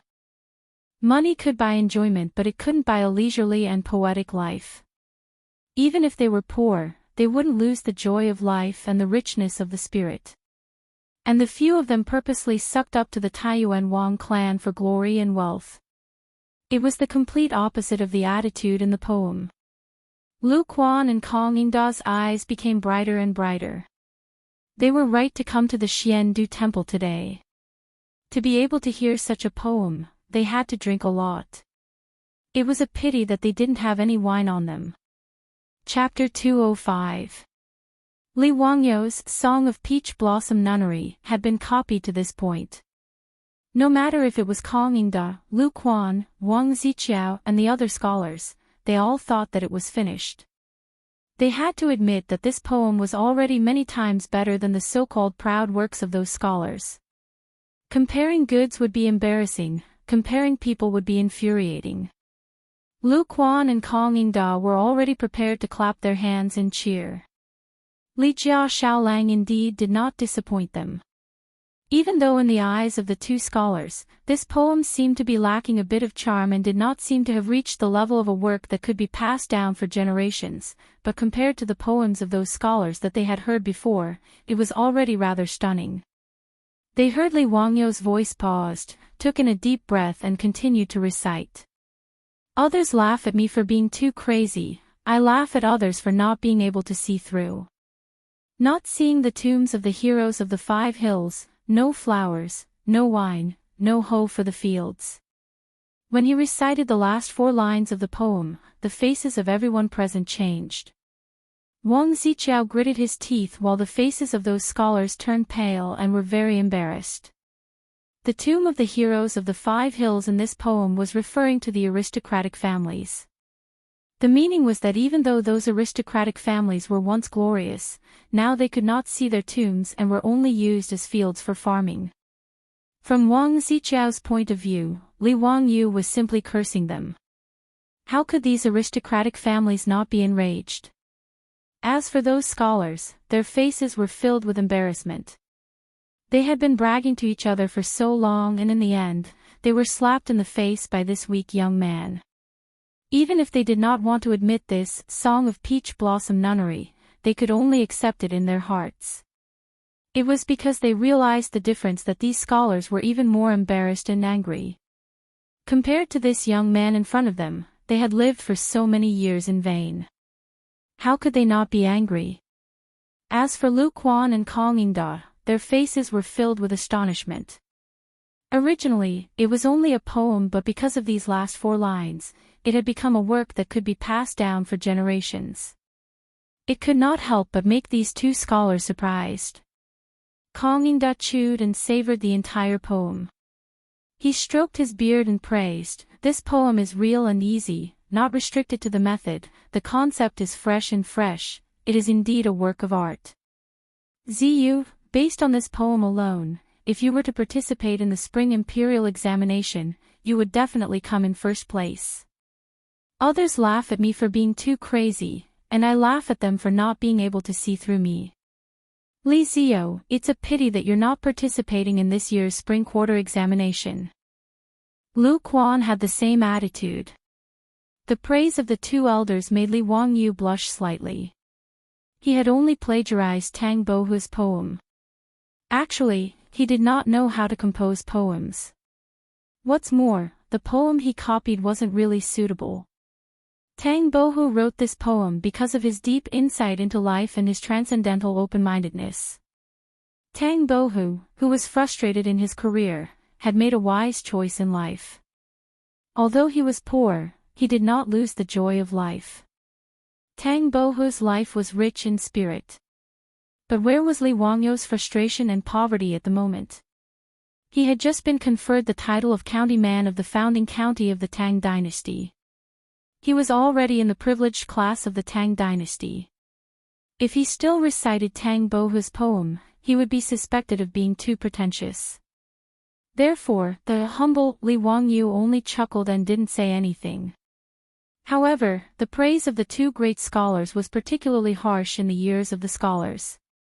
Although they knew that this young man had crushed their poetry into dregs, they did not feel guilty at all. Instead, they became more and more arrogant because of their inferiority complex. In their eyes, no matter how good this young man's poem was, what could it do? Without the recommendation of an aristocratic family, it was impossible to pass the imperial examination. And they had been chosen by the Wang clan of Taiyuan. This year's spring quarter examination was just a formality. They were bound to become officials. With this mentality, when they heard Kong Yingda and Lu Quan's words, they were extremely unhappy and began to ridicule them. What a joke! You two old men, do you think the imperial examination is run by your family? The spring quarter examination is the imperial examination. How can this kind of young man enter it? First place in grade A. You're just a fool talking nonsense. Tian Shaolang is Tian Shaolang. Reciting a poem that was plagiarized from who knows where and thinking that he can pass the Grand Scholar exam. It's really funny. Brother, you're right. I don't know where this poem was plagiarized from. How can this kind of carefree attitude be something that a young man like him can do? It's ridiculous. Li Wangyu silently rolled his eyes. I did plagiarize, but so what? Can you find Tang Bohu from a few hundred years in the future to confront me? However, Li Wangyu was not so thick-skinned to defend himself and say that this poem was written by himself. He did not intend to defend himself, but that did not mean that Kong Yingda and Lu Quan would not speak. To these two great scholars, Li Wangyu was definitely a young talent. How could he be humiliated by these scholars? Shut up. Have all your etiquette, justice, integrity, and sense of shame gone to the stomachs of dogs? Instead of reflecting on your own knowledge, you're slandering Li Jia Shaolang for plagiarism. This kind of legendary work, why don't you try to plagiarize it for me to see? Lu Quan said angrily. Although he was a great scholar, he was also one of the 6 ministries. When he was angry, it was even scary. Kong Yingda also shook his head. Common people look at their etiquette, noble people look at their actions. You haven't even been nominated yet and you're already so domineering. You're not worthy of being a scholar. You don't have to participate in this year's spring imperial examination. Even if you participate, you won't be accepted. The few scholars' faces changed slightly. They then spat out in disdain, "Pei, 2 old fools, who do you think you are?" Tian Shaolang also dares to speak so arrogantly. You're really a toad yawning. What big words. We will definitely pass this year's spring imperial examination. Is it something that 2 old fools like you can talk nonsense about? We are scholars who have obtained the recognition of Taiyuan Wang clan. Who do you think you are? At this moment, these scholars had long been overwhelmed by anger and started to speak without thinking. When Li Wangyu heard the two old men's words, a strange glow flashed across his eyes. The identities of these two old men didn't seem to be simple. Heh, the few scholars beside Wang Ziqiao are probably going to be in big trouble. Taiyuan Wang clan. How impressive. I would like to see how Taiyuan Wang clan will allow you to enter the spring imperial examination. Lu Quan took a glance at Wang Ziqiao, who was behind the scholars, and spoke with disdain. Wang Ziqiao became more clear-headed at this moment. He hurriedly separated the few scholars in front of him and went forward to greet Lu Quan and Kong Yingda. Greetings, I am Taiyuan Wang clan's Wang Ziqiao. May I know the names of the two old men? Lu Quan glanced at him from the corner of his eyes and replied unhurriedly, I am Lu Quan. I am Kong Yingda. Lu Quan. Kong Yingda. Wang Ziqiao and the few scholars felt that these two names were very familiar. After pondering for a moment, everyone's faces instantly turned pale. Minister of Rites. Chancellor of the Imperial College. The Chief Examiner and Deputy Chief Examiner of this year's Spring Imperial Examination. Did we call these two old fools just now?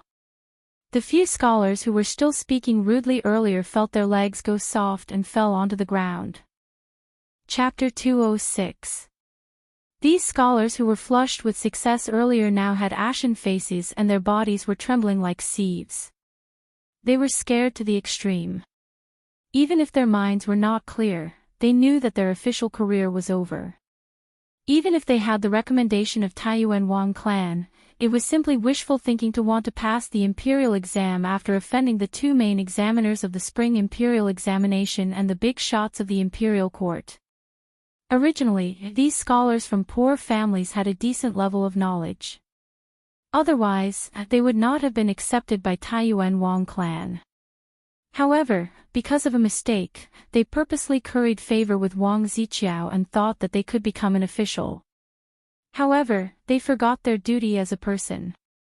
His reckless actions had destroyed his own future.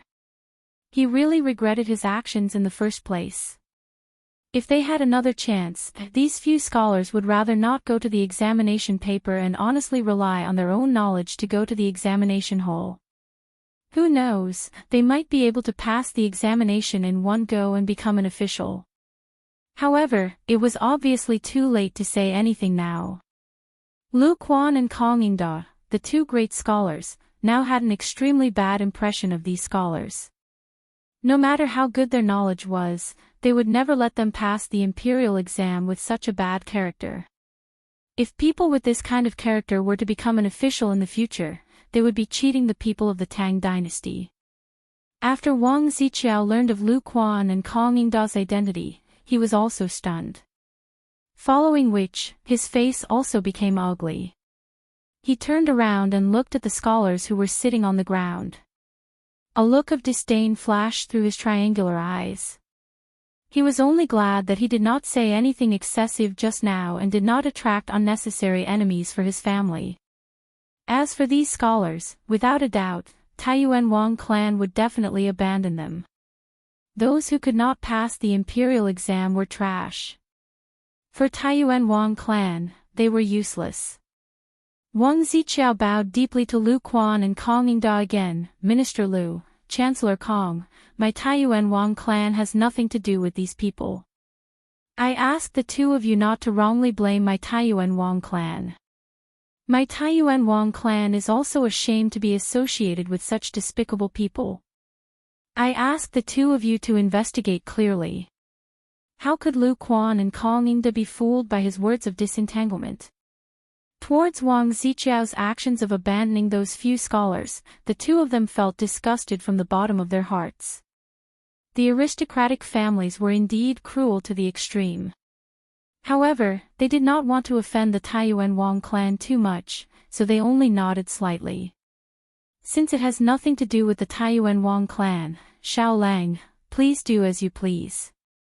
Wang Ziqiao glanced at Li Wangyu, and a cold light flashed in his eyes. After greeting Kong Yingda again with a smile, he waved his sleeves and led his troops away. As for those few scholars, he couldn't even be bothered to take another look at them, as if he really didn't know them. A few scholars stretched out their arms towards the back of Prince Qiao as he left. They wanted to shout something, but after opening their mouths, they finally shut their mouths dejectedly. Tears of remorse directly rolled down from the corners of their eyes. After Wang Ziqiao left, the few scholars also became like walking corpses, bowing towards Kong Yingda and Kong Yingda before walking out of the Daoist temple in a daze. Kong Yingda also couldn't be bothered with these few scholars, and smiled towards Li Wangyu. Ziyu, you don't remember me. At this moment, Li Wangyu finally recalled where he had seen this skinny old man before. It was at the Lake Chu poetry gathering that day. He hurriedly bowed with his hands clasped in front. I greet Chancellor Kong, I greet Minister Liu. Chancellor Kong, please forgive me for my poor eyesight just now. I have seen you at the Lake Chu poetry gathering that day. I thought you couldn't remember. That day at the Lake Chu poetry gathering, Ziyu, you were famous for a period of time. Lake Chu poetry gathering, spring river scenery, and leaving the fortress are all works that have been handed down for generations. Also, that Dreamy Tianlao's farewell that you wrote after you were drunk really shocked me. Chancellor Kong, you flatter me. It was all my fault for being impetuous. I drank too much and messed things up when I was drunk. Speaking of this matter, Li Wangyu's face turned red. He drank too much and actually recited something in front of Pai Lupi. How can I bend my eyebrows and bend my waist to serve the rich and powerful, causing me to be unhappy? He was simply courting death.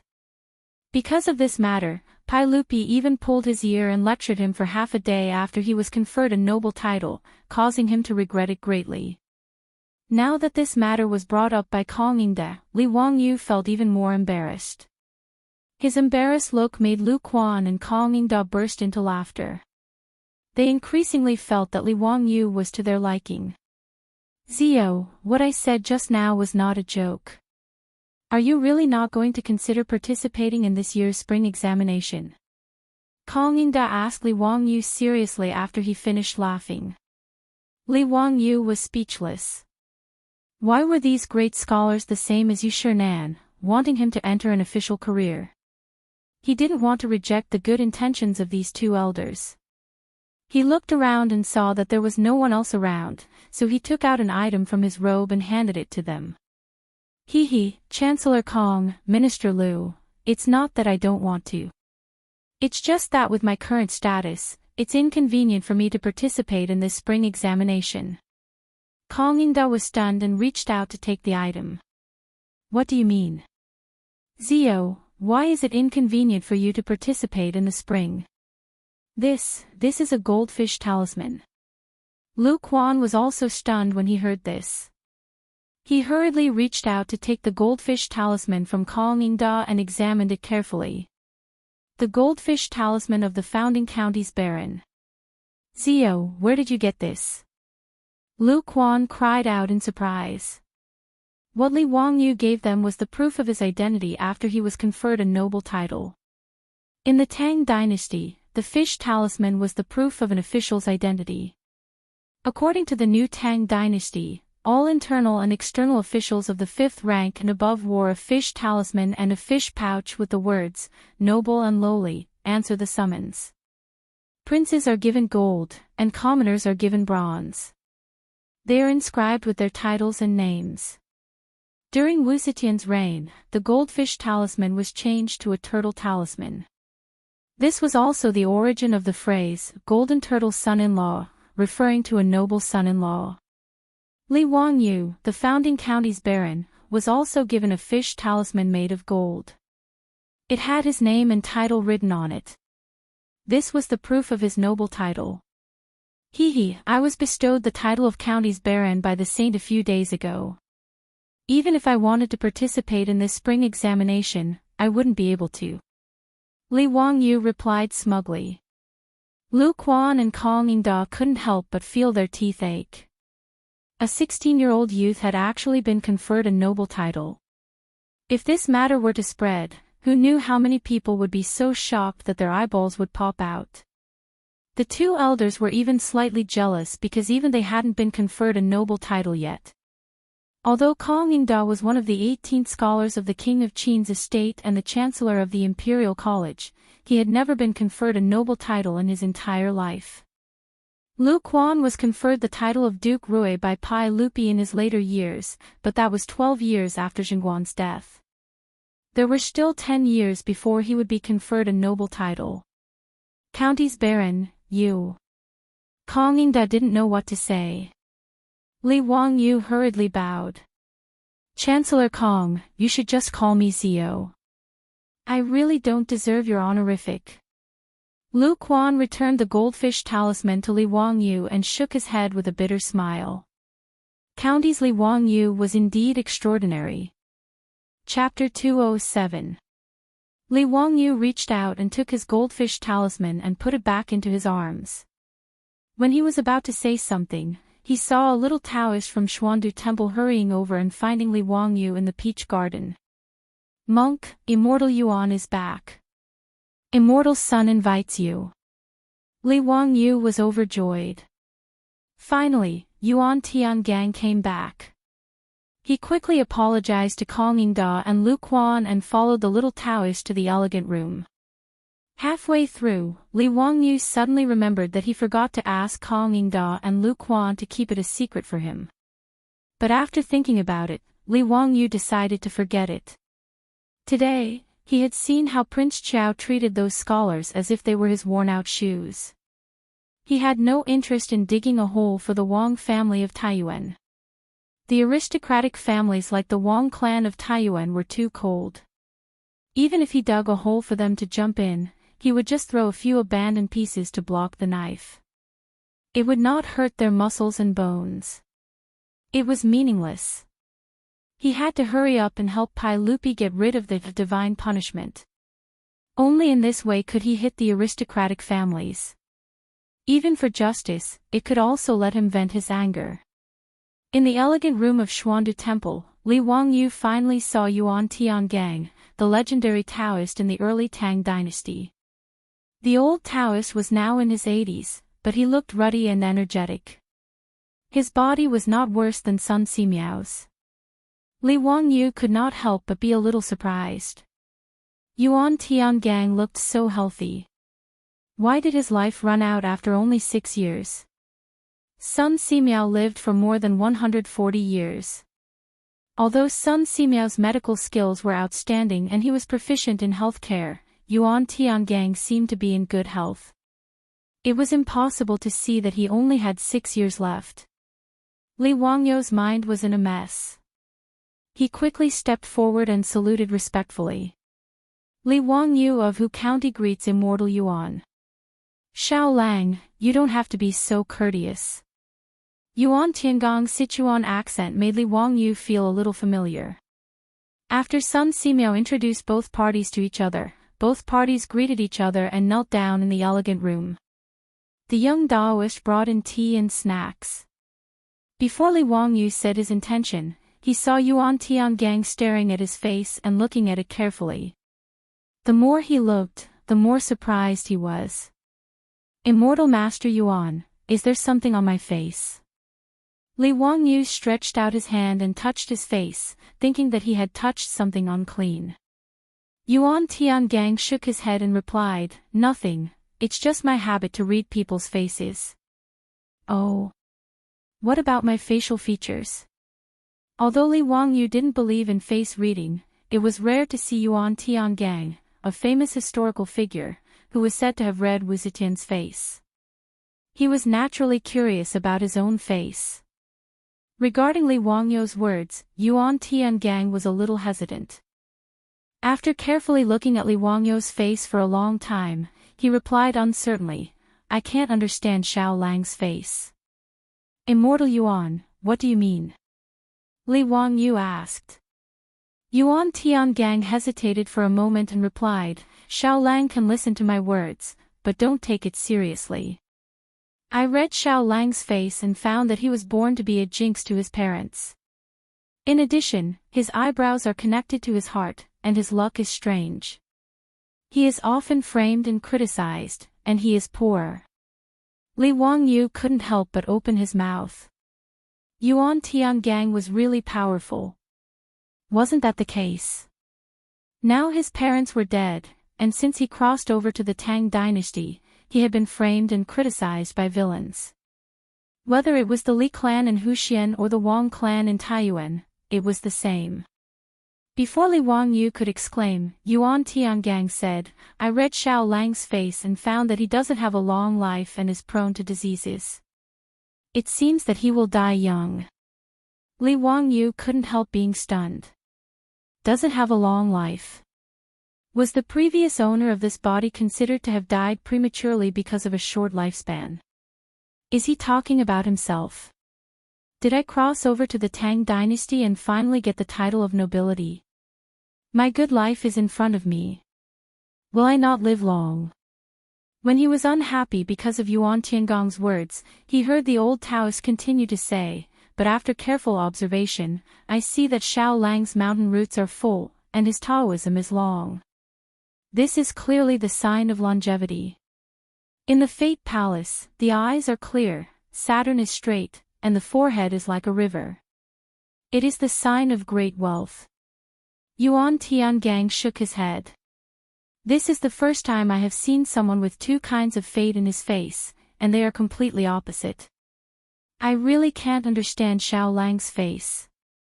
It's really weird. Li Wangyu was stunned for a long time and finally came to his senses. Is Yuan Tiangong's face really so good? Isn't the face of the previous owner of this body that jinxes his parents and makes him die young and poor? After his soul crossed over to the Tang Dynasty, he replaced the unlucky Li Wangyu. Does this count as changing my fate against the heaven? Great wealth, this should be referring to me, right? Hey, now I have been granted the title of nobility, and my family's various industries are thriving. It seems that Yuan Tiangong's face is really right. He glanced at Yuan Tiangang with a little guilty conscience and secretly thought that the old Taoist wouldn't see through his soul crossing over to the Tang Dynasty and taking over the nest of the magpie, would he? Yuan Tiangang just glanced at him with a little deep meaning, and then passed the matter and no longer mentioned it. Li Wangyu's back almost sweated. Yuan Tiangang is really a metaphysics master. He can see so much just by looking at my face. He quickly changed the topic. Immortal Yuan, how old are you this year? Boy, look at your ruddy face and white hair. You are really a Taoist master. I am 81 years old this year, and I don't have much life left. Immortal Yuan, what are you talking about? Your body is better than mine, and you are a Taoist. You must live a long life. Yuan Tiangang smiled and waved his hand. I have calculated it clearly. In another 6 years, my lifespan will be exhausted. His casual words caused Li Wangyu to have goosebumps all over his body. The hair on his arms was about to stand up. Can Yuan Tiangang really calculate these? It's really amazing. Is this metaphysics really so powerful? Li Wangyu didn't dare to discuss these with Yuan Tiangang anymore. He quickly said his intention, Immortal Yuan, the old immortal and I are here today to ask for your help. Xiao Lang, please. After Li Wangyu asked the little Taoist who served everyone in the elegant room to leave, he told the whole story of why he and Sun Simiao came to him. In the end, he cupped his hands and said to Yuan Tiangang seriously, this matter is related to the people of the Tang Dynasty. Whether they can escape this disaster of locusts, I ask Immortal Yuan to help. After it is done, the sage will reward me. This is also a matter of great merit. Please don't refuse. After listening to Li Wangyu's words, Yuan Tiangang didn't speak for a long time, just bowing his head and thinking. Li Wangyu was a little anxious and asked, Immortal Yuan, do you have any concerns? You don't have to worry about those aristocratic families. The sage will make the decision for you. Yuan Tiangang waved his hand and said, Xiao Lang, I have nothing to worry about. I am naturally willing to preside over the ceremony of the great sacrifice of all heaven. But how can it be possible for the Taoist ancestor to show his spirit and personally say that it is not the wrath of heaven? I don't have this ability. It turned out to be this. Li Wangyu couldn't help laughing when he heard this. It depended on his ability. Chapter 208. The plan that Li Wangyu just told Yuan Tiangang was very simple. He asked Yuan Tiangang to hold a Luo Tian grand ritual in the name of praying in front of Pai Lupi and the ministers in Taiji Palace.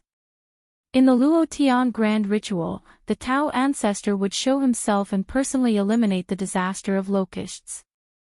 The ritual was a grand ceremony of Taoism to worship the god of heaven. Luo Tian, or Daluotian, referred to the extremely high and mysterious realm above the three realms of heaven. The Luo Tian grand ritual was an extremely grand ceremony to worship the god of heaven. It enshrined 1,200 divine positions to protect the country and people, to prolong life and death, to eliminate disasters, and to pray for blessings and thanks. It was written in the cloud bookcase 7 lots, below it is the altar of blessing and happiness, with 1,200 divine positions. For the Luo Tian grand ritual, the ritual objects and rites are lowered to the middle altar, 1,200 divine positions, including the gods of heaven, the gods of earth, the gods of the 9 continents, the gods of 10 places, the heroes of ancestors, the 3 sovereigns and 5 emperors, Yao, Shun, Yu, Tang, Zhou, King Wen, Confucius, Sage, Lord Ming, virtuous, loyal, and virtuous. Many emperors in the past dynasties invited Taoist priests to set up a ritual in the palace or in the famous mountains whenever there was a major event or disaster in the country. In the name of eliminating the plague of locusts, there was no problem to set up a ritual in Taiji Palace and hold the Luo Tian grand ritual. It would not make those aristocratic families suspicious. However, Li Wangyu wanted the Tao ancestor to show himself in the Luo Tian grand ritual and eliminate the disaster of heaven. Sun Simiao and Yuan Tiangang could only smile bitterly. Although they were all cultivators, who had heard that the Tao ancestor could really show himself. How could it be done? Although Taoism also had some tricks to fool the secular mortals, it was not much different from the monk that Li Wangyu saw on the cross street of Hu County that day. The monk fooled the Li clan and cheated 200 taels of gold with the chemical reactions that were common in the streets of later generations. In Taoism, there were many such tricks, and even more exquisite ones. But in Taiji Palace, in front of all the officials, and aristocratic families, it was simply a fantasy to use those methods to trick them. Even if Yuan Tiangang could deceive everyone's eyes, he couldn't figure out how to make the statue of Tao Zhu appear and break the divine punishment. If he really had such ability, why would he be a mere county magistrate in the Firewell County? Yuan Tiangang knew that some people could speak with ventriloquism. He didn't need to open his mouth. In the eyes of others, it seemed that others were talking. However, such a method could not fool the officials in public. Therefore, after listening to Li Wangyu's idea, even Yuan Tiangang could only shake his head again and again. Ma Zhou's original plan was to use the mighty figures of Taoism to hold the heavenly grand ritual and claim that the divine wrath was nonsense. However, after careful consideration, Li Wangyu felt that this was not enough to convince the aristocratic families. It was even more difficult for them to agree to the imperial court's order to exterminate the locusts. Therefore, Li Wangyu came up with this upgraded version of the plan. Sun Simiao was also frightened by Li Wangyu's imagination, so he repeatedly refused and introduced Yuan Tiangang to him. Yuan Tiangang also admitted that he was not an immortal. How could he make the Tao Zhu appear in the heavenly grand ritual and break the divine punishment? Hey, immortal Yuan, you don't need to worry about this. I will do it. Then you just need to do what I say. Really? Of course. Yuan Tiangang hesitated for a moment and nodded. although he didn't believe that Li Wangyu could make the Tao Zu appear.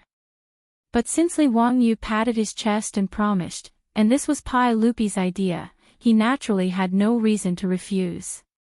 Although Yuan Tiangang was proficient in metaphysics, he was not the old Taoist Sun Simiao who saw through the mortal world and was devoted to Taoism. Otherwise, as a Taoist, he would not be a county magistrate in the Firewell County of Shu Commandery. Yuan Tiangang still had enough awe for the secular imperial power. As for what Li Wangyu said, Pai Lupi had other rewards after the matter was done. He also had some expectations. Although Yuan Tiangang could even calculate his own lifespan, he still could not jump out of the mortal world. From this point of view, Yuan Tiangang was not as good as Sun Simiao. Seeing that Yuan Tiangang nodded, Li Wangyu immediately asked Niu Wu to call the little Taoist and asked him to invite the abbot. After the abbot arrived, Li Wangyu took out an imperial edict from his arms and read the edict of Pai Lupi to him. The imperial edict ordered the abbot of Xuandu Temple to gather the manpower and material resources of 58 Taoist temples in Chang and City to hold the heavenly grand ritual in Taiji Palace 3 days later. This imperial edict was sent by Pai Lupi to Li Wangyu yesterday. For this heavenly grand ritual, Pai Lupi ordered that Li Wangyu was responsible for directing these Taoist temples to set up the altar and build the ritual.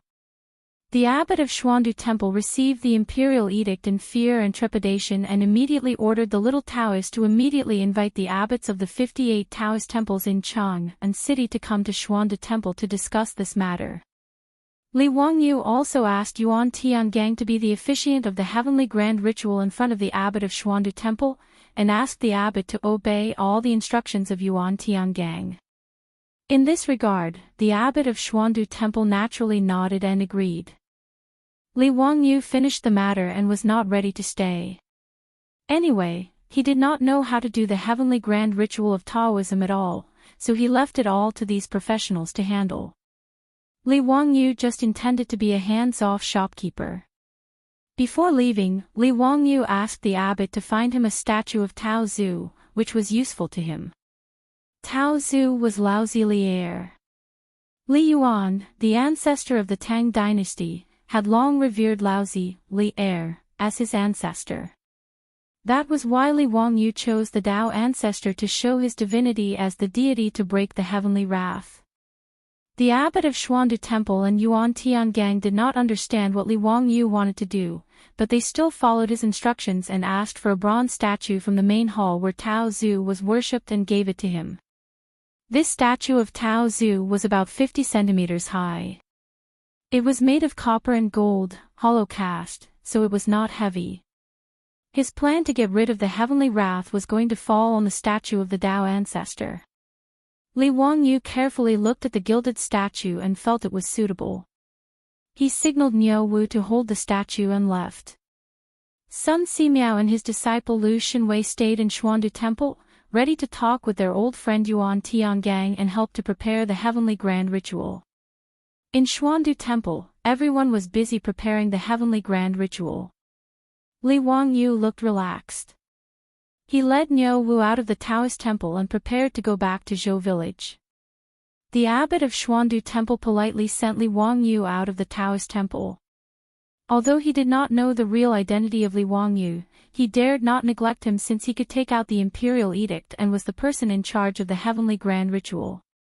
Unexpectedly, just as Li Wangyu took Niu Wu out of Xuandu Temple, several black-clothed yamen runners surrounded them from both sides of the Taoist temple before they got on the horse. These black-clothed bailiffs held iron rulers and chains in their hands.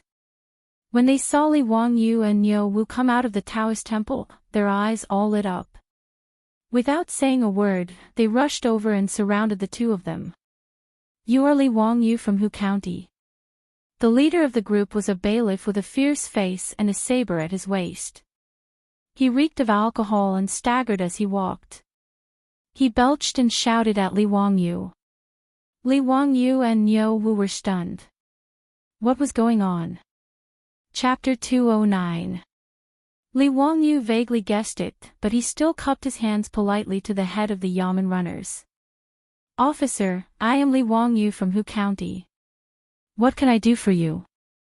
The head of the Yamen runners burped and went forward to grab Li Wangyu's neck. He also shouted, "It's you. Damn it, we are drinking happily. Are you looking for trouble for us? Stop. What do you want to do?" The abbot of the Taoist temple exclaimed. Before the head of the Yamen runners could grab Li Wangyu, he was firmly held in the palm of a strong hand. The head of the Yamen runners struggled a few times but could not break free. Niu Wu held the gilded bronze statue of Dao Zhu with one hand and the arm of the head of the Yamen runners tightly with the other. "Officer, what do you mean by this?" Li Wangyu looked at the Yamen runners around them and asked unhurriedly. Chongren Square was under the jurisdiction of the County Yamen of Wanyan County in Chong'an. He had never dealt with Wanyan County, so he naturally did not know these Yamen runners. The head of the Yamen runners was obviously a little drunk. A mouthful of saliva with the smell of alcohol sprayed toward Li Wangyu and Niu Wu. "Boy, you committed a crime. Someone accused you of stealing other people's property. Cut the crap and go back to the county Yamen with me." "Stealing property? Officer, are you drunk? Whose property did I steal?" The abbot of Xuandu Temple was also angry. He reprimanded, "Head of the Yamen runners, are you crazy? Do you know where you are? How could Mr. Xiao Lang steal other people's property?" "What did you say, ox nose? You are the one who is crazy. Let me tell you, this is Wang." The head of the Yamen runners suddenly realized that he had almost spilled the beans and quickly corrected himself. "It's none of your business. If you don't know what's good for you, I will put you in prison too," the head of the Yamen runners said as he waved to the Yamen runners around him, motioning them to go up and arrest them. This group of Yamen runners was obviously the same as the head of the Yamen runners. It seemed that they had been drinking just now. At this time, they walked a little unsteadily and spoke with a lisp. "How dare you? Impudent! You with the surname Tan, are you tired of living? I want to see who dares to make a move today." Even if the Lu Ming house were here, they would not dare to be so presumptuous. The abbot of the Xiandu temple was about to go crazy from anger because of the bailiffs from Wanyan County. He did not expect that a small bailiff from Wanyan County would dare to come to the entrance of the Xiandu temple to arrest people. This bailiff's surname was Tan. He was usually very respectful to the Xiandu temple. Today, this fellow might have drunk too much cat piss and actually dared to shout at him. The Xuandu temple was a royal Taoist temple. Those who could enter the Xuandu temple were all influential people in Chong'an. Not to mention this group of black-clothed bailiffs, even the county magistrate of Wanyan County, the Lu Ming house, a sixth-grade official, would not dare to act recklessly in this Xiandu temple. As for this Tan Ban, he didn't even have the qualifications to meet him. In the eyes of the abbot of Xiandu temple, he was just an ant-like nobody. However, such a nobody dared to point at him and call him an ox nose. This made the abbot of Xiandu temple furious. If he really let this Tan Ban take Li Wangyu away from the entrance of the Xiandu temple, his face would be completely thrown to the ground. Moreover, how could a young man who could take out Pai Lupi's imperial edict be an ordinary person? He did not dare to watch Li Wangyu being taken away by this group of bailiffs. "Ox nose, you don't have king use the Ming house to scare me." The bailiff was not frightened by the words of the abbot of Xiandu temple. Instead, he waved his arms and shouted, Today, no one can do anything. Today, I have to take this little boy away." The bailiff was a wily old fox in the county government. If it was a normal day, he would not dare to speak like this. However, he drank 2 more cups today. As the saying goes, wine can make a person brave.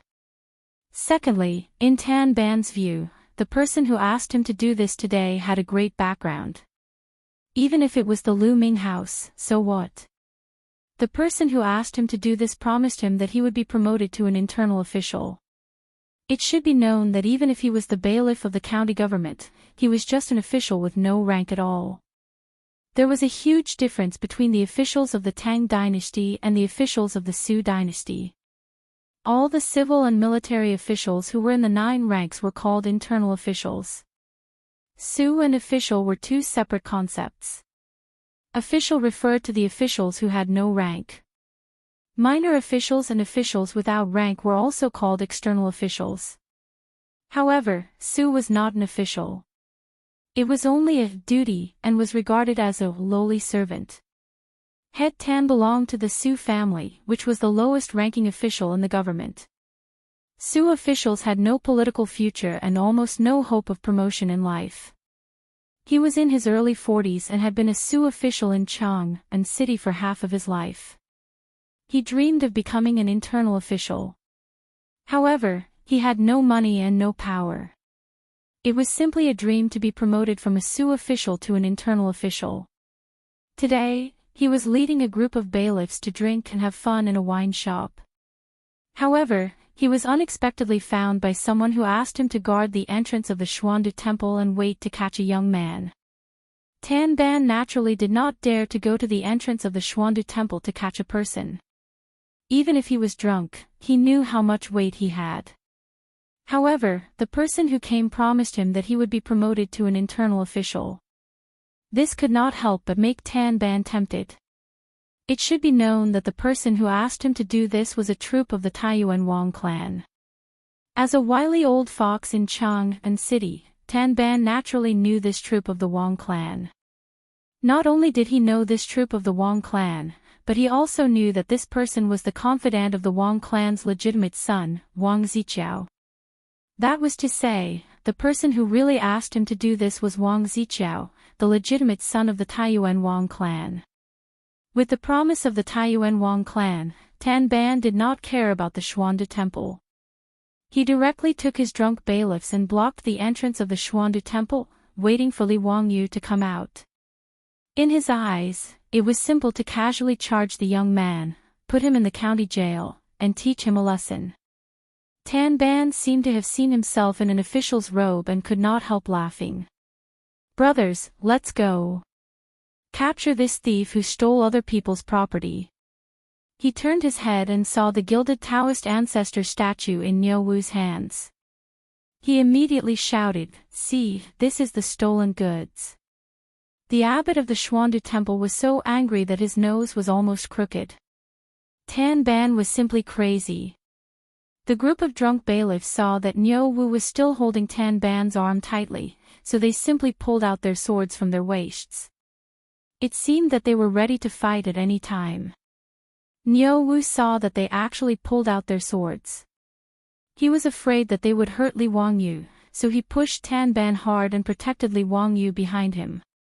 He did not have a sword with him today, so he simply held the gilded Taoist ancestor statue and confronted this group of bailiffs. The abbot of the Xuandu temple also became nervous.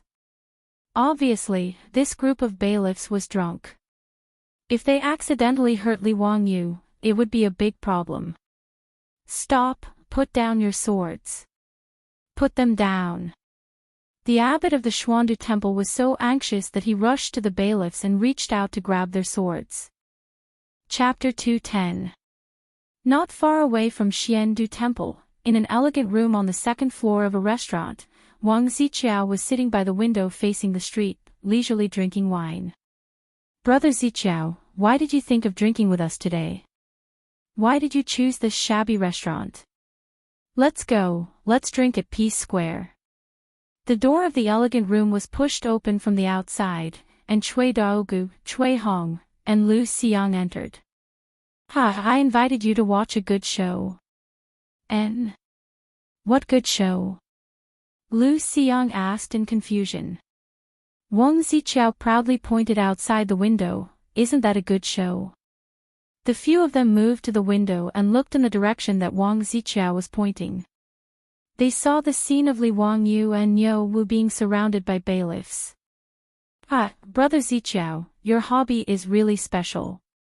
Just find someone to teach that Tian Shilang a lesson, but you had to personally watch it.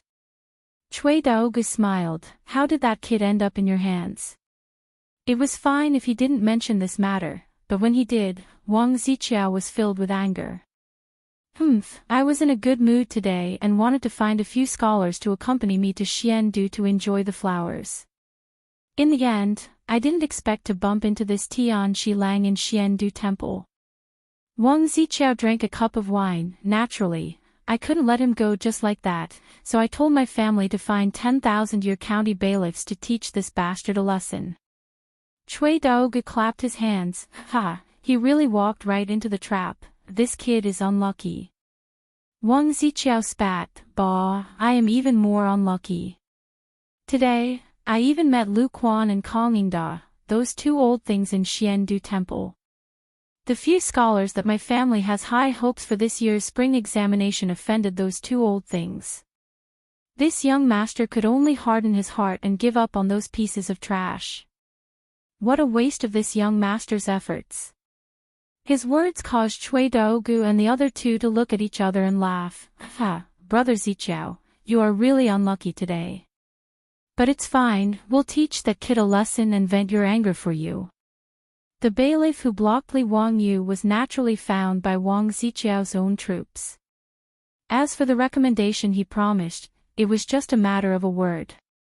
With Wang Ziqiao's face, it would be easier for him to get a lower 9th grade official position than drinking water. He ordered his own troops to find the bailiffs to deal with Li Wangyu. He also didn't forget to ask people to inform those rich young masters of aristocratic families to come and watch the show. That day, he had been humiliated by Li Wangyu in Peace Square. He had also lost face in front of the few silk pants. Today, he had invited them to watch the show in order to regain his face. A few silk pants were sitting in the restaurant, laughing and joking.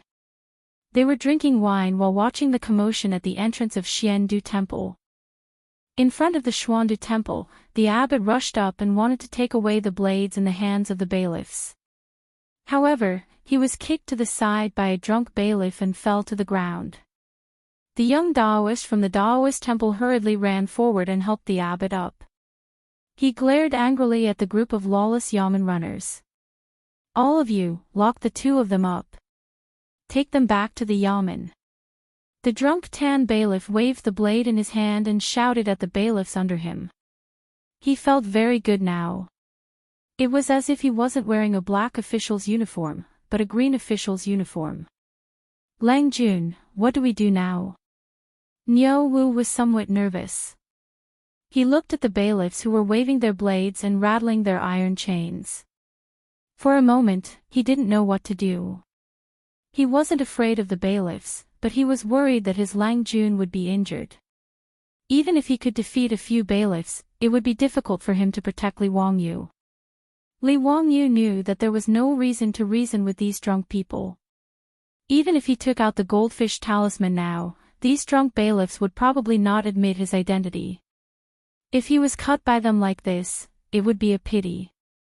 Niu Wu, put down the idol. Don't break it. I still have use for this idol. Let them lock it up and don't resist. I'd like to see how they will take it down after locking us up now. Niu Wu nodded and gently put the idol aside. He didn't resist and let the bailiffs lock him up with iron chains. Seeing that the one-eyed strong man didn't resist, the bailiffs were relieved. This strong man was so burly.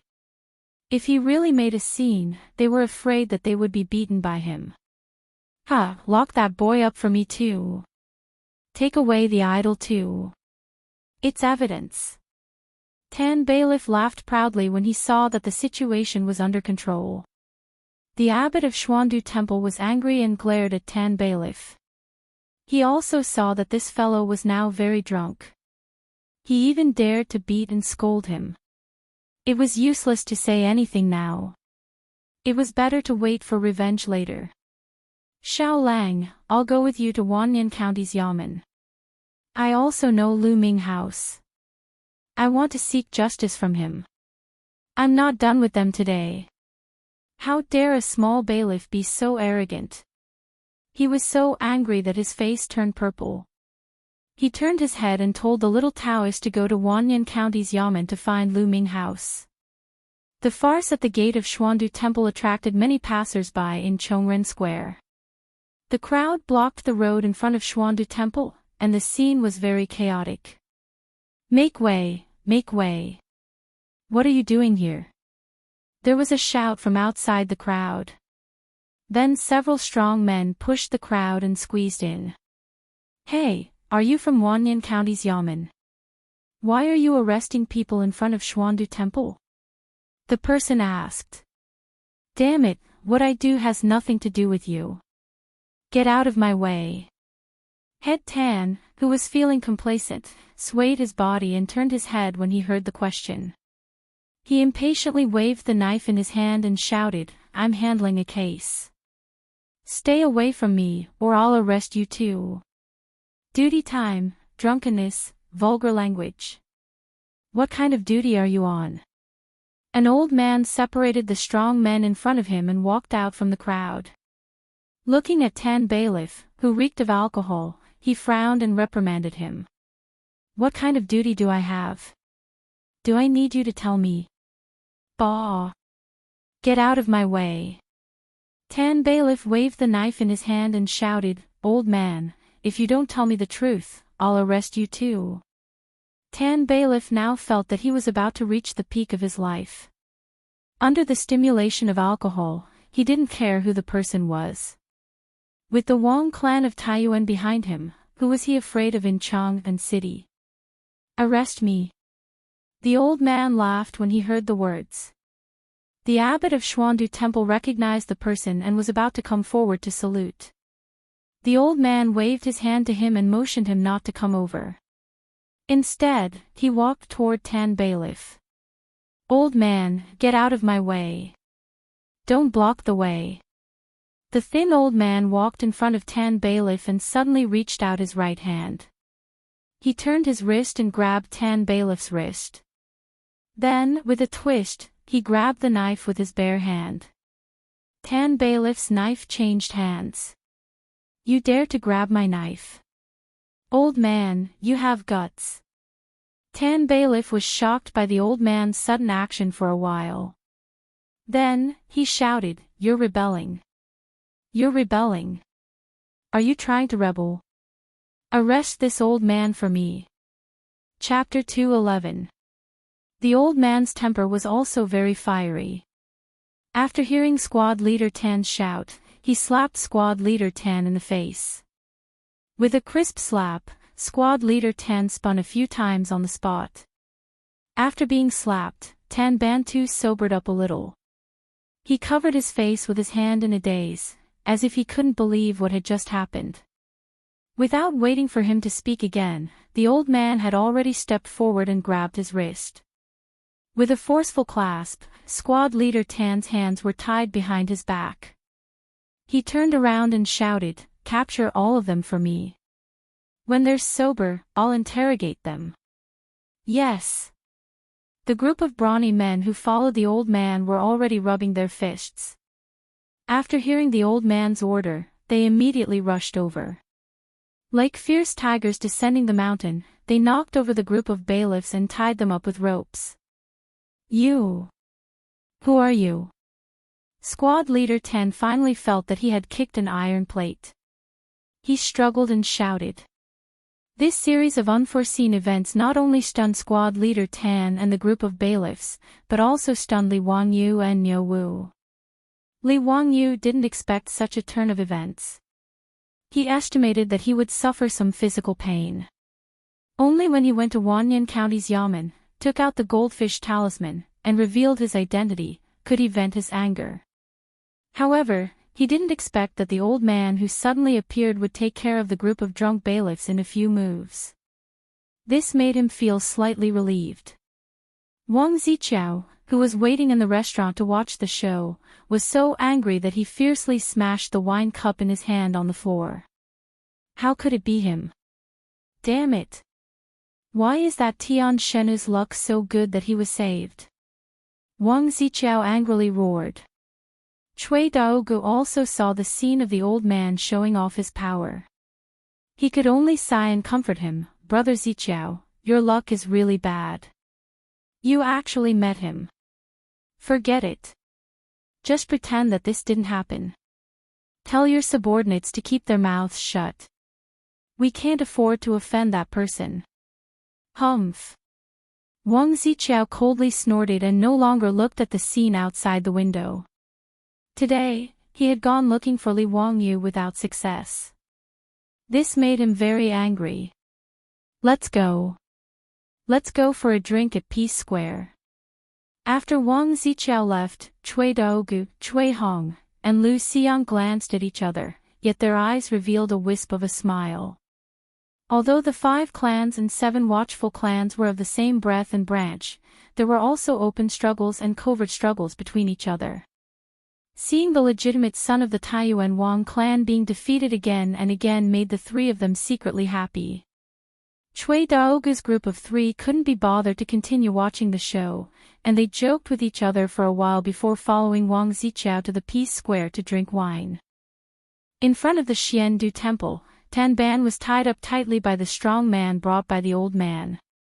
After sobering up a little, he finally began to feel afraid and shouted at the top of his lungs, "Young Master Wang, save me."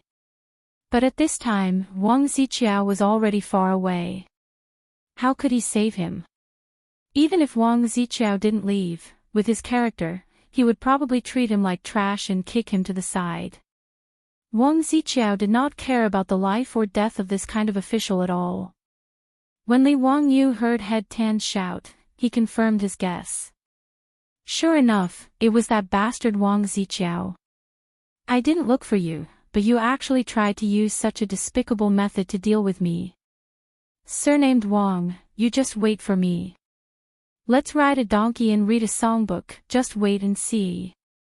Li Wangyu suppressed the anger in his heart and went forward to greet the old man. Li Wangyu of Hu County, thank you for your help.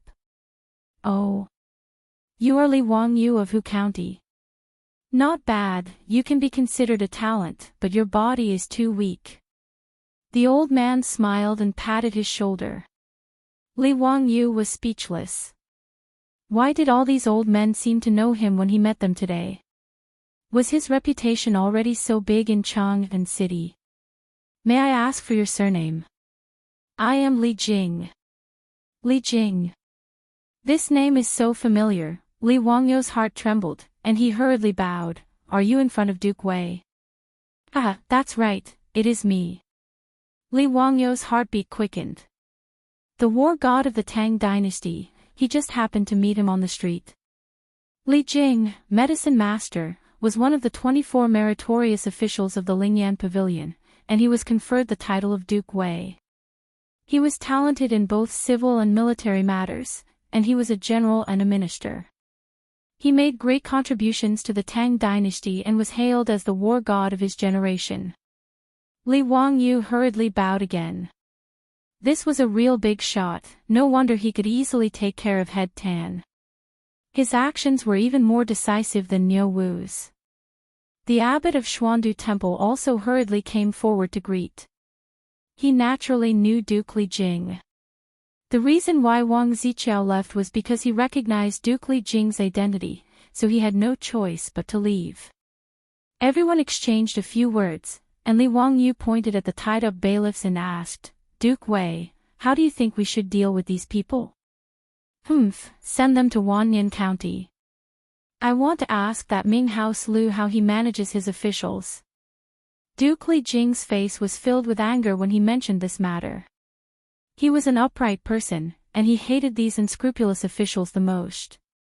He had already seen what happened just now clearly from outside the crowd. Obviously, these bailiffs wanted to frame Li Jia Shaolang and frame him for stealing the idol from Xuandu Temple. It was ridiculous. Duke Li Jing didn't think much about it. He thought that these bailiffs were just drunk and wanted to blackmail Li Wangyu. He didn't know about the grudge between Li Wangyu and the Taiyuan Wang clan. Li Wangyu naturally didn't have any objections. He also wanted to teach these unscrupulous bailiffs a lesson, so that no Tom, Dick, or Harry would dare to reach out their claws to Li Wangyu in the future. Duke Li Jing's troops escorted the bailiffs to Wanyan County's Yamen, ready to punish them. Xianyang Lane, where Wanyan County's Yamen was located, was not far from Xuandu Temple. After leaving Chongren Lane and passing Peace Lane, they would arrive at Xianyang Lane. The structure of Wanyan County's Yamen was almost the same as Chong'an County. When the group entered the Yamen's Yamen, the Wanyan County magistrate, who had been notified, came out to welcome them. The Wanyan County magistrate's name was Lu Dehang, and he was a collateral member of the Fanyang Lu family. However, he didn't know anything about what happened today. Wang Ziqiao didn't let anyone inform him. Hearing his subordinate report that the Minister of War, Duke Wei, Li Jing, had led his own troops and escorted the bailiffs of the county Yamen, Lu Dehang's heart skipped a beat. He knew that things were not going well. He didn't know what that damned head Tan had done, but if it could cause Duke Wei to personally escort them back to the Yamen, it couldn't be a small matter. Greetings, Duke Wei. Lu Ming House, these bailiffs are from your Wanyan County's Yamen, right? Duke Li Jing didn't give him any face and asked directly. Lu Dehang secretly swallowed a mouthful of saliva and nodded carefully, that's right. How did these bastards make Duke Wei angry? I definitely won't let them off. Duke Li Jing snorted coldly. Humph, these bastards, they got drunk on duty and even framed others for stealing money. They deserve to die. As he spoke, he pointed at Li Wangyu, implying that he was the victim who had been framed by the bailiffs. Lu Dehang quickly looked up and saw a white-clothed youth. He couldn't help but let out a sigh of relief. It was fine as long as he didn't offend any aristocratic family's young master or noble. He was just a commoner in white, so it wasn't a big deal. When he returned, he would give him some compensation and then reprimand the bailiffs. Note: Duke Li Jing was conferred the title of Duke Wei in Jingguan's second year, which was brought forward in the novel. Chapter 212. Lu Dehang glared at Head Tan. This old fox was causing trouble for him again. If it wasn't for his daughter, he wouldn't have let him off so easily today. Although Head Tan was older than Lu Dehang, he could be considered half of Lu Dehang's father-in-law. This was because he gave his youngest daughter to Lu Dehang as a concubine. Although a concubine wasn't considered a marriage in the Tang Dynasty, Lu Dehang doted on little Miss Tan a lot, so he took care of Head Tan. Lu Dehang also knew that Head Tan wanted to become an internal official, but he was just the head of the bailiffs. He couldn't even be considered an external official, let alone an internal official. Therefore, he could only turn a blind eye to Head Tan's actions. As long as he didn't cause too much trouble, he would act as if he didn't see anything. Head Tan had worked in the county government for half his life, so he knew all the tricks in the county government. He had also used County Magistrate Lu's name to gain a lot of benefits. In Lu Dehang's view, today's matter was just Head Tan trying to blackmail someone and gain some benefits. He didn't expect to be so unlucky as to bump into Duke Wei and Li Jing. This wasn't the first time Head Tan and the others had done something like this, so Lu Dehang didn't take it seriously. At most, he would throw the bailiffs into jail in front of Li Jing and release them after Li Jing left. In any case, Duke Wei couldn't possibly stay in the county government and wait for him to deal with them on the spot. This kind of thing was nothing more than dragging it out. After dragging it out for a while, everything would calm down. There was no way a noble like Duke Wei would care about such a trivial matter all the time. As for the victim's family, he would just give them some money. How could he dare to say anything about it? After making up his mind, Lu Dehang cupped his hands towards Li Jing and smiled apologetically. At the same time, he signaled the bailiffs to take Head Tan and the others away. Duke Wei, it's all my fault for not being strict enough. It's my fault. I will definitely punish these bailiffs who neglected their duties and framed others. Li Jing did not feel that there was anything wrong with Lu Dehang's words. The reason why he had personally escorted these bailiffs to Wanyan County was to express his attitude. As for how to deal with them, it was naturally Lu Dehang's responsibility as the county magistrate. He would not exceed his authority. However, Li Wangyu understood the meaning behind County Magistrate Lu's words. Wasn't it obvious that he was going to raise it up high and put it down gently? What severe punishment? These empty words were meaningless. Seeing that the bailiffs were about to take head Tan and the others away, Li Wangyu hurriedly stopped them. Wait. What? This Mr. Xiaolang is not satisfied with the county's punishment. When Lu Dehang saw that Li Wangyu had stopped him, the smile on his face disappeared and he asked with dissatisfaction. Li Wangyu did not mind his expression at all. He asked directly, Ming House, what is the punishment for stealing other people's property in the law of the Tang Dynasty? In the law of the Tang Dynasty, the punishment for robbers was still very severe. The law of the Tang Dynasty stipulates, if you steal and don't get money, you have to answer 50 times. 1 foot of cane is 60 times, 1 horse plus 1 class. If you steal 5 horses a year, 10 horses plus 1 class, 50 horses plus 1 class. Facing Li Wangyu's question, Lu Dehang did not answer. He only snorted, this county magistrate will make the decision for you. Step aside first. Even Li Jing could see that Lu Dehang was perfunctory in his answer. He said with dissatisfaction, Ming House Lu, why don't you answer Xiaolang's question? This. Hearing Li Jing's words, Lu Dehang had no choice but to answer honestly, if you steal and don't get money, you have to answer 50 times. Hearing him recite the law of the Tang Dynasty about robbers, Li Wangyu sneered and pointed at the gilded idol in Niu Wu's hands. The head of the class accused me of stealing this gilded idol. If it is true, how should I be punished? This idol was cast in copper and gilded in gold. Li Wangyu estimated that the price of this idol would not be lower than 100 strings of copper coins. Its value was obviously much higher than the value of 50 bolts of silk. According to the law of the Tang Dynasty, if this idol was really stolen by Li Wangyu, according to the law, he would be exiled 3,000 miles away and serve 3 years of hard labor. This. Lu Dehang did not know how to answer. He vaguely guessed why Li Wangyu asked such a question. Sure enough, without waiting for him to answer, Li Wangyu pointed at the stone tablet at the west end of the county magistrate's tunnel. The words, false accusation plus 3 classes, were engraved on it. Ming House, according to the law of the Tang Dynasty, false accusation plus 3 classes. Am I right? Since the head of the class accused me of stealing, shouldn't I be punished plus 3 classes?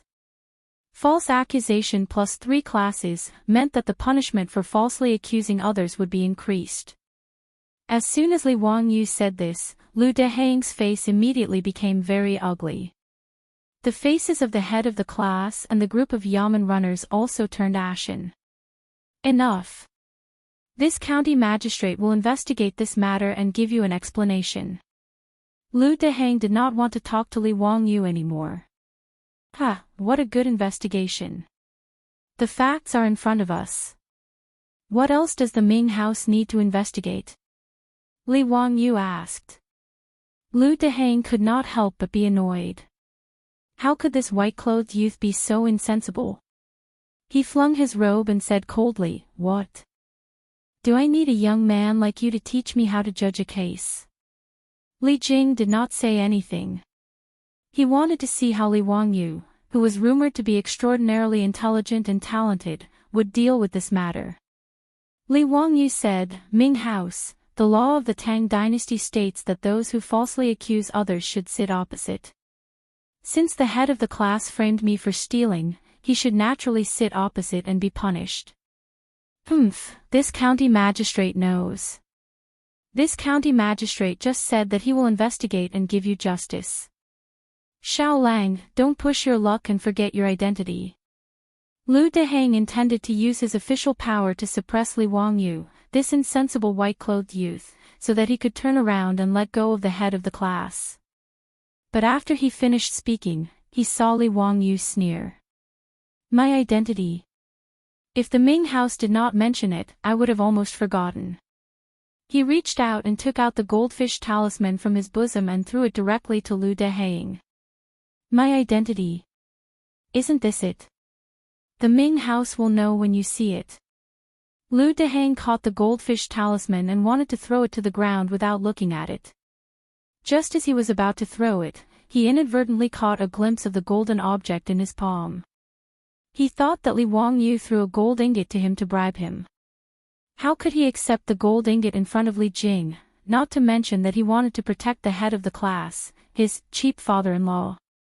Just as he was about to reprimand Li Wangyu, his eyes fell on the golden object in his hand and he could no longer pull them out. Gold. Goldfish talisman, you are the county magistrate of the founding county. What? Xiao Lang, you have been conferred a title. Before Lu Dehang could react, Li Jing heard his words and hurriedly rushed forward. He snatched the goldfish talisman from his hand and looked at it carefully. County Magistrate of the Founding County, conferred a title of County Magistrate. Li Jing looked up at Li Wangyu in disbelief. Xiao Lang, you are only 16 years old this year, right? The sage actually conferred a title to you. His words scared the head of the class and the bailiffs, who were still standing on the side. Their legs went soft and they knelt down. Chapter 213. Li Wangyu could only smile and shrug his shoulders in response to Duke Wei's surprise. He didn't know how to answer. He was also surprised to be given a title by Pai Lupi. Who knew why the stingy Pai Lupi would give him a title just because he made a water wheel and a four-wheeled carriage? Pai Lupi was very cautious when it came to giving titles. He wouldn't give titles unless he made a great contribution. Just by looking at how even a great scholar like Kong Yingda couldn't get a title, one could tell how difficult it was to be given a title. The reason why Li Wangyu was confused about being given a title was because he underestimated the significance of the four-wheeled carriage to the Tang Dynasty. The blueprint of the four-wheeled carriage was given to the Ministry of Works by Pai Lupi. After some improvements, it was confirmed that 4 horses could be used to transport 30 dan of goods at a time and travel 300 li a day.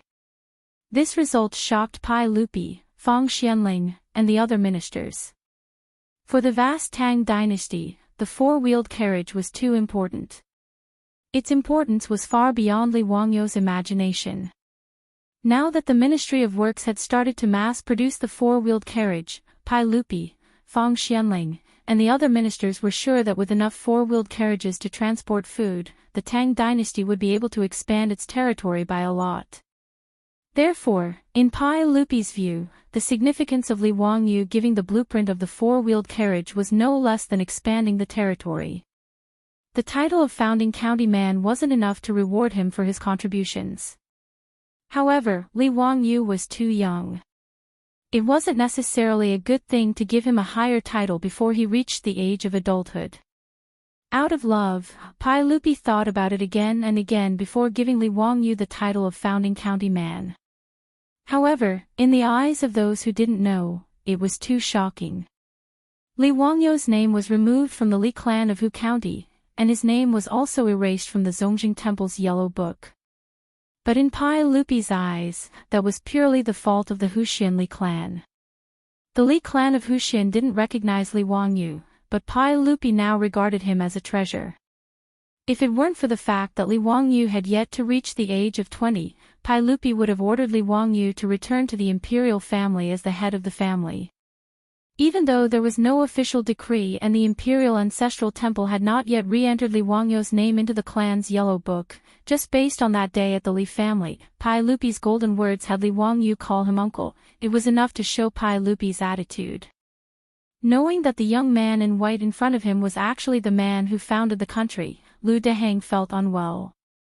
He hurriedly and respectfully bowed to Li Wangyu. This official didn't know the identity of the man from Huxian. Just now, this official was too presumptuous, please don't take offense. Li Wangyu still couldn't get used to hearing his title. It was 2F** king unimpressive, okay? It was also an honorific title. Other people called him Duke of Wei, Duke of Lu, how domineering were they? Titles like Duke of Wei, Duke of Lu, how resounding were they? His title was Huxian. Could it be that when he was conferred the title of founding duke in the future, he would also be respectfully called Huxian Duke? Thinking of this possibility, Li Wangyu couldn't help but shiver. It was too frightening. Li Wangyu wasn't too surprised by Lu Dehang's change from arrogance to respect. He only nodded calmly. Lu Ming House, no need to be so courteous. It's fine as long as you can give me an explanation. After saying this, he looked at Head Tan and the others kneeling on the ground and trembling. Lu Ming House, let's start the trial now. I still have some matters to attend to in a while and need to go to the palace to seek an audience with the sage. I don't have much time to waste. Li Wangyu's words completely destroyed Lu Dehang's thoughts of protecting Head Tan. He could only helplessly make an inviting gesture to Li Jing and Li Wangyu and prepare to go to the main hall of the county yamen to start the trial. In the Wanyan County Yamen, a group of yamen runners and scribes cast sympathetic glances at Head Tan and the others kneeling on the ground. It seemed that Head Tan was doomed to be unlucky. Who told him to be so blind as to frame a founding duke?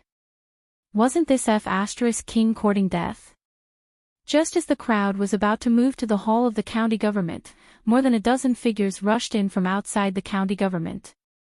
They were yelling loudly, Lu Dehang, get your ass out here right now. How dare you send people to capture us brothers? I'll skin you alive. Don't talk nonsense with them. Kill your way in and save Zio. The yamen runners of the Wanyan County Yamen didn't have time to stop them and were beaten to a pulp by the crowd that rushed into the county yamen.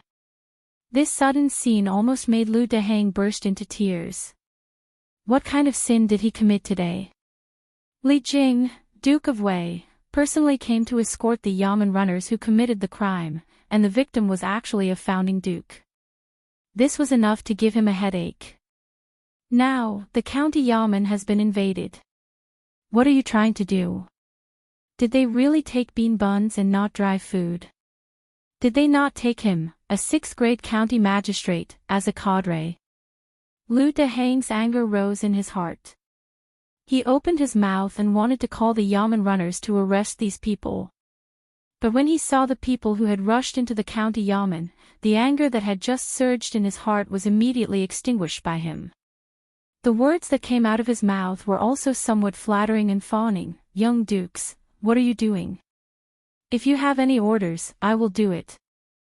The people who rushed into the Wanyan County Yamen were Ching Chumo and the others. Bastards, you yamen runners of the Wanyan County actually dare to capture my brother. Hurry up. Ching Chumo didn't finish his words when he finally saw Li Wangyu on the side and shouted in surprise, Zio, are you okay? Did this group of bastards do anything to you? Li Wangyu was greatly moved. He quickly smiled and waved his hand, I'm fine. Thank you, brothers. Why are you here? Fong Yai smiled and said, today we went to Dingzhou village to drink with you. Your housekeeper said you went to Xiandu Temple. We went to Xiandu Temple to find you. When we arrived, we heard from the young Daoist that you were captured by the yamen runners of the Wanyan County. Didn't we immediately come to save you? Did Lu Dehang send people to capture you? Li Wangyu was speechless. The young Daoist from Xiandu Temple was not reliable. It was clearly him and Li Jing who had brought the group of yamen runners to the county yamen. How did it become him being captured by the yamen runners? Without waiting for him to explain, Lu Dehang's face was bitter as he cried out, Young dukes, how could I dare to let the yamen runners capture a county man? Even if I had the courage, I wouldn't dare. It's really. He also didn't know how to explain the actions of Headband Tan and the others. Wait, what did you say? A county man. Who is a county man? Fong Yai suddenly interrupted him and asked. Ching Chumo and the others also looked at each other. How come there was another county man? In Chang'an City, they had never heard of this title of Baron of Founding County. Lu Dehang's face was full of surprise and he couldn't help but look at Li Wangyu. Before he could explain, Li Wangyu rubbed his nose and said embarrassedly, "Hee, brothers, I am a county man." "What? Ziyu, you were conferred a title." "Brother, this is not a joke. When were you conferred a title?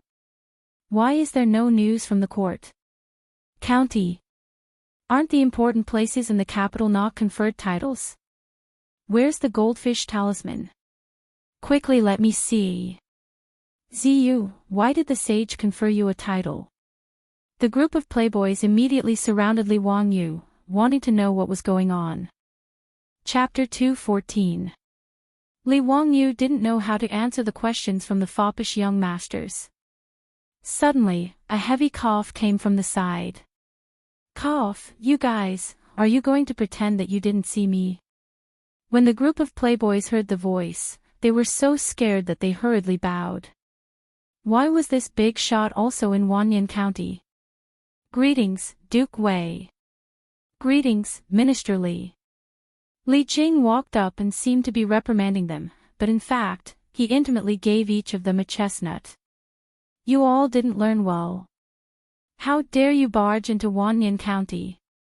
It seems that I have to talk to Jijia and Jingda about how they discipline their sons." Ching Chumo begged for mercy with a bitter face. "Duke Wei, aren't we afraid that Zio will be bullied by Wanyan County? Hee, please forgive us this time."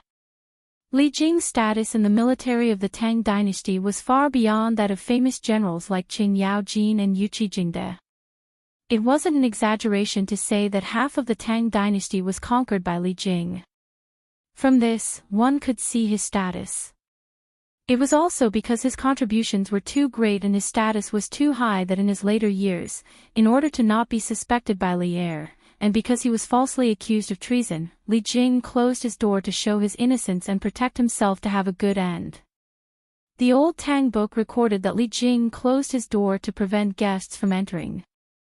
Even his relatives were not allowed to enter. Closing his door meant that he was completely isolated from the outside world. He didn't even receive his relatives to prove that he didn't have any rebellious thoughts. In later novels, it was said that in order to prove his innocence, Li Jing opened his door and allowed people to visit as they wished. This was the opposite. With the Li family's status as the founding duke, even if the door was opened, outsiders wouldn't be able to see anything, because the duke's mansion was too big. Ching Chumo and the other dandy young masters were all scared out of their wits when they saw Li Jing here.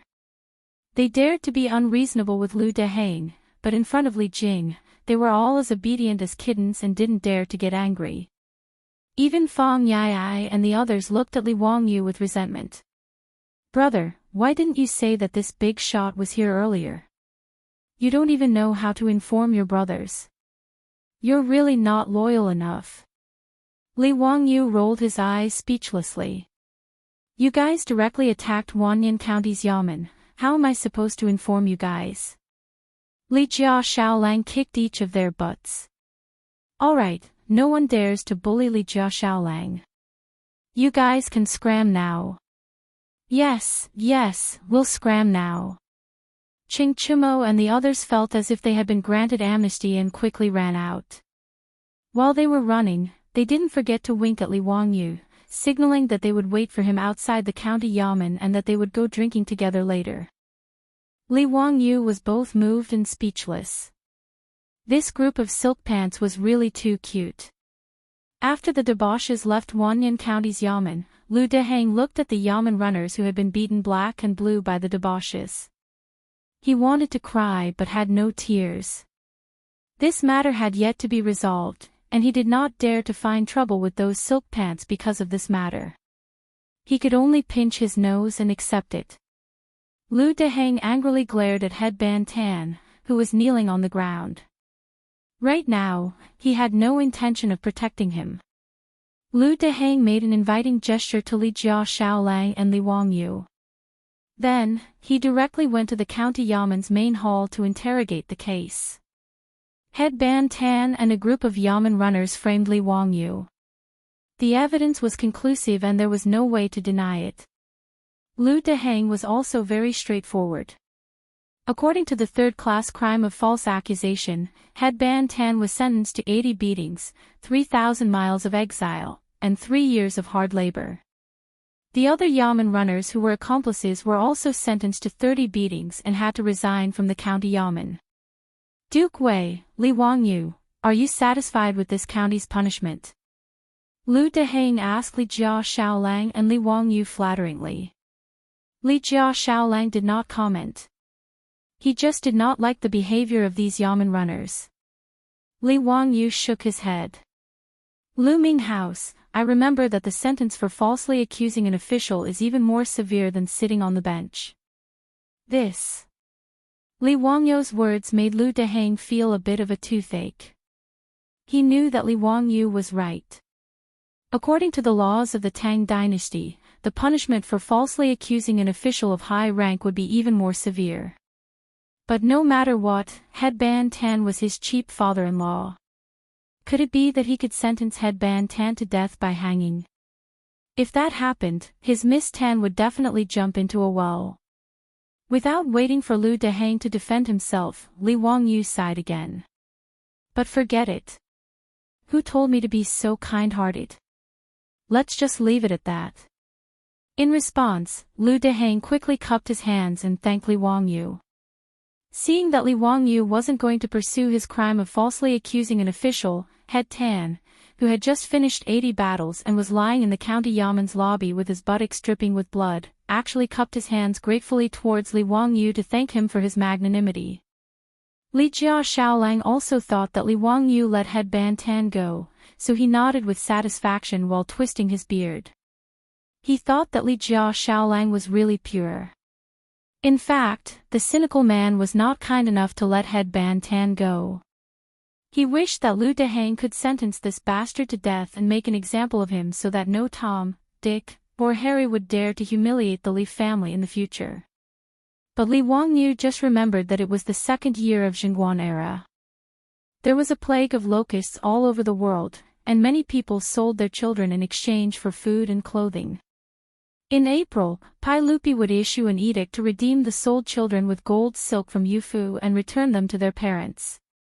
Because of the long rain last year, this year there was a drought and a plague of locusts, so the whole world was pardoned. As the name implied, the whole world was pardoned for all criminals in the world. The mistakes they had made before would be forgiven and written off. In addition to treason and other serious crimes, even if Head Ban Tan was sentenced to death by hanging, he would be pardoned by Pai Lupi before the end of the year by the Ministry of Justice, even if he was sentenced to death by hanging.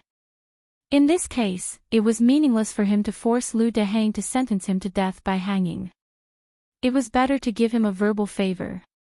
Seeing that Li Wangyu no longer pursued the matter, Lu Deheng ordered the Yamen runners to put Head Ban Tan in prison first, and then he would be exiled 3,000 miles away to serve his sentence in Lingnan. The farce was finally over. Li Wangyu and Li Jing were respectfully sent out of the county government by Lu Deheng. Li Jing encouraged Li Wangyu with a few words and left with his troops. After he left, the group of debauches immediately ran out and clustered around Li Wangyu. Ching Chumo had a fiendish look on his face. Ziyu, you were conferred a noble title by the saint, but you dared to hide such an important matter from your brothers. Tell us, what is your punishment? That's right. Ziyu, your actions have really hurt us. Tell us, how are you going to make it up to us? Fong Yai also cracked his knuckles as he threatened. Li Wangyu hurriedly made a circle with his hands clasped in front of him. Brothers, it's all my fault. In order to make it up to you, I'll be the host today, okay? Haha, that's right. Let's go, P Square or the Hu Wine Shop. Ziyu, you have the final say. F*CK, I knew these bastards wanted to drink wine. I despise them. While Li Wangyu and the group of debauches were riding to the wine shop, the news of him being conferred a noble title by Pai Lupi spread quickly in Chang and from the Wanyan County government, causing a great commotion in Chang then. Chapter 215. After the playboys rushed into the Wanyan County Yamen, the 100 Horsemen Department immediately reported to Pai Lupi, who was in the Taiji Palace. Pai Lupi did not care too much about the playboys' mischief. Pai Lupi actually liked and appreciated Ching Chumo's group of playboys. At least compared to those playboys from aristocratic families, their natures were much better. Although they were a tyrant in Chang, and Pai Lupi often heard reports from the 100 Horsemen Department about the playboys' mischief, he had never heard that they bullied the market or kidnapped women. Therefore, in Pai Lupi's eyes, Ching Chumo and the others were just a group of playboys. But after learning that the head of the Wanyan County Yamen had dared to frame Li Wangyu, Pai Lupi directly became angry and slapped the case. Investigate for me. Who is the one behind this? I don't believe that a small head of the Yamen would be so bold. During the trial in the Yamen, Head Tan insisted that he had drunk too much wine and was confused for a moment, so he wanted to blackmail Li Wangyu. He did not say that it was the Taiyuan Wang clan who had ordered him to do so, mainly because he did not dare. Although Head Tan was only a small figure, he knew that he had been used by the Taiyuan Wang clan. In fact, he resented the Wang clan even more. The Taiyuan Wang clan was not a good person. He knew that he could not provoke the Daohu County man, but he still urged him to find trouble with the Daohu County man. He was really despicable and shameless. But no matter how much Head Tan resented the Taiyuan Wang clan, he did not dare to say that the Wang clan had bribed him to deal with Li Wangyu.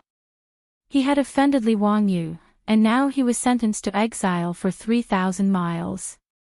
But if he had offended the Wang clan of Taiyuan, he might not even be able to walk out of Chang and alive. In fact, Head Tan had wronged Prince Jiao. He really didn't know that Li Wangyu had been knighted. Otherwise, he wouldn't have used such an inferior method to frame Li Wangyu. Although Head Tan didn't expose Wang Ziqiao, the 100 Horsemen Department still investigated the matter thoroughly. When Pai Lupi found out that it was the eldest son of the Taiyuan Wang clan, Wang Ziqiao, who was causing trouble behind his back, he couldn't help but laugh in anger. Sure enough, the 5 surnames and 7 looks did not put the royal family of Li Tang in their eyes at all. He even wanted to bully his nephew after giving him a hard time in the imperial court. Good, very good. Pai Lupi, who was also a cynical man, didn't flare up on the spot. Instead, he recorded a score for the Taiyuan Wang clan in his little black book. At this time, Wang Ziqiao, Cui Daogu, and the others were still drinking and having fun in the brothel of Pingkong Square. But they heard the news from the county government of Wanyan County that Head Tan had been heavily convicted of the crime of false accusation. Guilty for 80 years, wandering for 3,000 miles, and being a prisoner for 3 years. In this regard, Wang Ziqiao didn't even lift his eyelids, as if Head Tan had nothing to do with him. But when he heard that Li Wangyu of Huxian had been knighted by the saint, he changed his face and didn't even know that the wine glass in his hand fell to the floor. What did you say? That bastard was knighted by the saint. Yes, he was knighted by the Ming house of Huxian. His goldfish Fu Nalu was very clear. Wang Ziqiao's eyes were bloodshot, and he roared, "Why was he knighted? Why?" In a rage, Wang Ziqiao swept all the things on the table to the ground and angrily roared at the prostitutes who were scared out of their wits, get out of here." Cui Daogu and the others also looked at each other. No one expected that the young man in white from the Li family of Huxian, who had been removed from the royal family for a short month, would become one of the nobles of the Tang dynasty. In this way, the previous action of the Taiyuan Wang clan to break off the engagement became a big joke. Such a talent was actually forced by them to force the Li family to break off the engagement and offer nearly 200 taels of gold. This was simply a stupid action of picking up sesame seeds and throwing away watermelons. Naturally, they were too lazy to comfort the furious Wang Ziqiao. They were secretly thinking about how to get along with the Li family in the future. Not to mention how Wang Ziqiao was furious in the brothel and smashed the elegant room into a mess. The news that Li Wangyu of Huxian was knighted spread quickly in Chang and city like a storm. In this regard, everyone was inexplicably shocked. There were those who were envious, those who were comforted, and those who were jealous. The officials and aristocratic families of Chang and city all had different reactions to this. After receiving the news, some nobles and aristocratic families immediately sent people to Dingzhou village in Huxian to send a generous gift to the Li family as a sign of congratulation and good karma. While Li Wangyu was still being forced to drink by the wastrels, Dingzhou village had become very lively. An endless stream of people knocked on the door of the Li family, handed in their master's invitation, and then presented a generous gift. Even the Taiyuan Wang clan could only pinch their noses and send their servants to deliver a generous gift to the Li family. Including the Xinyangjing clan and the Fanyanglu clan, the 5 clans and 7 families also sent people to the Li family as a sign of congratulation. This made the old housekeeper, Li Heng, extremely busy, and the smile on his face never stopped. With so many gifts, he roughly estimated the value. The huge debt owed by the family could be easily paid off, and they would be much richer. Su Chongqing was also stunned by the dazzling array of expensive gifts. Although she had seen a lot in her previous life, she had never seen such a grand occasion of gift-giving. As for what to do with these gifts, the beautiful boss was still a little undecided. She simply had Li Heng record them all and put them in the storeroom. When Li Wangyu returned, they would discuss what to do with them. In Dingzhou village, the Li family. While Su Chongqing was still worrying about happiness, Li Wangyu was being forced to drink by a group of wastrels. He dared to swear that this group of bastards was doing it on purpose. Qing Chumo and the others were indeed deliberately forcing Li Wangyu to drink. First, they were happy for him, and second, they were a little jealous in their hearts. Although Qing Chumo and the others were respectfully called Little Duke by outsiders, in fact, if they wanted to inherit the title, they had to wait until their father died. Moreover, only the eldest son could inherit the title of their father. The others were not qualified. For example, Fang Yai had nothing to do with Fang Xuanling's title. It was only the elder brother, Fang Yizhi, who could inherit it. Among the 3 brothers of the Qing family, only Qing Chumo could inherit Qing Yaojin's title. Moreover, when inheriting a title, the title would be reduced by 1 level per generation. After 3 generations, the title would no longer be inherited. Therefore, now that Li Wangyu was conferred a title, even if it was the lowest rank, it made a group of wastrels secretly envious. Especially after Li Wangyu took out his goldfish talisman in an extremely pretentious and indifferent manner and passed it around for the wastrels to see, the wastrels were even more unhappy. Who told you to be pretentious and force him to drink? The wastrels were unhappy, and as a result, Li Wangyu was once again forced to drink until he blacked out. Chapter 216. The next day, Li Wangyu woke up with a splitting headache, only to find that he had been sent back to Dingzhou village by those rich playboys the day before. Su Chongqing glared at him angrily and ordered Perrin to bring him some hangover soup. After Li Wangyu freshened up, he finally woke up from his hangover. Su Chongqing then told him about the endless stream of people from aristocratic families, powerful officials, and high-ranking officials in Chang and city who had sent gifts yesterday. Li Wangyu looked at the thick list of gifts and name cards in his hand and was a little dumbfounded. There really were no secrets in Chang and city. He had just revealed his identity in Wanyan County, and in less than 2 hours, the whole Chang and city knew about it. But looking at the number of gifts Li Heng counted, he felt a little happy in his heart. Gifts worth a total of 5 million. A month ago, he was still worried about the huge debt of 2 million owed by his family. In the end, in just one afternoon, the gifts from the rich and powerful in Chang and city were worth 5 million. Sure enough, wine and meat stink behind the door, and bones freeze to death on the road. Li Wangyu muttered. Such a large sum of money, and it was just a congratulatory gift for a small county founding man. One could imagine how much wealth the rich and powerful families and officials had. What should we do with the money? Su Chongqing asked. Li Wangyu thought for a moment and replied, keep it for now. If we can cooperate with Li Shim in this show, we'll send an edict to eliminate the locusts as soon as possible.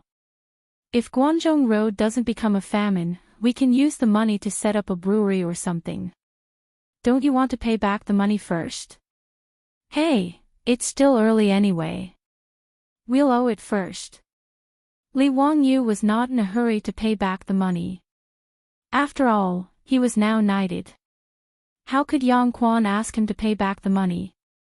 Besides, he had agreed with Yang Quan that he would pay back the money in a year. Why should he pay back the money so early? Su Chongqing rolled his beautiful eyes and said, you're bullying others. Yang Quan is an honest person. How can you call that bullying? We trust each other. Li Wangyu said angrily, besides, that Yang Quan is an honest person. Humph, he has set me up many times, but I don't see how honest he is. He's not at all comparable to his teacher, Yu Shernan. That's the real Ernest Sr. Are you going to return Yu Shernan's 1 million yuan? Su Chongqing rolled his eyes. Yes, this must be returned. When I go back, tell Li Heng to prepare the gold for me. When I go to Chang'an City, I will visit Yu Shernan. Su Chongqing nodded. Then, he suddenly thought of something and asked, by the way, Wang Yu, why are the currencies of the Tang Dynasty gold and copper coins? What about silver? Is there no silver in the Tang Dynasty? She had not noticed this before, but when she looked at the gift list yesterday, she found that the gifts were all gold, jewels, silk and satin, but no one sent any money, which made her curious. Li Wangyu patted his forehead. He remembered that he had not told her about this before, so he explained it casually. It turned out that silver was not a legal currency in the Tang Dynasty. Its main purpose was to make all kinds of jewelry, utensils, and pay taxes. In the Tang Dynasty, the provinces and counties would convert the taxes into silver and send it to the capital. The status of silver in the Tang Dynasty was similar to that in modern society. It was valuable, but could not be used as a currency. You couldn't take an ingot of silver to shop in modern times, could you? You would be driven out. Therefore, in the Tang Dynasty, only copper coins were recognized as a currency. Gold, as a substitute for large payments, was naturally accepted and recognized. After Li Wangyu's explanation, Su Chongqing suddenly realized that he had been deceived by the unscrupulous TV scriptwriter of the future. The two of them discussed the financial arrangements of the family, and then Li Wangyu remembered that he had not done the business. He hurriedly called Niu Wu and asked him if he had brought back the statue of the Tao ancestor. Of course, Niu Wu would not forget to bring the statue, although he did not understand why his Lang Jun wanted it. After asking Niu Wu to bring the statue of the Tao ancestor, Li Wangyu took Su Chongqing and ran to the study in the backyard with the statue. After instructing that no one was to disturb them, Li Wangyu and Su Chongqing stayed in the study mysteriously for the entire morning, which made Li Heng, Aphrodite, and Perrin very curious. It was not until noon that the door of the study in the backyard finally opened, and Li Wangyu came out with a sneaky smile on his face. After lunch, Li Wangyu hurried to Chang'an again with Niu Wu. He first went to the Xuandu Temple to confirm the preparation of the heavenly grand ritual with Yuan Tiangang and the abbot of the Xuandu Temple. After they discussed for a while, Li Wangyu confirmed that there was no problem with the heavenly grand ritual held in 2 days at the Taiji Palace, and then went to the Taiji Palace to see Pai Lupi. It was the first time Li Wangyu entered the Taiji Palace. He handed over his goldfish talisman and asked to see Pai Lupi. Not long after, he was welcomed into the palace by a chamberlain. In the Suite du Hall, Pai Lupi was sitting beside a few tables and looking at official documents. After the chamberlain informed him, Li Wangyu was invited into the hall. Li Wangyu, a county official, pays my respects to your majesty. Li Wangyu respectfully bowed to Pai Lupi. Pai Lupi seemed to be in a good mood. He waved the chamberlain away, and then said to Li Wangyu with a smile, "Okay, I told you to call me uncle in private." Li Wangyu naturally took advantage of the situation and agreed without hesitation. "Zio, how is the preparation for the heavenly grand ritual?" "Uncle, I have invited Immortal Yuan Tiangang to preside over the heavenly grand ritual. Don't worry, the aristocratic families will be shocked the day after tomorrow," Li Wangyu promised, patting his chest. Pai Lupi frowned. "What do you mean by shocked the day after?" Li Wangyu was speechless for a while. "Damn, I said something wrong again. How could the Tang Dynasty have such a thing?" He was sweating like a waterfall and hurriedly explained, "It's shocking. Hey, I made a mistake." Pai Lupi didn't care whether he made a mistake or not. He just asked, "Is Yuan Tiangang the county magistrate of Firewell County in Shu County?" "Yes, uncle, have you heard of him?" Pai Lupi nodded slightly. "Yes, a minister in the imperial court recommended him to me, saying that he was an unprecedented genius in Shu County. I even wanted to summon him to Chang'an for an audience, but I didn't expect that he had already come to Chang'an. Hey, it's the old immortal Sun Simiao who recommended him. Yuan Tiangang happened to come to Chang'an to report to the Ministry of Personnel. I found him and asked him to agree. Since it's the old immortal Sun's recommendation, it can't be wrong. But I'm still a little worried that those aristocratic families won't admit defeat easily," Pai Lupi said in a low voice. Li Wangyu said with a sneaky smile, "Uncle, you can rest assured. I dare to guarantee with my title that after the heavenly grand ritual is held the day after tomorrow, those aristocratic families will have nothing to say. No one will mention the plague of locusts as heaven's punishment anymore. Uncle, you can directly issue an imperial edict to kill the locusts." "Oh. Do you have any backup plan? Tell me about it," Pai Lupi said with a smile. Li Wangyu shook his head repeatedly. "The Buddha said that it can't be said. It can't be said. If it's said, it won't work." Pai Lupi was so angry by his words that he reached out and hit him on the head. "Bastard, you still want to ambush me? Tell me quickly. Otherwise, I'll beat your ass." Li Wangyu was speechless. "So what if you're the emperor? You can beat people's ass at will. Well, okay, you're really great. I can't afford to offend you." Chapter 217. Li Wangyu had no choice but to tell Pai Lupi his revised plan. Pai Lupi was also stunned. Let the Tao ancestor show his power at the heavenly grand ritual. Break the divine punishment with his own mouth. Wasn't this nonsense? Pai Lupi stared and was about to get angry. Li Wangyu was full of nonsense. How could he do such a thing? Although Pai Lupi respected Laozi as his ancestor and claimed to be the emperor, he did not believe that his ancestor could show his power in front of civil and military officials at the heavenly grand ritual. Even the most devout Taoist believer would not believe Li Wangyu's words. He was simply playing with him, the emperor of the Tang Dynasty, like a fool. Seeing that Pai Lupi was about to get angry, Li Wangyu hurriedly explained, "Uncle, what I said is all true. I certainly have a way to let the Tao ancestor show his power. I dare to guarantee with my head that if the Tao ancestor can't show his power in the heavenly grand ritual, you can take my head and kick it like a ball." He blurted it out because he was in a hurry. The key was that he could not explain to Pai Lupi how he could make the Tao ancestor show his power, so he could only swear like this. Seeing that Li Wangyu was so sure, Pai Lupi was a little surprised. "Zio, this is not a joke. Are you really sure?" "Uncle, I wouldn't dare to joke around with the people of the world. What method do you have to make the Tao ancestor show his power?" Pai Lupi asked. Li Wangyu shook his head repeatedly. He could not say this even if he was beaten to death. "Uncle, don't ask. It's really inconvenient for me to say. I can only promise you that the Tao ancestor will show his power in the heavenly grand ritual and break the divine punishment.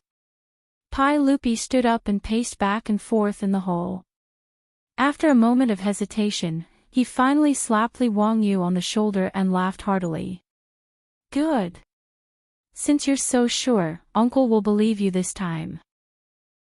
Even a brat like you dares to make a bet. Do you think I would be afraid of those aristocratic families? The day after tomorrow, we will teach those bastards a lesson. That's for sure. Uncle is invincible, the sacred lord of the Tang Dynasty. You're a man of culture and martial virtue. You'll last for thousands of years and unify the Jianghu. Li Wangyu flattered Pai Lupi as the sacred lord of the moon cult.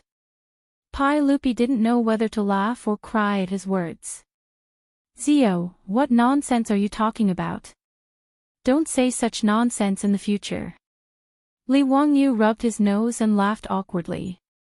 He seemed to have gone overboard with his boasting. Since Pai Lupi chose to believe in Li Wangyu, he did not continue to ask about his secret, which made Li Wangyu feel relieved. He was really afraid that Pai Lupi would insist on asking, and then he really wouldn't know how to explain it. After Pai Lupi asked him about the arrangement of the heavenly grand ritual, Li Wangyu was ready to leave. Uncle, if there's nothing else, I'll take my leave first. Pai Lupi looked at him with a faint smile. Zio, don't be in a hurry. It's your first time entering the palace. Did you forget something? Li Wangyu was puzzled. What did he forget? Did he have to give Pai Lupi a gift when he entered the Taiji Palace? While he was at a loss, Pai Lupi pointed in the direction of the harem. Zio, as a junior of the Li family, shouldn't you pay respects to the Empress after entering the palace? Don't forget, you young members of the imperial family are under the Empress's jurisdiction. Li Wangyu sweated profusely. He had completely forgotten this. All of Pai Lupi's children, whether they were born by Empress Zhongsun or not, were taught and managed by Empress Zhongsun. For young members of the imperial family like Li Wangyu, before the ceremony, Empress Zhongsun was nominally responsible for the education and management of them. However, Empress Zhongsun didn't have time to teach so many young members of the imperial family. She couldn't even manage Pai Lupi's children, so this was only nominally. Li Wangyu hadn't recovered his status as a member of the imperial family, so how could he think of paying respects to Empress Zhongsun? He smiled embarrassedly. Uncle, I've been expelled from the imperial family by the Li clan of Huxian. It's not proper for me to pay respects to the Empress now. Get lost. Don't talk nonsense. It's the Empress who wants to see you. In response to Li Wangyu's pretentiousness, Pai Lupi kicked him in the butt. Come, take Huxian to Lishen Palace to see the Empress. Li Wangyu was speechless. He rubbed his sore butt, bowed to Pai Lupi, and left with the palace servants. He felt a bit strange. Why did Empress Zhongsun summon him? Was it because of the carriage business? Shouldn't he be talking to his beautiful superior? Nowadays, Su Chongqing was a frequent visitor to Taiji Palace. He often went in and out of the palace to teach Empress Zhongsun and concubine Yang yoga. According to Su Chongqing, there were more and more concubines practicing yoga with Empress Zhongsun in Taiji Palace. His beautiful superior looked like the #1 yoga instructor of the Tang Dynasty. Lishen Palace, where Empress Zhongsun lived, was actually not part of the harem, but part of the East Palace. The current crown prince of the East Palace, Li Qingqian, was only 9 years old. Although he was the crown prince, he was still a brat and couldn't leave Empress Zhongsun's care. Therefore, it wasn't surprising that Empress Zhongsun set up her palace in the East Palace. In this way, it was much more convenient for Li Wangyu to go to Lishen Palace to see Empress Zhongsun. Although he hadn't reached the age of 20, he was still a man. If he went in and out of the harem, Pai Lupi would never allow it. 16 years old was a youth in the future, but in the Tang Dynasty, it was the age to be a father. When Pai Lupi married Empress Xiangsun, he was only 15 years old. Therefore, Li Wangyu naturally couldn't go to the forbidden area of the harem. However, Lishan Palace was located in the East Palace, so it was an exception. Li Wangyu followed the chamberlain and turned left and right in Noda's Taiji Palace. After passing through several forbidden areas, he came to the Lishan Palace of the East Palace. Reporting to Your Highness, Huxian male Li Wangyu requests an audience. Let him in. Empress Xiangxuan's voice came from the palace. After getting permission, Li Wangyu followed the chamberlain into Lishan Palace. He saw a beautiful woman in her late 20s smiling at him. Li Wangyu knew that this was Empress Xiangxun and hurriedly bowed to greet her. This subject, Huxian male Li Wangyu, greets Your Highness. Li Wangyu noticed that Empress Xiangxun was pregnant and immediately realized that the baby in her belly was the next emperor of the Tang Dynasty, Emperor Gaozong of the Tang Dynasty, Li Ji. Empress Xiangxun had already given birth to 2 sons and 1 daughter for Pai Lupi. They were Crown Prince Li Qingqian, Prince Yu Li Tai, and Princess Royal Li Lizzie. In addition to Li Ji, who was still in her belly, Li Mingda, and Xinqing Princess, Empress Xiangxun had given birth to a total of 3 sons and 4 daughters for Pai Lupi. Li Wangyu could only secretly criticize Pai Lupi's powerful ability to sow seeds. It was really too powerful. Alright, you already called Erlang uncle. Why are you still calling me Your Highness? In the future, Zio, you can also call me Aunt in private. Empress Xiangxun smiled. Li Wangyu naturally nodded. Yes, Aunt, please accept this nephew's bow. This guy's skin was definitely thick enough. Before he transmigrated, he wasn't much younger than Pai Lupi and Empress Xiangxun. Now, he called them uncle and aunt without a trace of embarrassment or awkwardness. Chapter 218. Empress Xiangxun nodded with satisfaction. However, what she said almost made Li Wangyu stumble. Actually, it wasn't me who was looking for you. It was Changle who was looking for you. Changle wants to see her brother very much and wants you to play with her. Wangyu, are you willing? Li Wangyu was so shocked by Empress Xiangxuan's words that he could not close his mouth for a long time. Nanny. Princess Changle. Wasn't Princess Changle a little girl who had just turned 7 years old? Empress Xiangxun summoned him to Li Main Hall just to play with a little girl who was in the 1st or 2nd grade of primary school. You guys really don't treat bean buns as dry rations. Li Wangyu snorted coldly. Pulling a long face, he cupped his hands in salute to Empress Xiangxun. Your Highness the Empress, although I am not talented. But he had a backbone. How dare you humiliate me like this? You want me to play with children? Don't even think about it. With a flick of his robe, he turned around and left. As he walked, he raised his head and laughed loudly. He recited loudly, looking up to the sky and laughing out of the door, "We are not ordinary people." Cough cough, this is just Li Wangyu's inner drama. In the real world, Li Wangyu revealed a flattering smile after hearing Empress Xiangxuan's words. Aunt, Changle wants to see me. That's great. I haven't seen Sister Changle yet. Empress Xiangxun said with a smile in her eyes, is it too much to trouble a county man like you to play with Changle? No, Auntie, what are you talking about? It's my honor to play with you. Li Wangyu shamelessly betrayed himself, but his heart was bleeding. Fuck, he hated playing with children the most since he was young, especially those naughty children. He hated that he couldn't grab those naughty children and beat their butts. In his previous life, during the new year, a relative came to his house and brought along a naughty child to play games on his computer. That brat had hidden him under several folders. After deleting all of his precious Japanese romance movies, he started to hate children even more. However, this devilish brat also depended on the person, right? The Princess Royal of the Tang Dynasty wanted him to play with her. How could he say no? How could Empress Zhongsun know that Li Wangyu had so many thoughts? Seeing that he was willing to play with Changle, she ordered a little palace maid serving beside her to lead Li Wangyu to the garden behind Lishan Palace to find Changle. Li Wangyu's eyes were filled with hot tears.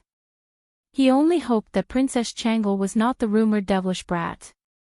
After bowing deeply to Empress Zhongsun, Li Wangyu could only helplessly follow the little palace maid to the garden.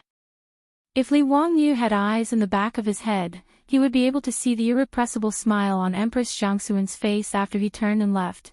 Along the way, Li Wangyu noticed that the little palace maid who led the way raised her eyes to peek at him from time to time. Her face was flushed, and he couldn't help but feel a little strange. What did that mean? Was he too handsome? Sure enough, being handsome was a sin. While Li Wangyu was still secretly rejoicing, he saw the little palace maid hesitate again and again. Seeing that there was no one around, she finally gathered her courage and whispered to Li Wangyu, "Huxian man, your poems are very good. I love your Atsuchi Chun Jiang Shaojing the most." Stunned, Li Wangyu halted his steps and looked at the little palace maid. What did she mean? His poems had even reached the Taiji Palace. This little palace maid was also one of his fans. Somewhat embarrassed, he rubbed his nose and said, "Hee, it's a clumsy work. It's not worth mentioning." "No, Huxian man, your poems are all works that have been passed down for generations. Even Her Imperial Highness the Empress said so." The little palace maid was very serious, looking at him with a burning gaze filled with worship. Her words made Li Wangyu feel embarrassed. He could only laugh dryly, not knowing how to respond. In the end, Li Wangyu still felt somewhat guilty. After all, those poems were all plagiarized. Being looked at with worship by this little girl, no matter how thick-skinned he was, he still felt somewhat embarrassed. He hurriedly changed the topic and began chatting with the little palace maid. With his eloquence, which had been nurtured by various internet jokes in his later life, he quickly amused the little palace maid into covering her mouth and giggling, nearly leading him astray. The two chatted as they walked. Just as they reached the garden behind the main hall, Li Wangyu heard the voice of a little girl. "Xing Shangyi, I know I was wrong. Please don't tell mother, okay? That won't do. Princess Changle, if you don't finish reciting Principles for Women today, I will definitely tell Empress Zhongsun and have her punish you. Recite with me right now. Those who abstain from extravagance must come before frugality. A man's cultivation must be refined and extravagant. Abstain from extravagance. Those who abstain from extravagance must come before frugality." The little girl's voice carried a sobbing tone as she recited with him. Li Wangyu raised his eyes and saw a young female official holding a ruler, forcing a tender little loli to recite a book in the garden. He understood that this little loli must be Princess Changle. Li Wangyu knew that the Principles for Women that the female official was reciting was written by Empress Zhongsun. It collected the gains and losses of women in ancient times and commented on them. However, forcing a 7-year-old girl to recite this plaything, Li Wangyu felt that it was truly too boring. "Princess Changle, recite it for me. Abstain from extravagance, those who abstain from extravagance." How could the little loli recite it? Tears were already welling up in her eyes. "Stretch out your hand." Seeing that Princess Changle was unable to recite, the female official's expression immediately became severe. She prepared to use the ruler to strike the little loli's palm as punishment. Feeling wronged, the little loli stretched out her small hand, so afraid that her eyes were tightly shut. Seeing that the female official was actually going to use the ruler to strike Princess Changle, Li Wangyu could not help but feel anxious. He hurriedly called out to stop her. "Stop!" His shout alarmed Princess Changle and the female official. Both of them raised their heads in astonishment. Seeing that it was Li Wangyu who had arrived, Princess Changle ignored the female official by her side and cried out in pleasant surprise. Lifting her skirt, she ran over. Big brother Wang Yu, you really came. Wonderful. Mother really didn't lie to me. In the Tang Dynasty, informal addresses were still very colloquial. When Princess Changle called Empress Zhongsun, she called her mother, not mother. Only in formal settings did she need to address her mother as Her Imperial Highness, the Empress, like outsiders. Princess Changle's face was chubby and adorable. This kind of cuteness was completely natural. Li Wangyu immediately had the impulse to dote on this little cutie. Pei. That curly-bearded man, Pai Lupi, was actually able to give birth to such an adorable and well-behaved daughter. This was simply unscientific. Li Wangyu inwardly ridiculed Pai Lupi's heaven-defying inheritance. Fearing that the little loli would fall, he promptly reached out to support her. He was somewhat astonished. How was it that Princess Changle was able to recognize him at a glance? How could he have known that Changle had already seen him at the waterside pavilion on the Crooked River? She had even constantly thought of him. Seeing Changle's chubby and adorable little face, Li Wangyu could not help but reach out and pinch her cheeks. Changle, I heard that you wanted to see your big brother. Changle giggled. Before she could open her mouth to speak, she heard an ear-piercing shriek from her side. Impudent! Release your filthy hands. To dare touch Princess Changle, how many heads do you have to chop off? Li Wangyu frowned and raised his head to look. It was that female official, glaring at him with a face full of anger. It was as if Li Wangyu had done something disgraceful.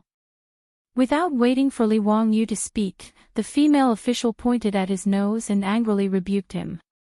Chapter 219. Who are you? You actually dare to barge into Nirvana Palace Hall and disturb the princess's studies. You even dare to take liberties with the princess. Someone come quickly. Arrest this madman. The female official's sharp, ear-piercing voice caused Changle to involuntarily frown and cover her ears with her hands. Li Wangyu was also enraged. Extending his hand, he shielded Changle behind him, reprimanding, "Shut up. You're disturbing Changle. You lecher, quickly release Princess Changle." Imperial bodyguards, where did all the Imperial bodyguards go? Not only did the female official not restrain herself because of Li Wangyu's words, she instead raised her voice and shouted. Even the palace maid sent by Empress Zhongsun to guide Li Wangyu was unable to react to this unforeseen event. Seeing that the female official was about to continue shouting, the palace maid hurriedly stepped forward to stop her. Jing Shangyi, this is... Before she could finish speaking, she saw the female official called Jing Shangyi raise her hand without any warning, slapping the palace maid across the face. Paw! With a crisp sound, the little palace maid's tender face immediately swelled up. This sudden slap stunned the palace maid. It was quite a while before she covered her face and began to weep. Lowly servant, do you have the right to speak? You have no manners at all. This female official's arrogant and despotic attitude caused Li Wangyu's anger to soar. He reached out and pulled the palace maid over, carefully sizing up her slapped face. He saw that her small face was already swollen. Several bruised fingerprints were very conspicuous on her fair face. Why did you hit her? Li Wangyu glared at the female official. This woman was young and beautiful. How could her heart be so vicious? Before the palace maid could say anything, she had been hit for no reason at all. What an unruly lowly servant. She doesn't even know how to salute before replying. Hitting her is to teach her a lesson. And you, who exactly are you? The female official asked disdainfully. You don't need to know who I am. Right now, apologize to her. Li Wangyu said as he pulled over the still-crying palace maid. As if she had heard a funny joke, Jing Shangyi rocked back and forth with laughter. Huh, you want me to apologize to this lowly servant? Are you crazy? He really didn't know his place. Do you know who I am? I don't care who you are. Apologize. Zheng Shangyi spat disdainfully. Bah, this damned lowly servant, you want me to apologize to her? Who do you think you are? She had not heard Princess Changle call Li Wangyu older brother. Today, Li Wangyu had entered the palace wearing only white. As a result, Zheng Shangyi naturally did not place Li Wangyu in her eyes. Who I am is not important. Let me ask you, what right do you have to hit people? Li Wangyu said, suppressing his anger. Zheng Shangyi arrogantly raised his neck and said, I am a 5th rank Shangyi. What does it have to do with you if I teach a lowly servant who doesn't know the rules a lesson? Who are you? How dare you barge into Li Main Hall and molest the princess? Are you tired of living? Shang Yi was a female official in charge of etiquette and daily life. She was a 5th rank female official. Female officials referred to high-ranking palace maids. They had a certain rank and received a salary. Their scope of work included managing low-ranking palace maids, training new palace maids, and taking care of princesses and princes. The so-called 5th rank female officials were actually no more than high-ranking palace maids. Their rank could not be compared to that of the true officials of the imperial court. Although this female official was a 5th rank official, Li Wangyu's position as the founding magistrate of the country was equivalent to a 5th rank official. It appeared that her official rank was one level higher than Li Wangyu's. However, in reality, the two's positions could not be mentioned in the same breath. Li Wangyu inwardly sneered at her arrogance. A mere female official in the palace truly believed herself to be a high and mighty personage. So what if you are a female official? Do you think you can wantonly humiliate others? This lowly servant who doesn't know the rules. If I hit her, then I hit her. What can you do about it? Zheng Shangyi said disdainfully. Li Wangyu sneered. He was disinclined to continue speaking nonsense. Taking a step forward, he swung his arm and delivered a slap. Paw! After a crisp sound, Li Wangyu slapped the female official so hard that she fell to the ground. She covered her face with her hands and stared at Li Wangyu in disbelief. Bah, I have never hit a woman. Today, I've broken the rule for you. As you said, don't you know how to salute before you reply? Li Wangyu gave her a taste of her own medicine. He imitated the words of the female official and directly returned it. The reason why Li Wangyu was so angry was that the female official called Zheng Shangyi was too hateful. Just now, when he saw that she wanted to punish Changle with a ferule, Li Wangyu was vaguely angry in his heart. Although it was the first time that Li Wangyu saw Changle, he had already fallen in love with this cute little princess. However, this female official was so cruel that she wanted to hit Changle with a ferule. This made Li Wangyu immediately feel protective of her. Not only that, this female official called Zheng Shangyi beat the little palace maid who led him here for no reason. Moreover, she spoke rudely and called her a lowly maid. This kind of person was really hateful and deserved to be beaten. Li Wangyu was definitely not a pedantic person. Although it was disgraceful to beat a woman, it depended on the situation. For a vicious woman like Zheng Shangyi, Li Wangyu would not feel guilty at all when he hit her. How dare you hit me? How dare you hit me? Do you know who I am? You're dead. You're dead. Zheng Shangyi covered her face and looked at Li Wangyu with resentment.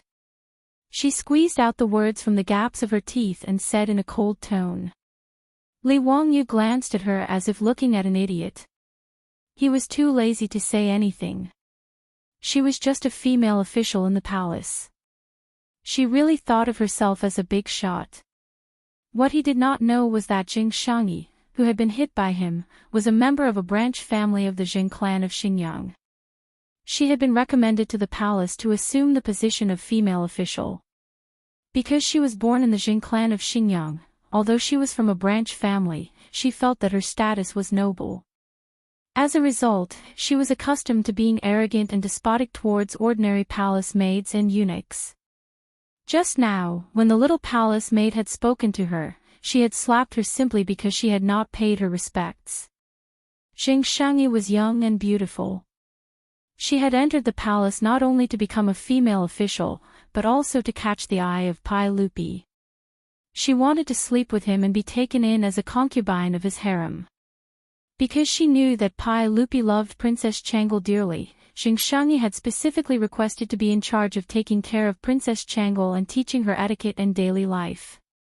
This was so that when Pai Lupi came to visit Princess Changle, she could appear before Pai Lupi and attract his attention. She believed that with her appearance, it would not be difficult for her to obtain Pai Lupi's affection. She had the Jing clan of Xingyang as her backer. In the Taiji Palace, other than the concubines of the harem, she did not place ordinary palace maids and eunuchs in her eyes. She did not expect that today, she would receive a slap from Li Wangyu. This immediately drove Xing Shangyi crazy. Xing Shangyi raised her voice and screamed, "Guards! Someone has intruded into the palace with ill intentions." The conflict in the garden had attracted the attention of the eunuchs and the Eastern Palace guards as soon as Xing Shangyi had shouted. Following Xing Shangyi's shout, dozens of fully armed Eastern Palace Imperial guards rushed over with weapons in their hands and surrounded the group of people. Chapter 220. When the Imperial guards of the Eastern Palace arrived, they were just in time to see Li Wangyu slap Xing Shangyi's face. Seeing a female official of the palace being slapped, and a fifth-rank one at that, the Imperial guards were all shocked. "Stop! Who are you?" The Imperial guards all drew their weapons, pointing them at Li Wangyu as they shouted. Ignoring the pain on her face, the young palace maid who had been slapped hurriedly stood in front of Li Wangyu, preventing the Imperial guards from using force. "Do not be rude. This is a man from Huxian. Her Imperial Highness the Empress has sent this man to accompany Princess Changle." Xing Shangyi stood up, glaring at Li Wangyu with hatred. "Nonsense," she sneered. "What man from Huxian? How come I have never heard of such a county baron within Chang'an? Quickly arrest him. This person has infiltrated the Eastern Palace. He must be up to no good. Also, this palace maid must be his accomplice." Li Wangyu glanced at her in disgust. Although this woman's appearance was not bad, her character was like a poisonous scorpion. She was truly disgusting. Even Princess Changle glared at Xing Shangyi in disdain. Afterwards, she turned to the Imperial guards and shouted, "Do not attack. This is Brother Wangyu. He is not a bad person." Finished speaking, Princess Changle once again hid behind Li Wangyu. Hearing Princess Changle's words, the Imperial guards were dumbfounded. Since when did Princess Changle have a brother Wangyu? The squad leader of the Imperial guards did not dare to be negligent. Ignoring Xing Shangyi's clamor, he courteously cupped his fist towards Li Wangyu and asked, "May I ask if you have a goldfish talisman?" Li Wangyu nodded his head, taking out his own goldfish talisman and handing it over. After inspecting Li Wangyu's goldfish talisman, the squad leader respectfully returned it with both hands. "This one did not know that you were a man from Huxian. Please forgive this one for offending you." Li Wangyu waved his hand. "Those who do not know are not guilty. There is no need to be so courteous." "What? Was he really a man from the Kaigwa County? How is this possible?" Seeing Li Wangyu take out the goldfish talisman, Xing Shangyi couldn't believe his eyes. How could this young man in white be the founding father of the country? Li Wangyu pulled the little palace maid aside and said to Xing Shangyi, "Now you can apologize to her." His actions made the little palace maid look at Li Wangyu in a strange way. She did not expect that the dignified man who founded the country would actually force the clansmen of the Jing family of Xingyang to apologize to her for a humble palace maid. Unconsciously, the little palace maid's cheeks turned red, and her heart raced. I. Xing Shangyi finally panicked. Li Wangyu stepped forward and looked straight into Xing Shangyi's eyes. "Apologize." Jing Shangyi had never put these ordinary palace maids in her eyes. Now that she had to apologize to the little palace maid, it was worse than killing her. I will say it for the last time. Apologize, to her. Li Wangyu stared at Jing Shangyi and said word by word. Jing Shangyi suddenly went crazy and shouted, I am the clansman of the Jing family of Xinjiang, a 1,000-year-old family. When my Jing family was famous, this bitch's ancestors were still digging dung somewhere. Why should I apologize to this bitch? Li Wangyu was amused by her words. The Jing family of Xinjiang, it was the Jing family of Xinjiang again. Was he and the Jing family of Xinjiang incompatible with each other? How could he meet these clansmen of the Jing family of Xinjiang wherever he went, and the way they acted was so despicable? The Jing family of Xinjiang, haha, how impressive. Li Wangyu raised his eyebrows. It seems that the Jing family of Xinjiang has just apologized to me. Jing Kongboi offended me and he acted like this. Who do you think you are? What? The Jing family of Xinjiang apologizes to you. How is this possible? You are talking nonsense. Jing Shangyi could not believe his words. So what if this young man was the founder of the country? How could she let the Jing family of Xinjiang apologize to him? In Jing Shangyi's mind, the Jing family of Xinjiang was a 1,000-year-old family. So what if he was the founder of the country? Could he force the Jing family of Xinjiang to bow down? Li Wangyu stepped forward again and stared into Jing Shangyi's eyes. I will say it for the last time. Apologize. Jing Shangyi stepped back in panic and suddenly straightened her neck. You want me to apologize to this bitch? Don't even think about it. So what if you are the founder of the country? Do you dare to continue to commit murder in front of everyone in Taiji Palace? Her action made Li Wangyu a little dumbfounded. This female official was so straightforward that Li Wangyu could not continue to act up. The slap he gave Jing Shangyi just now was purely out of hatred. He wanted to force this female official to apologize to the little palace maid and let this matter drop. However, Jing Shangyi actually went against him, putting Li Wangyu in a difficult position. Continuing to violently assault Jing Shangyi was clearly out of the question. Firstly, he was unwilling to be rough with women. Just now, he was an exception because he was angry. Secondly, Jing Shangyi was, after all, a female official of the palace. As the founder of the country, if he were to assault a female official in the palace, his reputation would be tarnished. Who knew how those of the 5 clans would spread rumors about him behind his back? He was unwilling to be the bad guy. Li Wangyu coldly snorted and decided to ignore this venomous woman. After comforting the little palace maid, he turned his head to Princess Changle and said, Changle, Big Brother will accompany you to play. Okay. I have been waiting for Big Brother Wangyu to enter the palace to play with me. Let's go quickly. Princess Changle excitedly said. Li Wangyu smiled and rubbed Changle's small head. Just as the two were preparing to leave, Jing Shangyi blocked their path. You are not allowed to leave. Today, Princess Changle must finish reciting the principles of women before resting. Li Wangyu gnashed his teeth in anger at this woman who did not know what was good for her. In a low voice, he roared, Scram! Don't force my hand. I am Shangyi. Princess Changle is under my tutelage. Today, if Princess Changle does not finish reciting the principles of women, she is not allowed to go anywhere. Jing Shangyi seemed to see that Li Wangyu would not act again. Thus, she became even more aggressive, roaring loudly. Li Wangyu was so infuriated that he was speechless. How could there be such a shrew in the Taiji Palace? Princess Changle puckered her lips, her face filled with displeasure.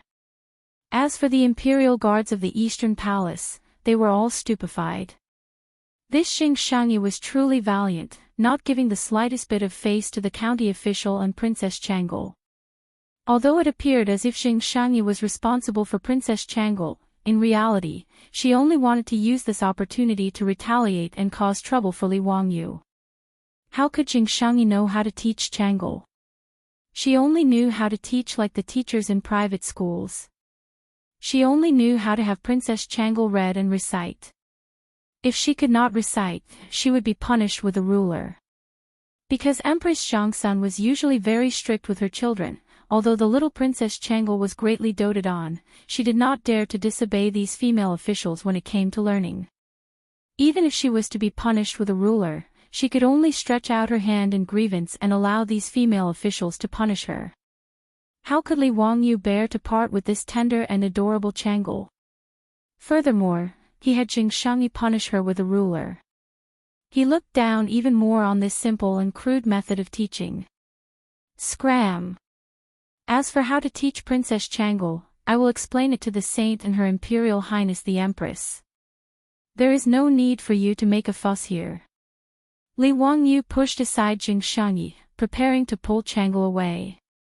However, he suddenly heard a burst of laughter from outside the shrubbery. Haha, Xiao, since you have said so, we will agree. Chapter 221. Li Wangyu stiffly turned his neck, looking towards the source of the sound. He saw Pai Lupi and Empress Zhongsun walking out from behind the shrubbery with smiles on their faces. The majestic emperor and empress of the Tang Dynasty were actually hiding on the side and listening to a thief's words. Can't you two be a bit more reasonable? Father. Mother. Princess Changle ran over to Pai Lupi's side in pleasant surprise. Pai Lupi smiled as he reached out and picked her up. The sudden appearance of Pai Lupi and Empress Zhongsun frightened Jingshangyi, the young palace maid, and the imperial guards of the Eastern Palace into kneeling and paying their respects. Greetings to your Imperial Majesty. Greetings to your Imperial Highness the Empress. You may all rise. Pai Lupi smiled and waved his hand towards them. Jingshangyi inwardly let out a long sigh.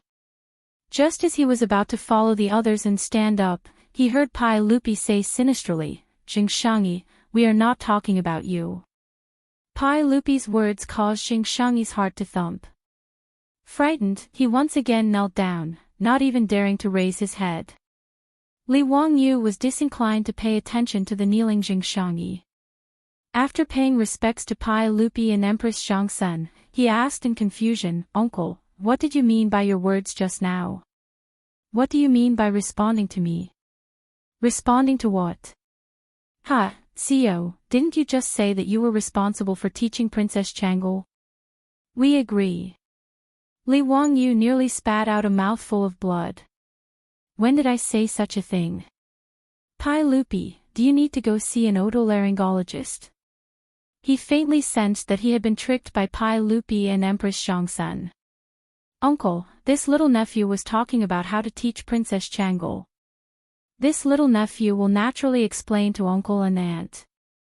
I did not say that this little nephew is responsible for teaching Princess Changle. Pai Lupi glared. Could it be that Xiao is saying that we in Guanyi misunderstood? Li Wangyu was at a loss for words. Are you guys King shameless? Empress Zhongsun looked at Jingshangyi who was kneeling on the ground and said, Erlang, it's fine if Xiao is unwilling. Let Jingshangyi continue to be in charge of teaching Changle. She then said to Jingshangyi, Jingshangyi, you must remember not to relax your teaching of the little princess, do you understand? If you need to use a feral, then use a feral. This palace agrees. Changle was so scared by her mother's words that her face turned pale. She looked at Li Wangyu pitifully. Li Wangyu rolled his eyes speechlessly. That's enough, you two. Do you think I'm stupid? One was playing the good cop, while the other was playing the bad cop. Did they think that I was a fool? He did not understand what Pai Lupi was trying to do. Why did he suddenly want him to be in charge of teaching Changle? But he was blocked by the words of Pai Lupi and Empress Zhongsun. Did he really not care about Changle and let her be taught by the damn Jingshangyi with a feral? Although it was the first time that Li Wangyu saw Changle, he had already fallen in love with this cute little princess. How could he bear to let others beat her little hand with a ferule? Li Wangyu had no choice but to bow his head to the evil force. He replied in a muffled voice, "Uncle, Aunt, I'll just teach Changle." "Why do you have to scare her? Look at her pale face." Pai Lupi saw that he agreed and laughed. "That's great. Zio, you are full of wisdom and talent. Since you can teach Ma Zhou and Yan Liben, why can't you teach Changle?" Li Wangyu's eyes almost rolled to the back of his head. How could this be compared? Ma Zhou and Yan Liben were adults, but Changle was only 7 years old. In his heart, he absolutely did not want to be a nanny and take care of a child. No matter how noble, lovable, or adorable a princess was, she was still a child at this age. However, since things had already developed to this point, there was no point in saying more. Li Wangyu could only pinch his nose and accept the task of teaching Princess Changle. "Uncle, while I can teach Princess Changle, I cannot enter the palace every day to teach her." Li Wangyu still wanted to struggle. Pai Lupi waved his hand. "What does this matter? We will have the eunuch send Changle to Dingzhou village every day. Although Changle is a woman, she should understand the hardships of the common people." Li Wangyu was stunned speechless by Pai Lupi's words. He wished that he could slap himself. Who told him to have such a cheap mouth? Originally, if he had not said these words, he would have entered the palace from time to time to be the leader of the children. But now, Pai Lupi had directly sent Changle to Dingzhou village. "Uncle, Changle is of noble birth. How can she leave the palace at will and go to this nephew's home? If this were to spread, it would be detrimental to Changle's reputation." Li Wangyu was already on the verge of tears. "No matter. Let Changle acknowledge you as her master. If you accept Changle as your disciple, wouldn't that be enough?" Li Wangyu was completely speechless. Not only did he have to teach Changle, but he also had to accept her as his disciple. The heavens took pity on him. He himself was only 16 years old. Who had ever heard of a 16-year-old youth accepting a princess as his disciple? However, Li Wangyu did not dare to say these words. Otherwise, Pai Lupi would definitely use Ma Zhou and Yan Liben as an example. Forget it. If he accepted Changle as his disciple, then so be it. When one had too many lice, one would not itch. When one had too many debts, one would not worry. In any case, he had already accepted Ma Zhou and Yan Liben as his disciples. What would it matter if he added a little princess? Li Wangyu was now completely numb. He could only nod his head and agree to this matter. Pai Lupi suddenly said, "That's right. Zio, since you have accepted Changle as your disciple, why don't you accept Qingqian and Qingke as well?" Pai Lupi's words were spoken casually, but in Li Wangyu's ears, they were like rolling thunder. Uncle, what did you say?" "I think I just heard wrong." Li Wangyu's eyes bulged. His face was filled with disbelief. Pai Lupi actually wanted him to accept Li Qingqian and Li Tai as his disciples? What did he want to do? They were the imperial tutors. He was a 16-year-old founding father. If he dared to accept the crown prince and the king of Yu as his disciples, he was afraid that he would be spat to death by the great scholars of Chang'an. This was different from accepting Changle as his disciple. Although Changle was the eldest princess, she was still a woman. She was not valued by others. As for Li Qingqian and Li Tai, one was the crown prince, the other the king of Yu. Aside from great scholars like Yu Shinan, Kong Yingda, and Li Gang, who would dare accept them as disciples? It was not so easy to be the imperial tutor. How could someone who was not virtuous, learned, and talented do it? Pai Lupi glared at Li Wangyu. "I want you to accept Qingqian and Qingke as your disciples." "What, you don't want to?" Li Wangyu shook his head like a rattle drum. "Uncle, don't scare me. How can a young man like me be the imperial tutor? If I say you can, then you can. What are you being so long-winded for? I really can't. You really don't want to. Uncle, it's not that I don't want to, but it's really too much. Pai Lupi nodded. Fine, since you don't want to, then forget it. Li Wangyu had just felt joy in his heart when he heard Pai Lupi say unhurriedly, since you don't want to be Qingqian and Qingqiue's teacher, then I will pretend I don't have a nephew like you. Huxian man, you can leave the palace. Hearing this, Li Wangyu was shocked. F***ck, this was a naked threat. Can't we still have fun together? Chapter 222. Faced with Pai Lupi's threat of falling out, Li Wangyu immediately cowered. There was nothing he could do. Anyone could only cower before Pai Lupi's threat. After all, he was the emperor of the Tang Dynasty. If he angered Li Er, what if this guy really turned hostile and refused to acknowledge him? How could his small body withstand it? Li Wangyu had no choice but to lower his head to the dark forces again. What are you saying, uncle? It's my honor to be able to teach the crown prince and the king of you. It's my duty. Pai Lupi glanced at him from the corner of his eyes. Forget it. I won't trouble you. You're only 16. You're so young.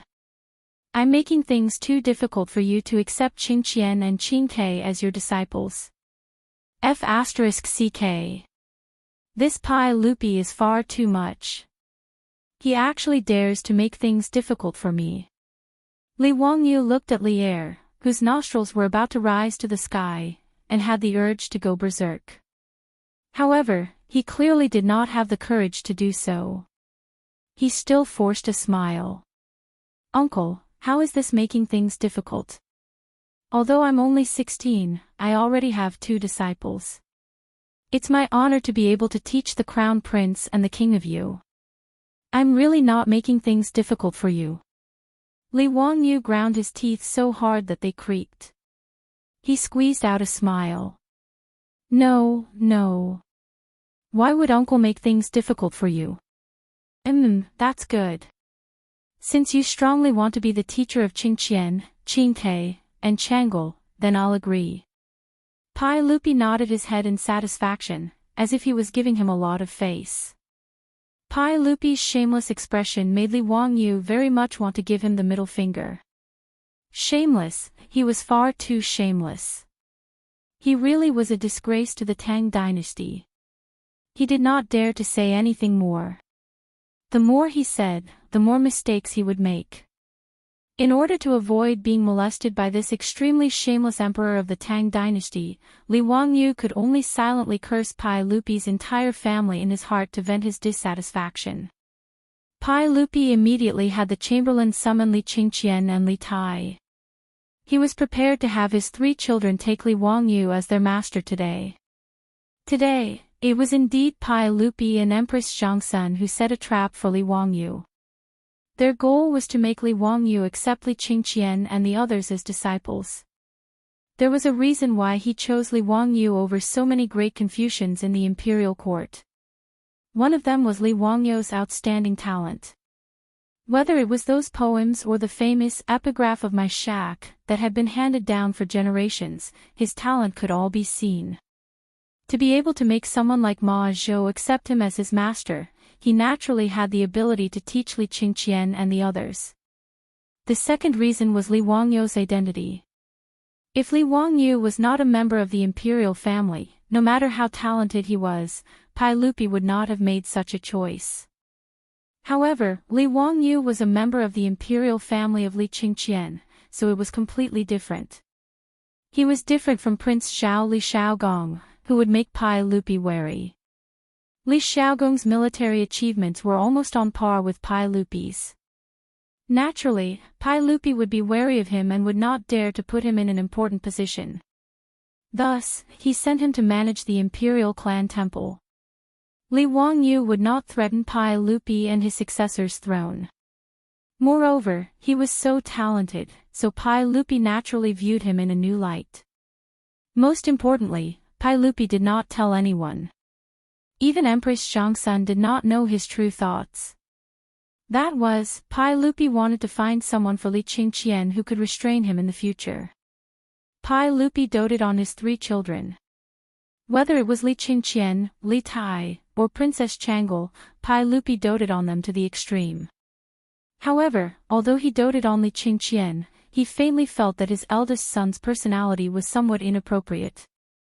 When Li Qingqian was only 6 years old, he was made the crown prince, the sole successor to the Tang Dynasty. In order to nurture him, Pai Lupi carefully and patiently taught him, hoping that his beloved son would be able to inherit his imperial legacy. However, after Li Qingqian had only been crown prince for 3 years, Pai Lupi discovered that he had begun to not abide by the rules and lived extravagantly. This caused Pai Lupi to faintly worry that after his death, no one would be able to restrain Li Qingqian after he inherited the throne, causing the Tang dynasty to fall into decline. Since Li Wangyu was Li Qingqian's younger brother and later his teacher, his status was naturally noble. In the future, after Li Qingqian ascended the throne, if he were to become an incapable ruler, there would be someone to advise him. Pai Lupi was also farsighted. He found a hoop curse for the 9-year-old Li Qingqian. Naturally, Li Wangyu did not know of Pai Lupi's imperial schemes. He only felt that it was too troublesome to be the king of children, so he had a bitter expression on his face. Just as he was feeling depressed, he saw Jing Shangyi, who was still lying in front of him. His mood became even worse. The cynical man pointed at Jing Shangyi and said to Pai Lupi, "Uncle, this female official beat up a palace maid for no reason. Her behavior is vile. Uncle, please uphold justice for the palace maid." Li Wangyu did not know that as soon as he followed the little palace made out of Li Main Hall, Pai Lupi and Empress Zhangsun followed him. The conflict between Jing Shangyi and Li Wangyu had already been seen by Pai Lupi and Empress Zhangsun. This was also the reason why Pai Lupi let Jing Shangyi continue to kneel on the ground. When Pai Lupi saw that Jing Shangyi was going to beat Changel with a ferule, he was already furious.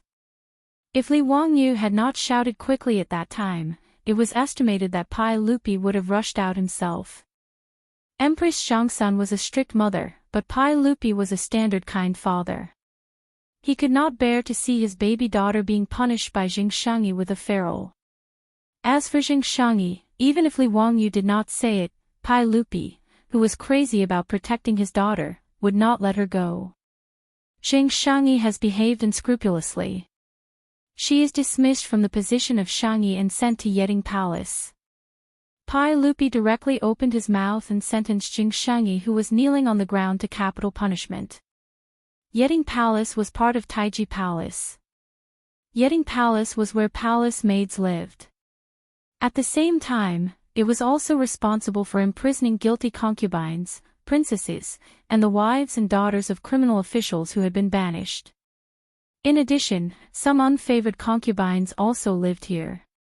The predecessor of Yeding Palace was Yonglane in the Western Han Dynasty. After the death of Liu Bang, Empress Elvi imprisoned the most favored Madame Qi here and let her pound rice every day. Finally, she sent people to make her into human swine. Later, Emperor Wu of Han changed Yonglane to Yeding Palace, which had been used until the Tang Dynasty. For female officials and palace maids who had made mistakes, Yeding Palace was a place where they could not see the light of day. Many wives and daughters of criminal officials would rather die than be sent to Yeding Palace. When Jing Shangyi heard Pai Lupi's words, she collapsed on the ground and wailed at Pai Lupi. "Your Majesty, please forgive me. For the sake of Madame Zheng of Xingyang, please forgive me this time. I won't dare to do it again. Huxian man, I was wrong. I apologize to her. Please ask your Majesty to forgive me." When Jing Shangyi did not mention Madame Zheng of Xingyang, Pai Lupi was even more disgusted. These rich and powerful families of the Tang dynasty were still making things difficult for him in the imperial court. How could Pai Lupi not hate them? Li Wangyu was too lazy to pay attention to Jing Shangyi. He did not say a word and looked on coldly. Guards! Drag her away. Send her to Yeting Palace to work. Pai Lupi did not want to listen to her wailing and directly ordered the eunuchs behind him. Immediately, several eunuchs came forward and dragged the wailing Jingshangi like a dead dog. They sealed her mouth and dragged her away. When Jingshangi's wailing finally disappeared, Li Wangyu felt that the anger in his heart had dissipated a little. Chapter 223.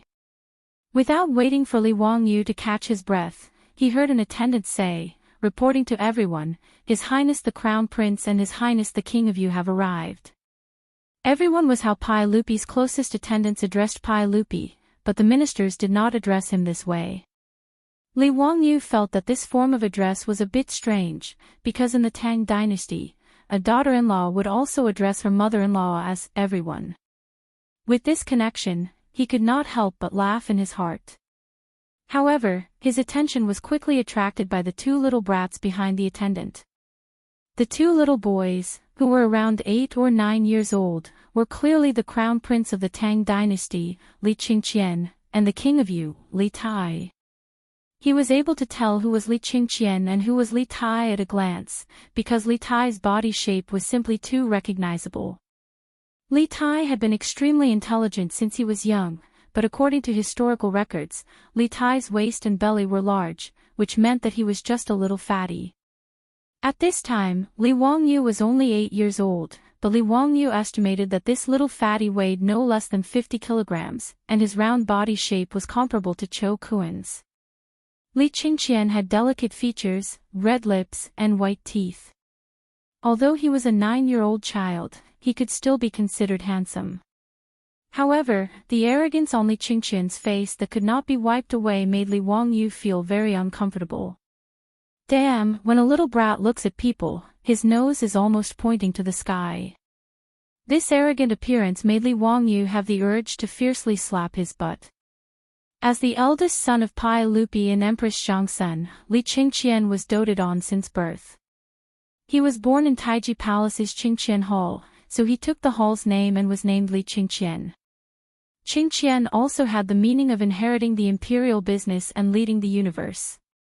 As the crown prince of the Tang Dynasty, Li Qingqian was naturally flattered by the attendants in the palace. In a short 3 years, his arrogance had already become a habit. Father, mother. When Li Qingqian and Li Tai saw their parents, their faces were filled with joy and they hurriedly went up to greet them. Pai Lupi smiled and waved at the two of them. Qingqian, Qingke, come over and greet your big brother Wangyu. Li Qingqian and Li Tai were both shocked. Where did this brother Wangyu come from? Was there anyone in this world who could be their brother?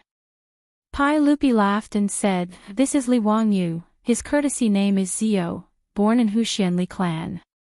Speaking of which, he is your brother, so he is worthy of you calling him elder brother. The Li clan of Hu County. Subordinate brothers. Pai Lupi's words made Li Qingqian frown. Although he was young, he knew about the Huxianli clan.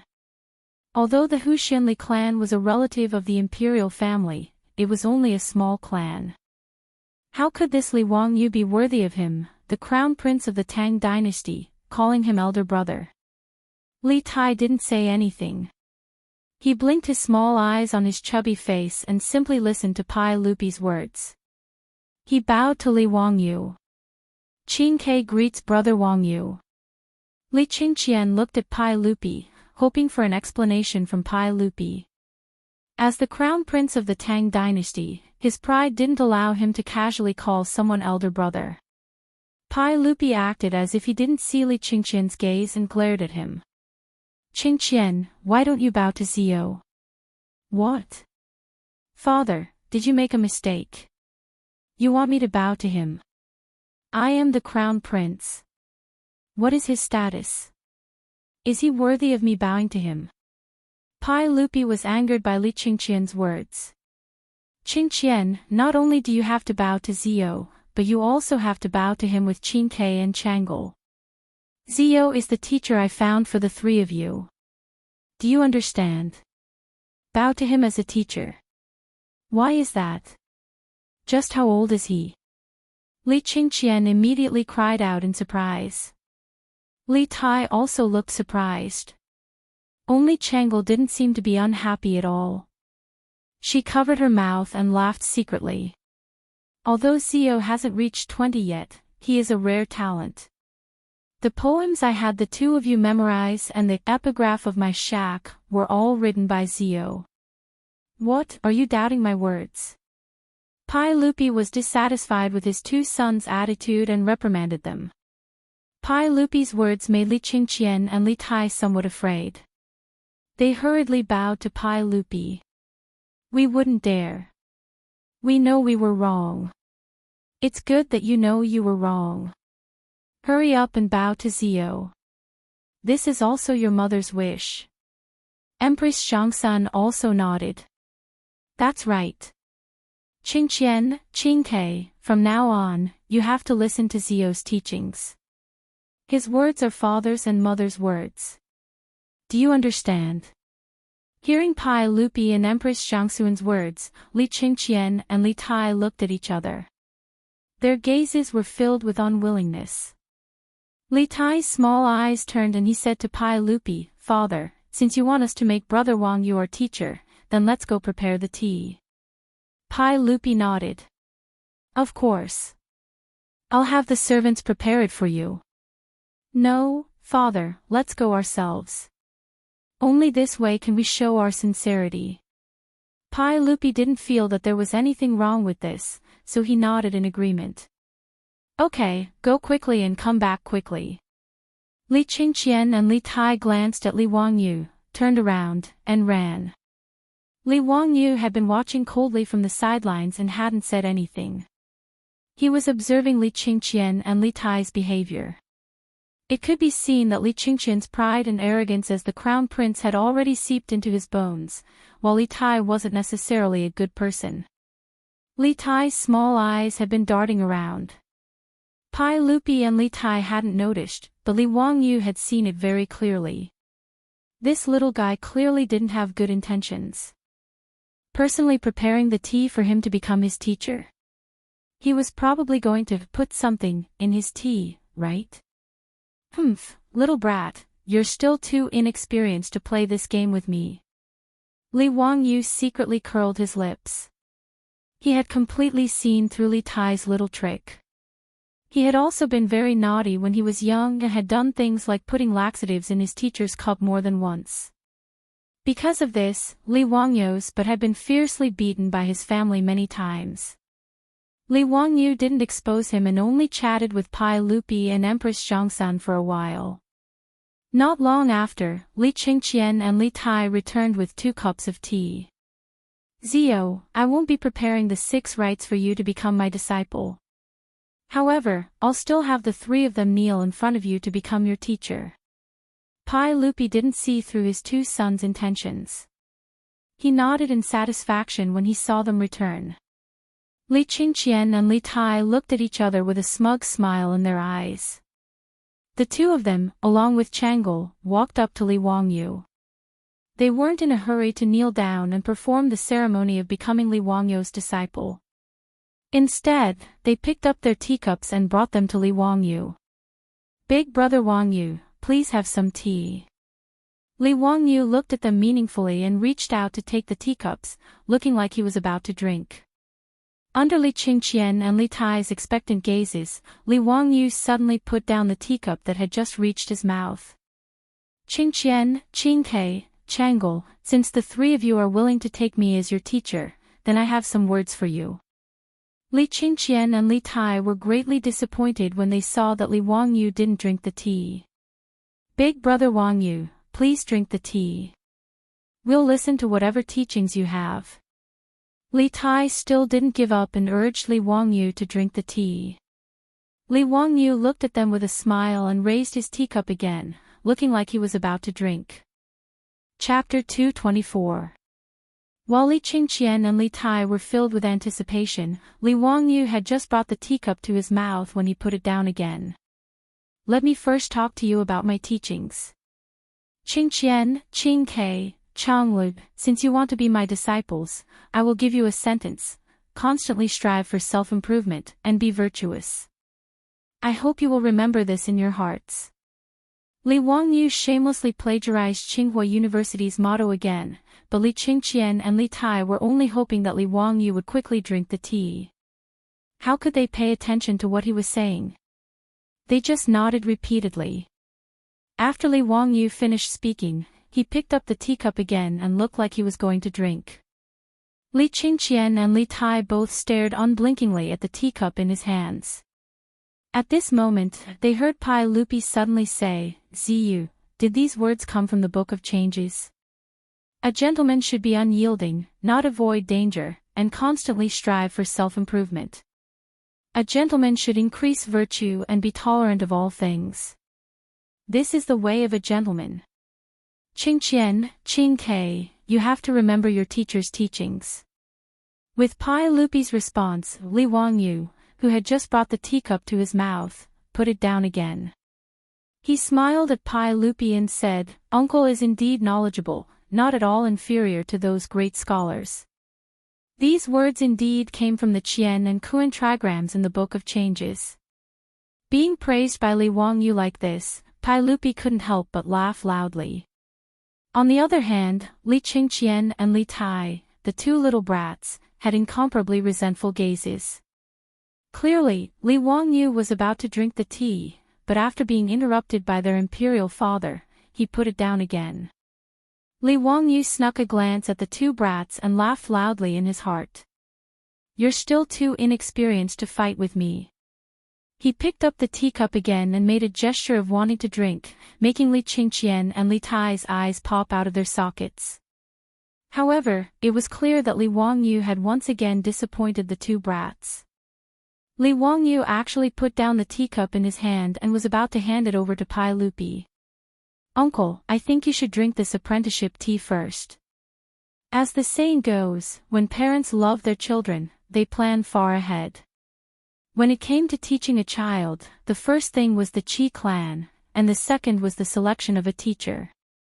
Qingqian and Qingke being so smart and quick-witted was all thanks to uncle and aunt. As a result, this nephew believes that the first cup of tea for the apprenticeship should be for Qingqian and Qingke to toast their parents as a sign of filial piety.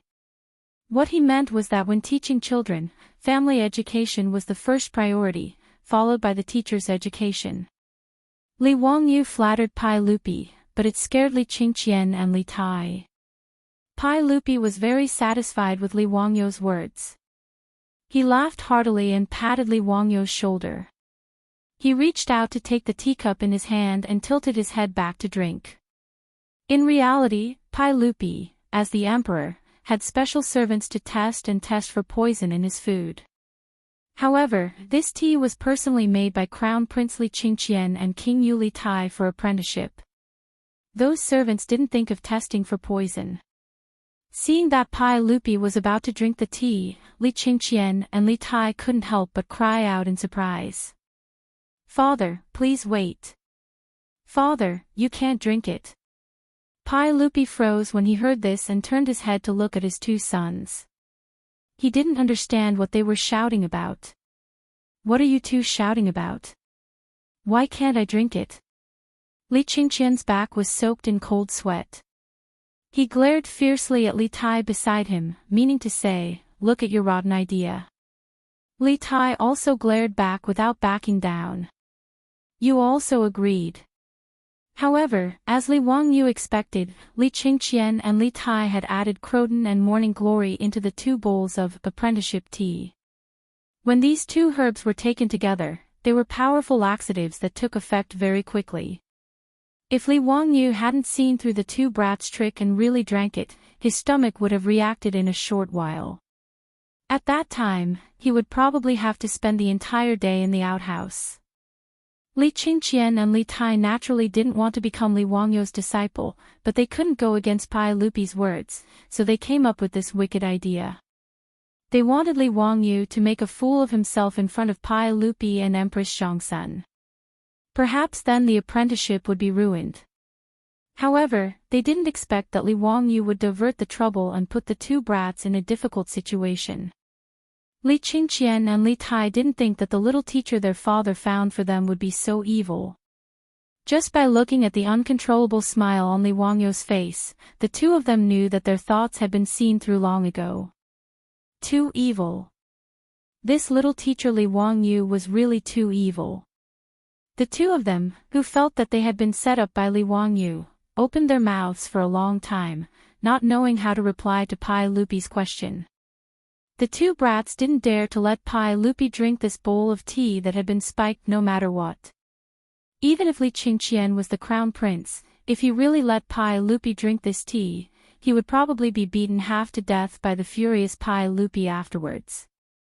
They also didn't dare to tell Pai Lupi that the tea had been spiked with laxatives. That wouldn't be good either, and they definitely wouldn't be able to escape a beating. Just as Li Qingqian and Li Tai were flabbergasted and didn't know how to reply to Pai Lupi's question, Li Wangyu couldn't help but laugh. Li Wangyu laughed and pointed at the tea bowl in Pai Lupi's hand. Uncle, the two of them probably mean that the tea is already cold and they're afraid that your stomach won't feel well after drinking it. It's better to let the two of them go get 2 more cups. Right, that's exactly what the teacher said.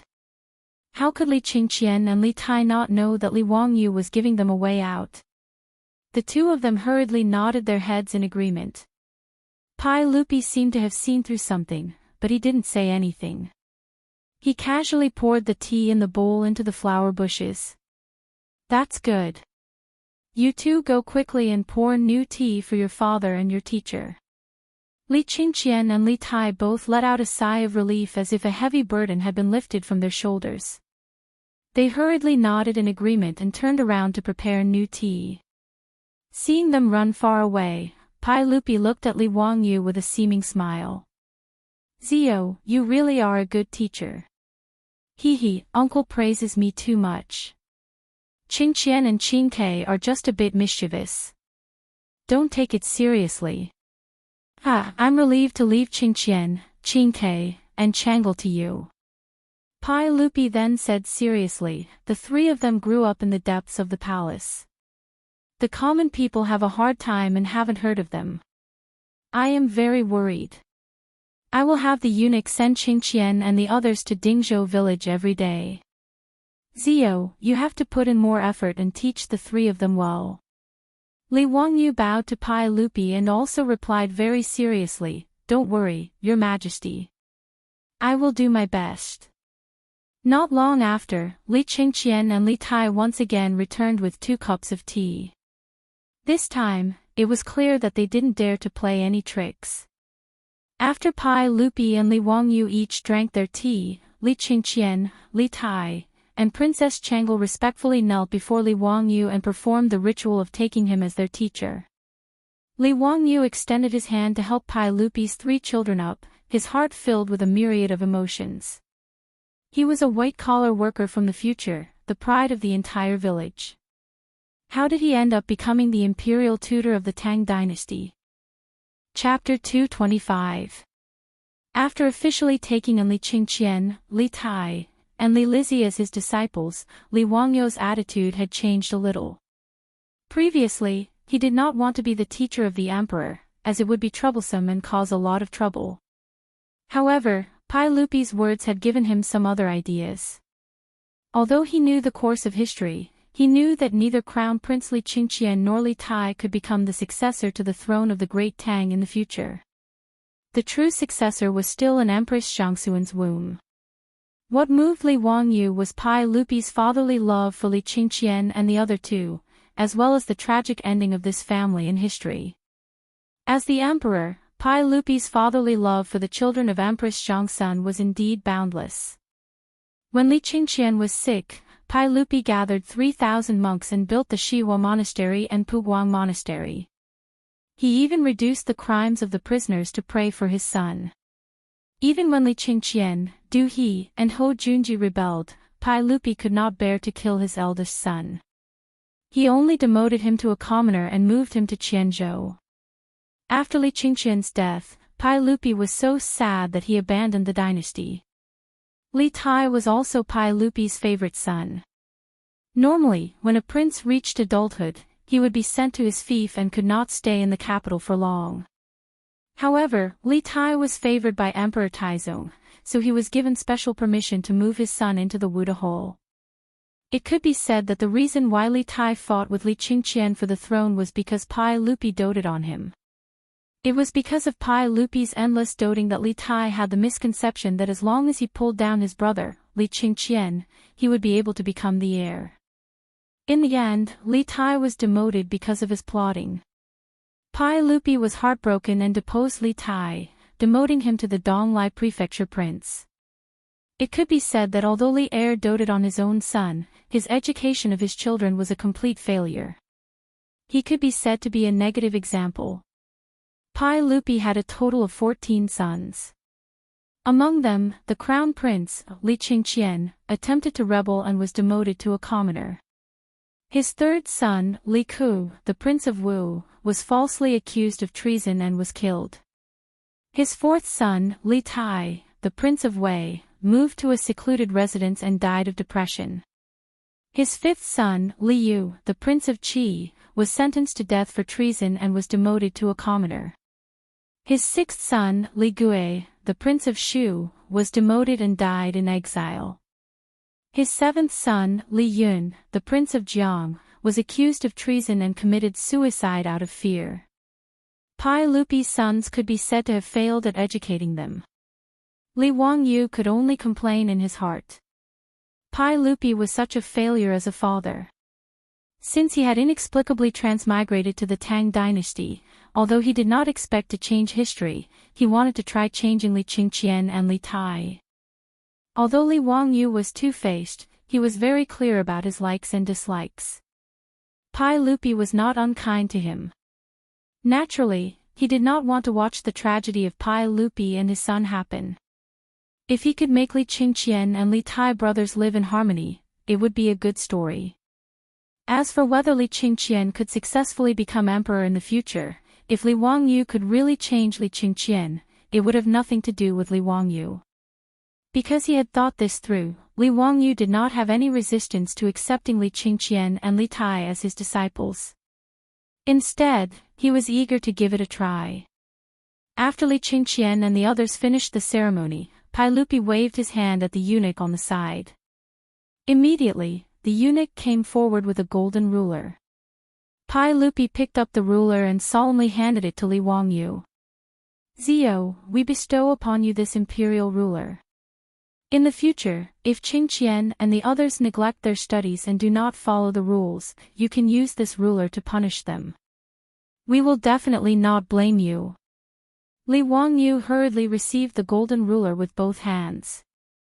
"Don't worry, uncle, I will definitely do my best to teach Qingqian and the others. I will definitely not disappoint uncle and auntie. With your guarantee, we are at ease." On the side, Li Qingqian and Li Tai's faces couldn't help but darken when they saw the imperial ruler. In the exchange just now, they could already tell that Li Wangyu was definitely not easy to deal with. Now that he had the ruler bestowed upon him by their father, wouldn't they be completely controlled by Li Wangyu in the future? Li Wangyu held the ruler in his hand and lightly patted his palm a few times. He gave the two of them a brilliant smile. But that smile made Li Qingqian and Li Tai both shiver uncontrollably. Seeing that it was getting late, Li Wangyu bid farewell to Pai Lupi and Empress Zhangsun and returned to Dingzhou village. Time passed in a flash. 2 days later, before the sun had even risen, Li Wangyu was roused from his bed by the old housekeeper, Li Heng. Today was the Lunar Imperial Assembly, and also the day of the Grand Luotian ritual in Taiji Palace. The Lunar Imperial Assembly was the morning court on the 1st and 15th of every month. The participants were the relatives of the princes and dukes, the civil and military officials of the capital who were 9th rank and above, the local officials who had submitted memorials to the court, as well as the guests from Fan Kingdom. Because the morning court was around 7 to 8 o'clock, Li Wangyu yawned and led Niu Wu out of his house in Dingzhou village. It was still dark. Now that he was the county man who founded the country, he also needed to participate in the Lunar Imperial Assembly. Moreover, he had an important task today, so he naturally had to participate in the Grand Luo Tian ritual. When Li Wangyu arrived in Chang'an City, the drum of dusk had just sounded and the illustrious Virtue Gate had just opened. When he arrived outside Taiji Palace, the light of dawn was gradually descending, and the green spring scenery of Taiji Palace could be vaguely seen. Fully armed soldiers in full armor, yellow flags, and various ceremonial guards were all over the palace. The officials who were attending the court were lined up outside the palace gate, waiting for the gate to open. There were hundreds of people in the crowd, but Li Wangyu was a little dumbfounded. Where should he stand? This was his first time attending the court, so he didn't know how to stand as the county man who founded the country. Just as he was confused, he heard laughter behind him. Ha ha ha, Zio, you also came to attend the court. Li Wangyu was speechless, and hurriedly turned to greet Qing Yao Jin. Nice to meet you, Uncle Qing. The arrival of Qing Yao Jin and Qin Qiong made Li Wangyu heave a sigh of relief. At least there was someone he knew, and he could ask where he should stand. The officials attending the court were divided into civil officials, military officials, members of the imperial family, and envoys from various countries. Li Wangyu was at a loss, and he didn't know how to stand. He had not regained his status as a member of the imperial family, so he naturally couldn't stand on the side of the imperial family. However, he didn't know whether he, the county man who founded the country, was a civil official or a military general. Li Wangyu raised his doubts to Qing Yao Jin and Qin Qiong, but Qing Yao Jin laughed. Ha ha ha, you can stand on the side of our military general. With me protecting you, no one will dare to bully you. Li Wangyu was speechless. This old hooligan, why did he make it sound like he was a gangster? Before he could speak, someone behind him said, Qing Jijia, don't spout nonsense. Zio will naturally stand on the civil official side.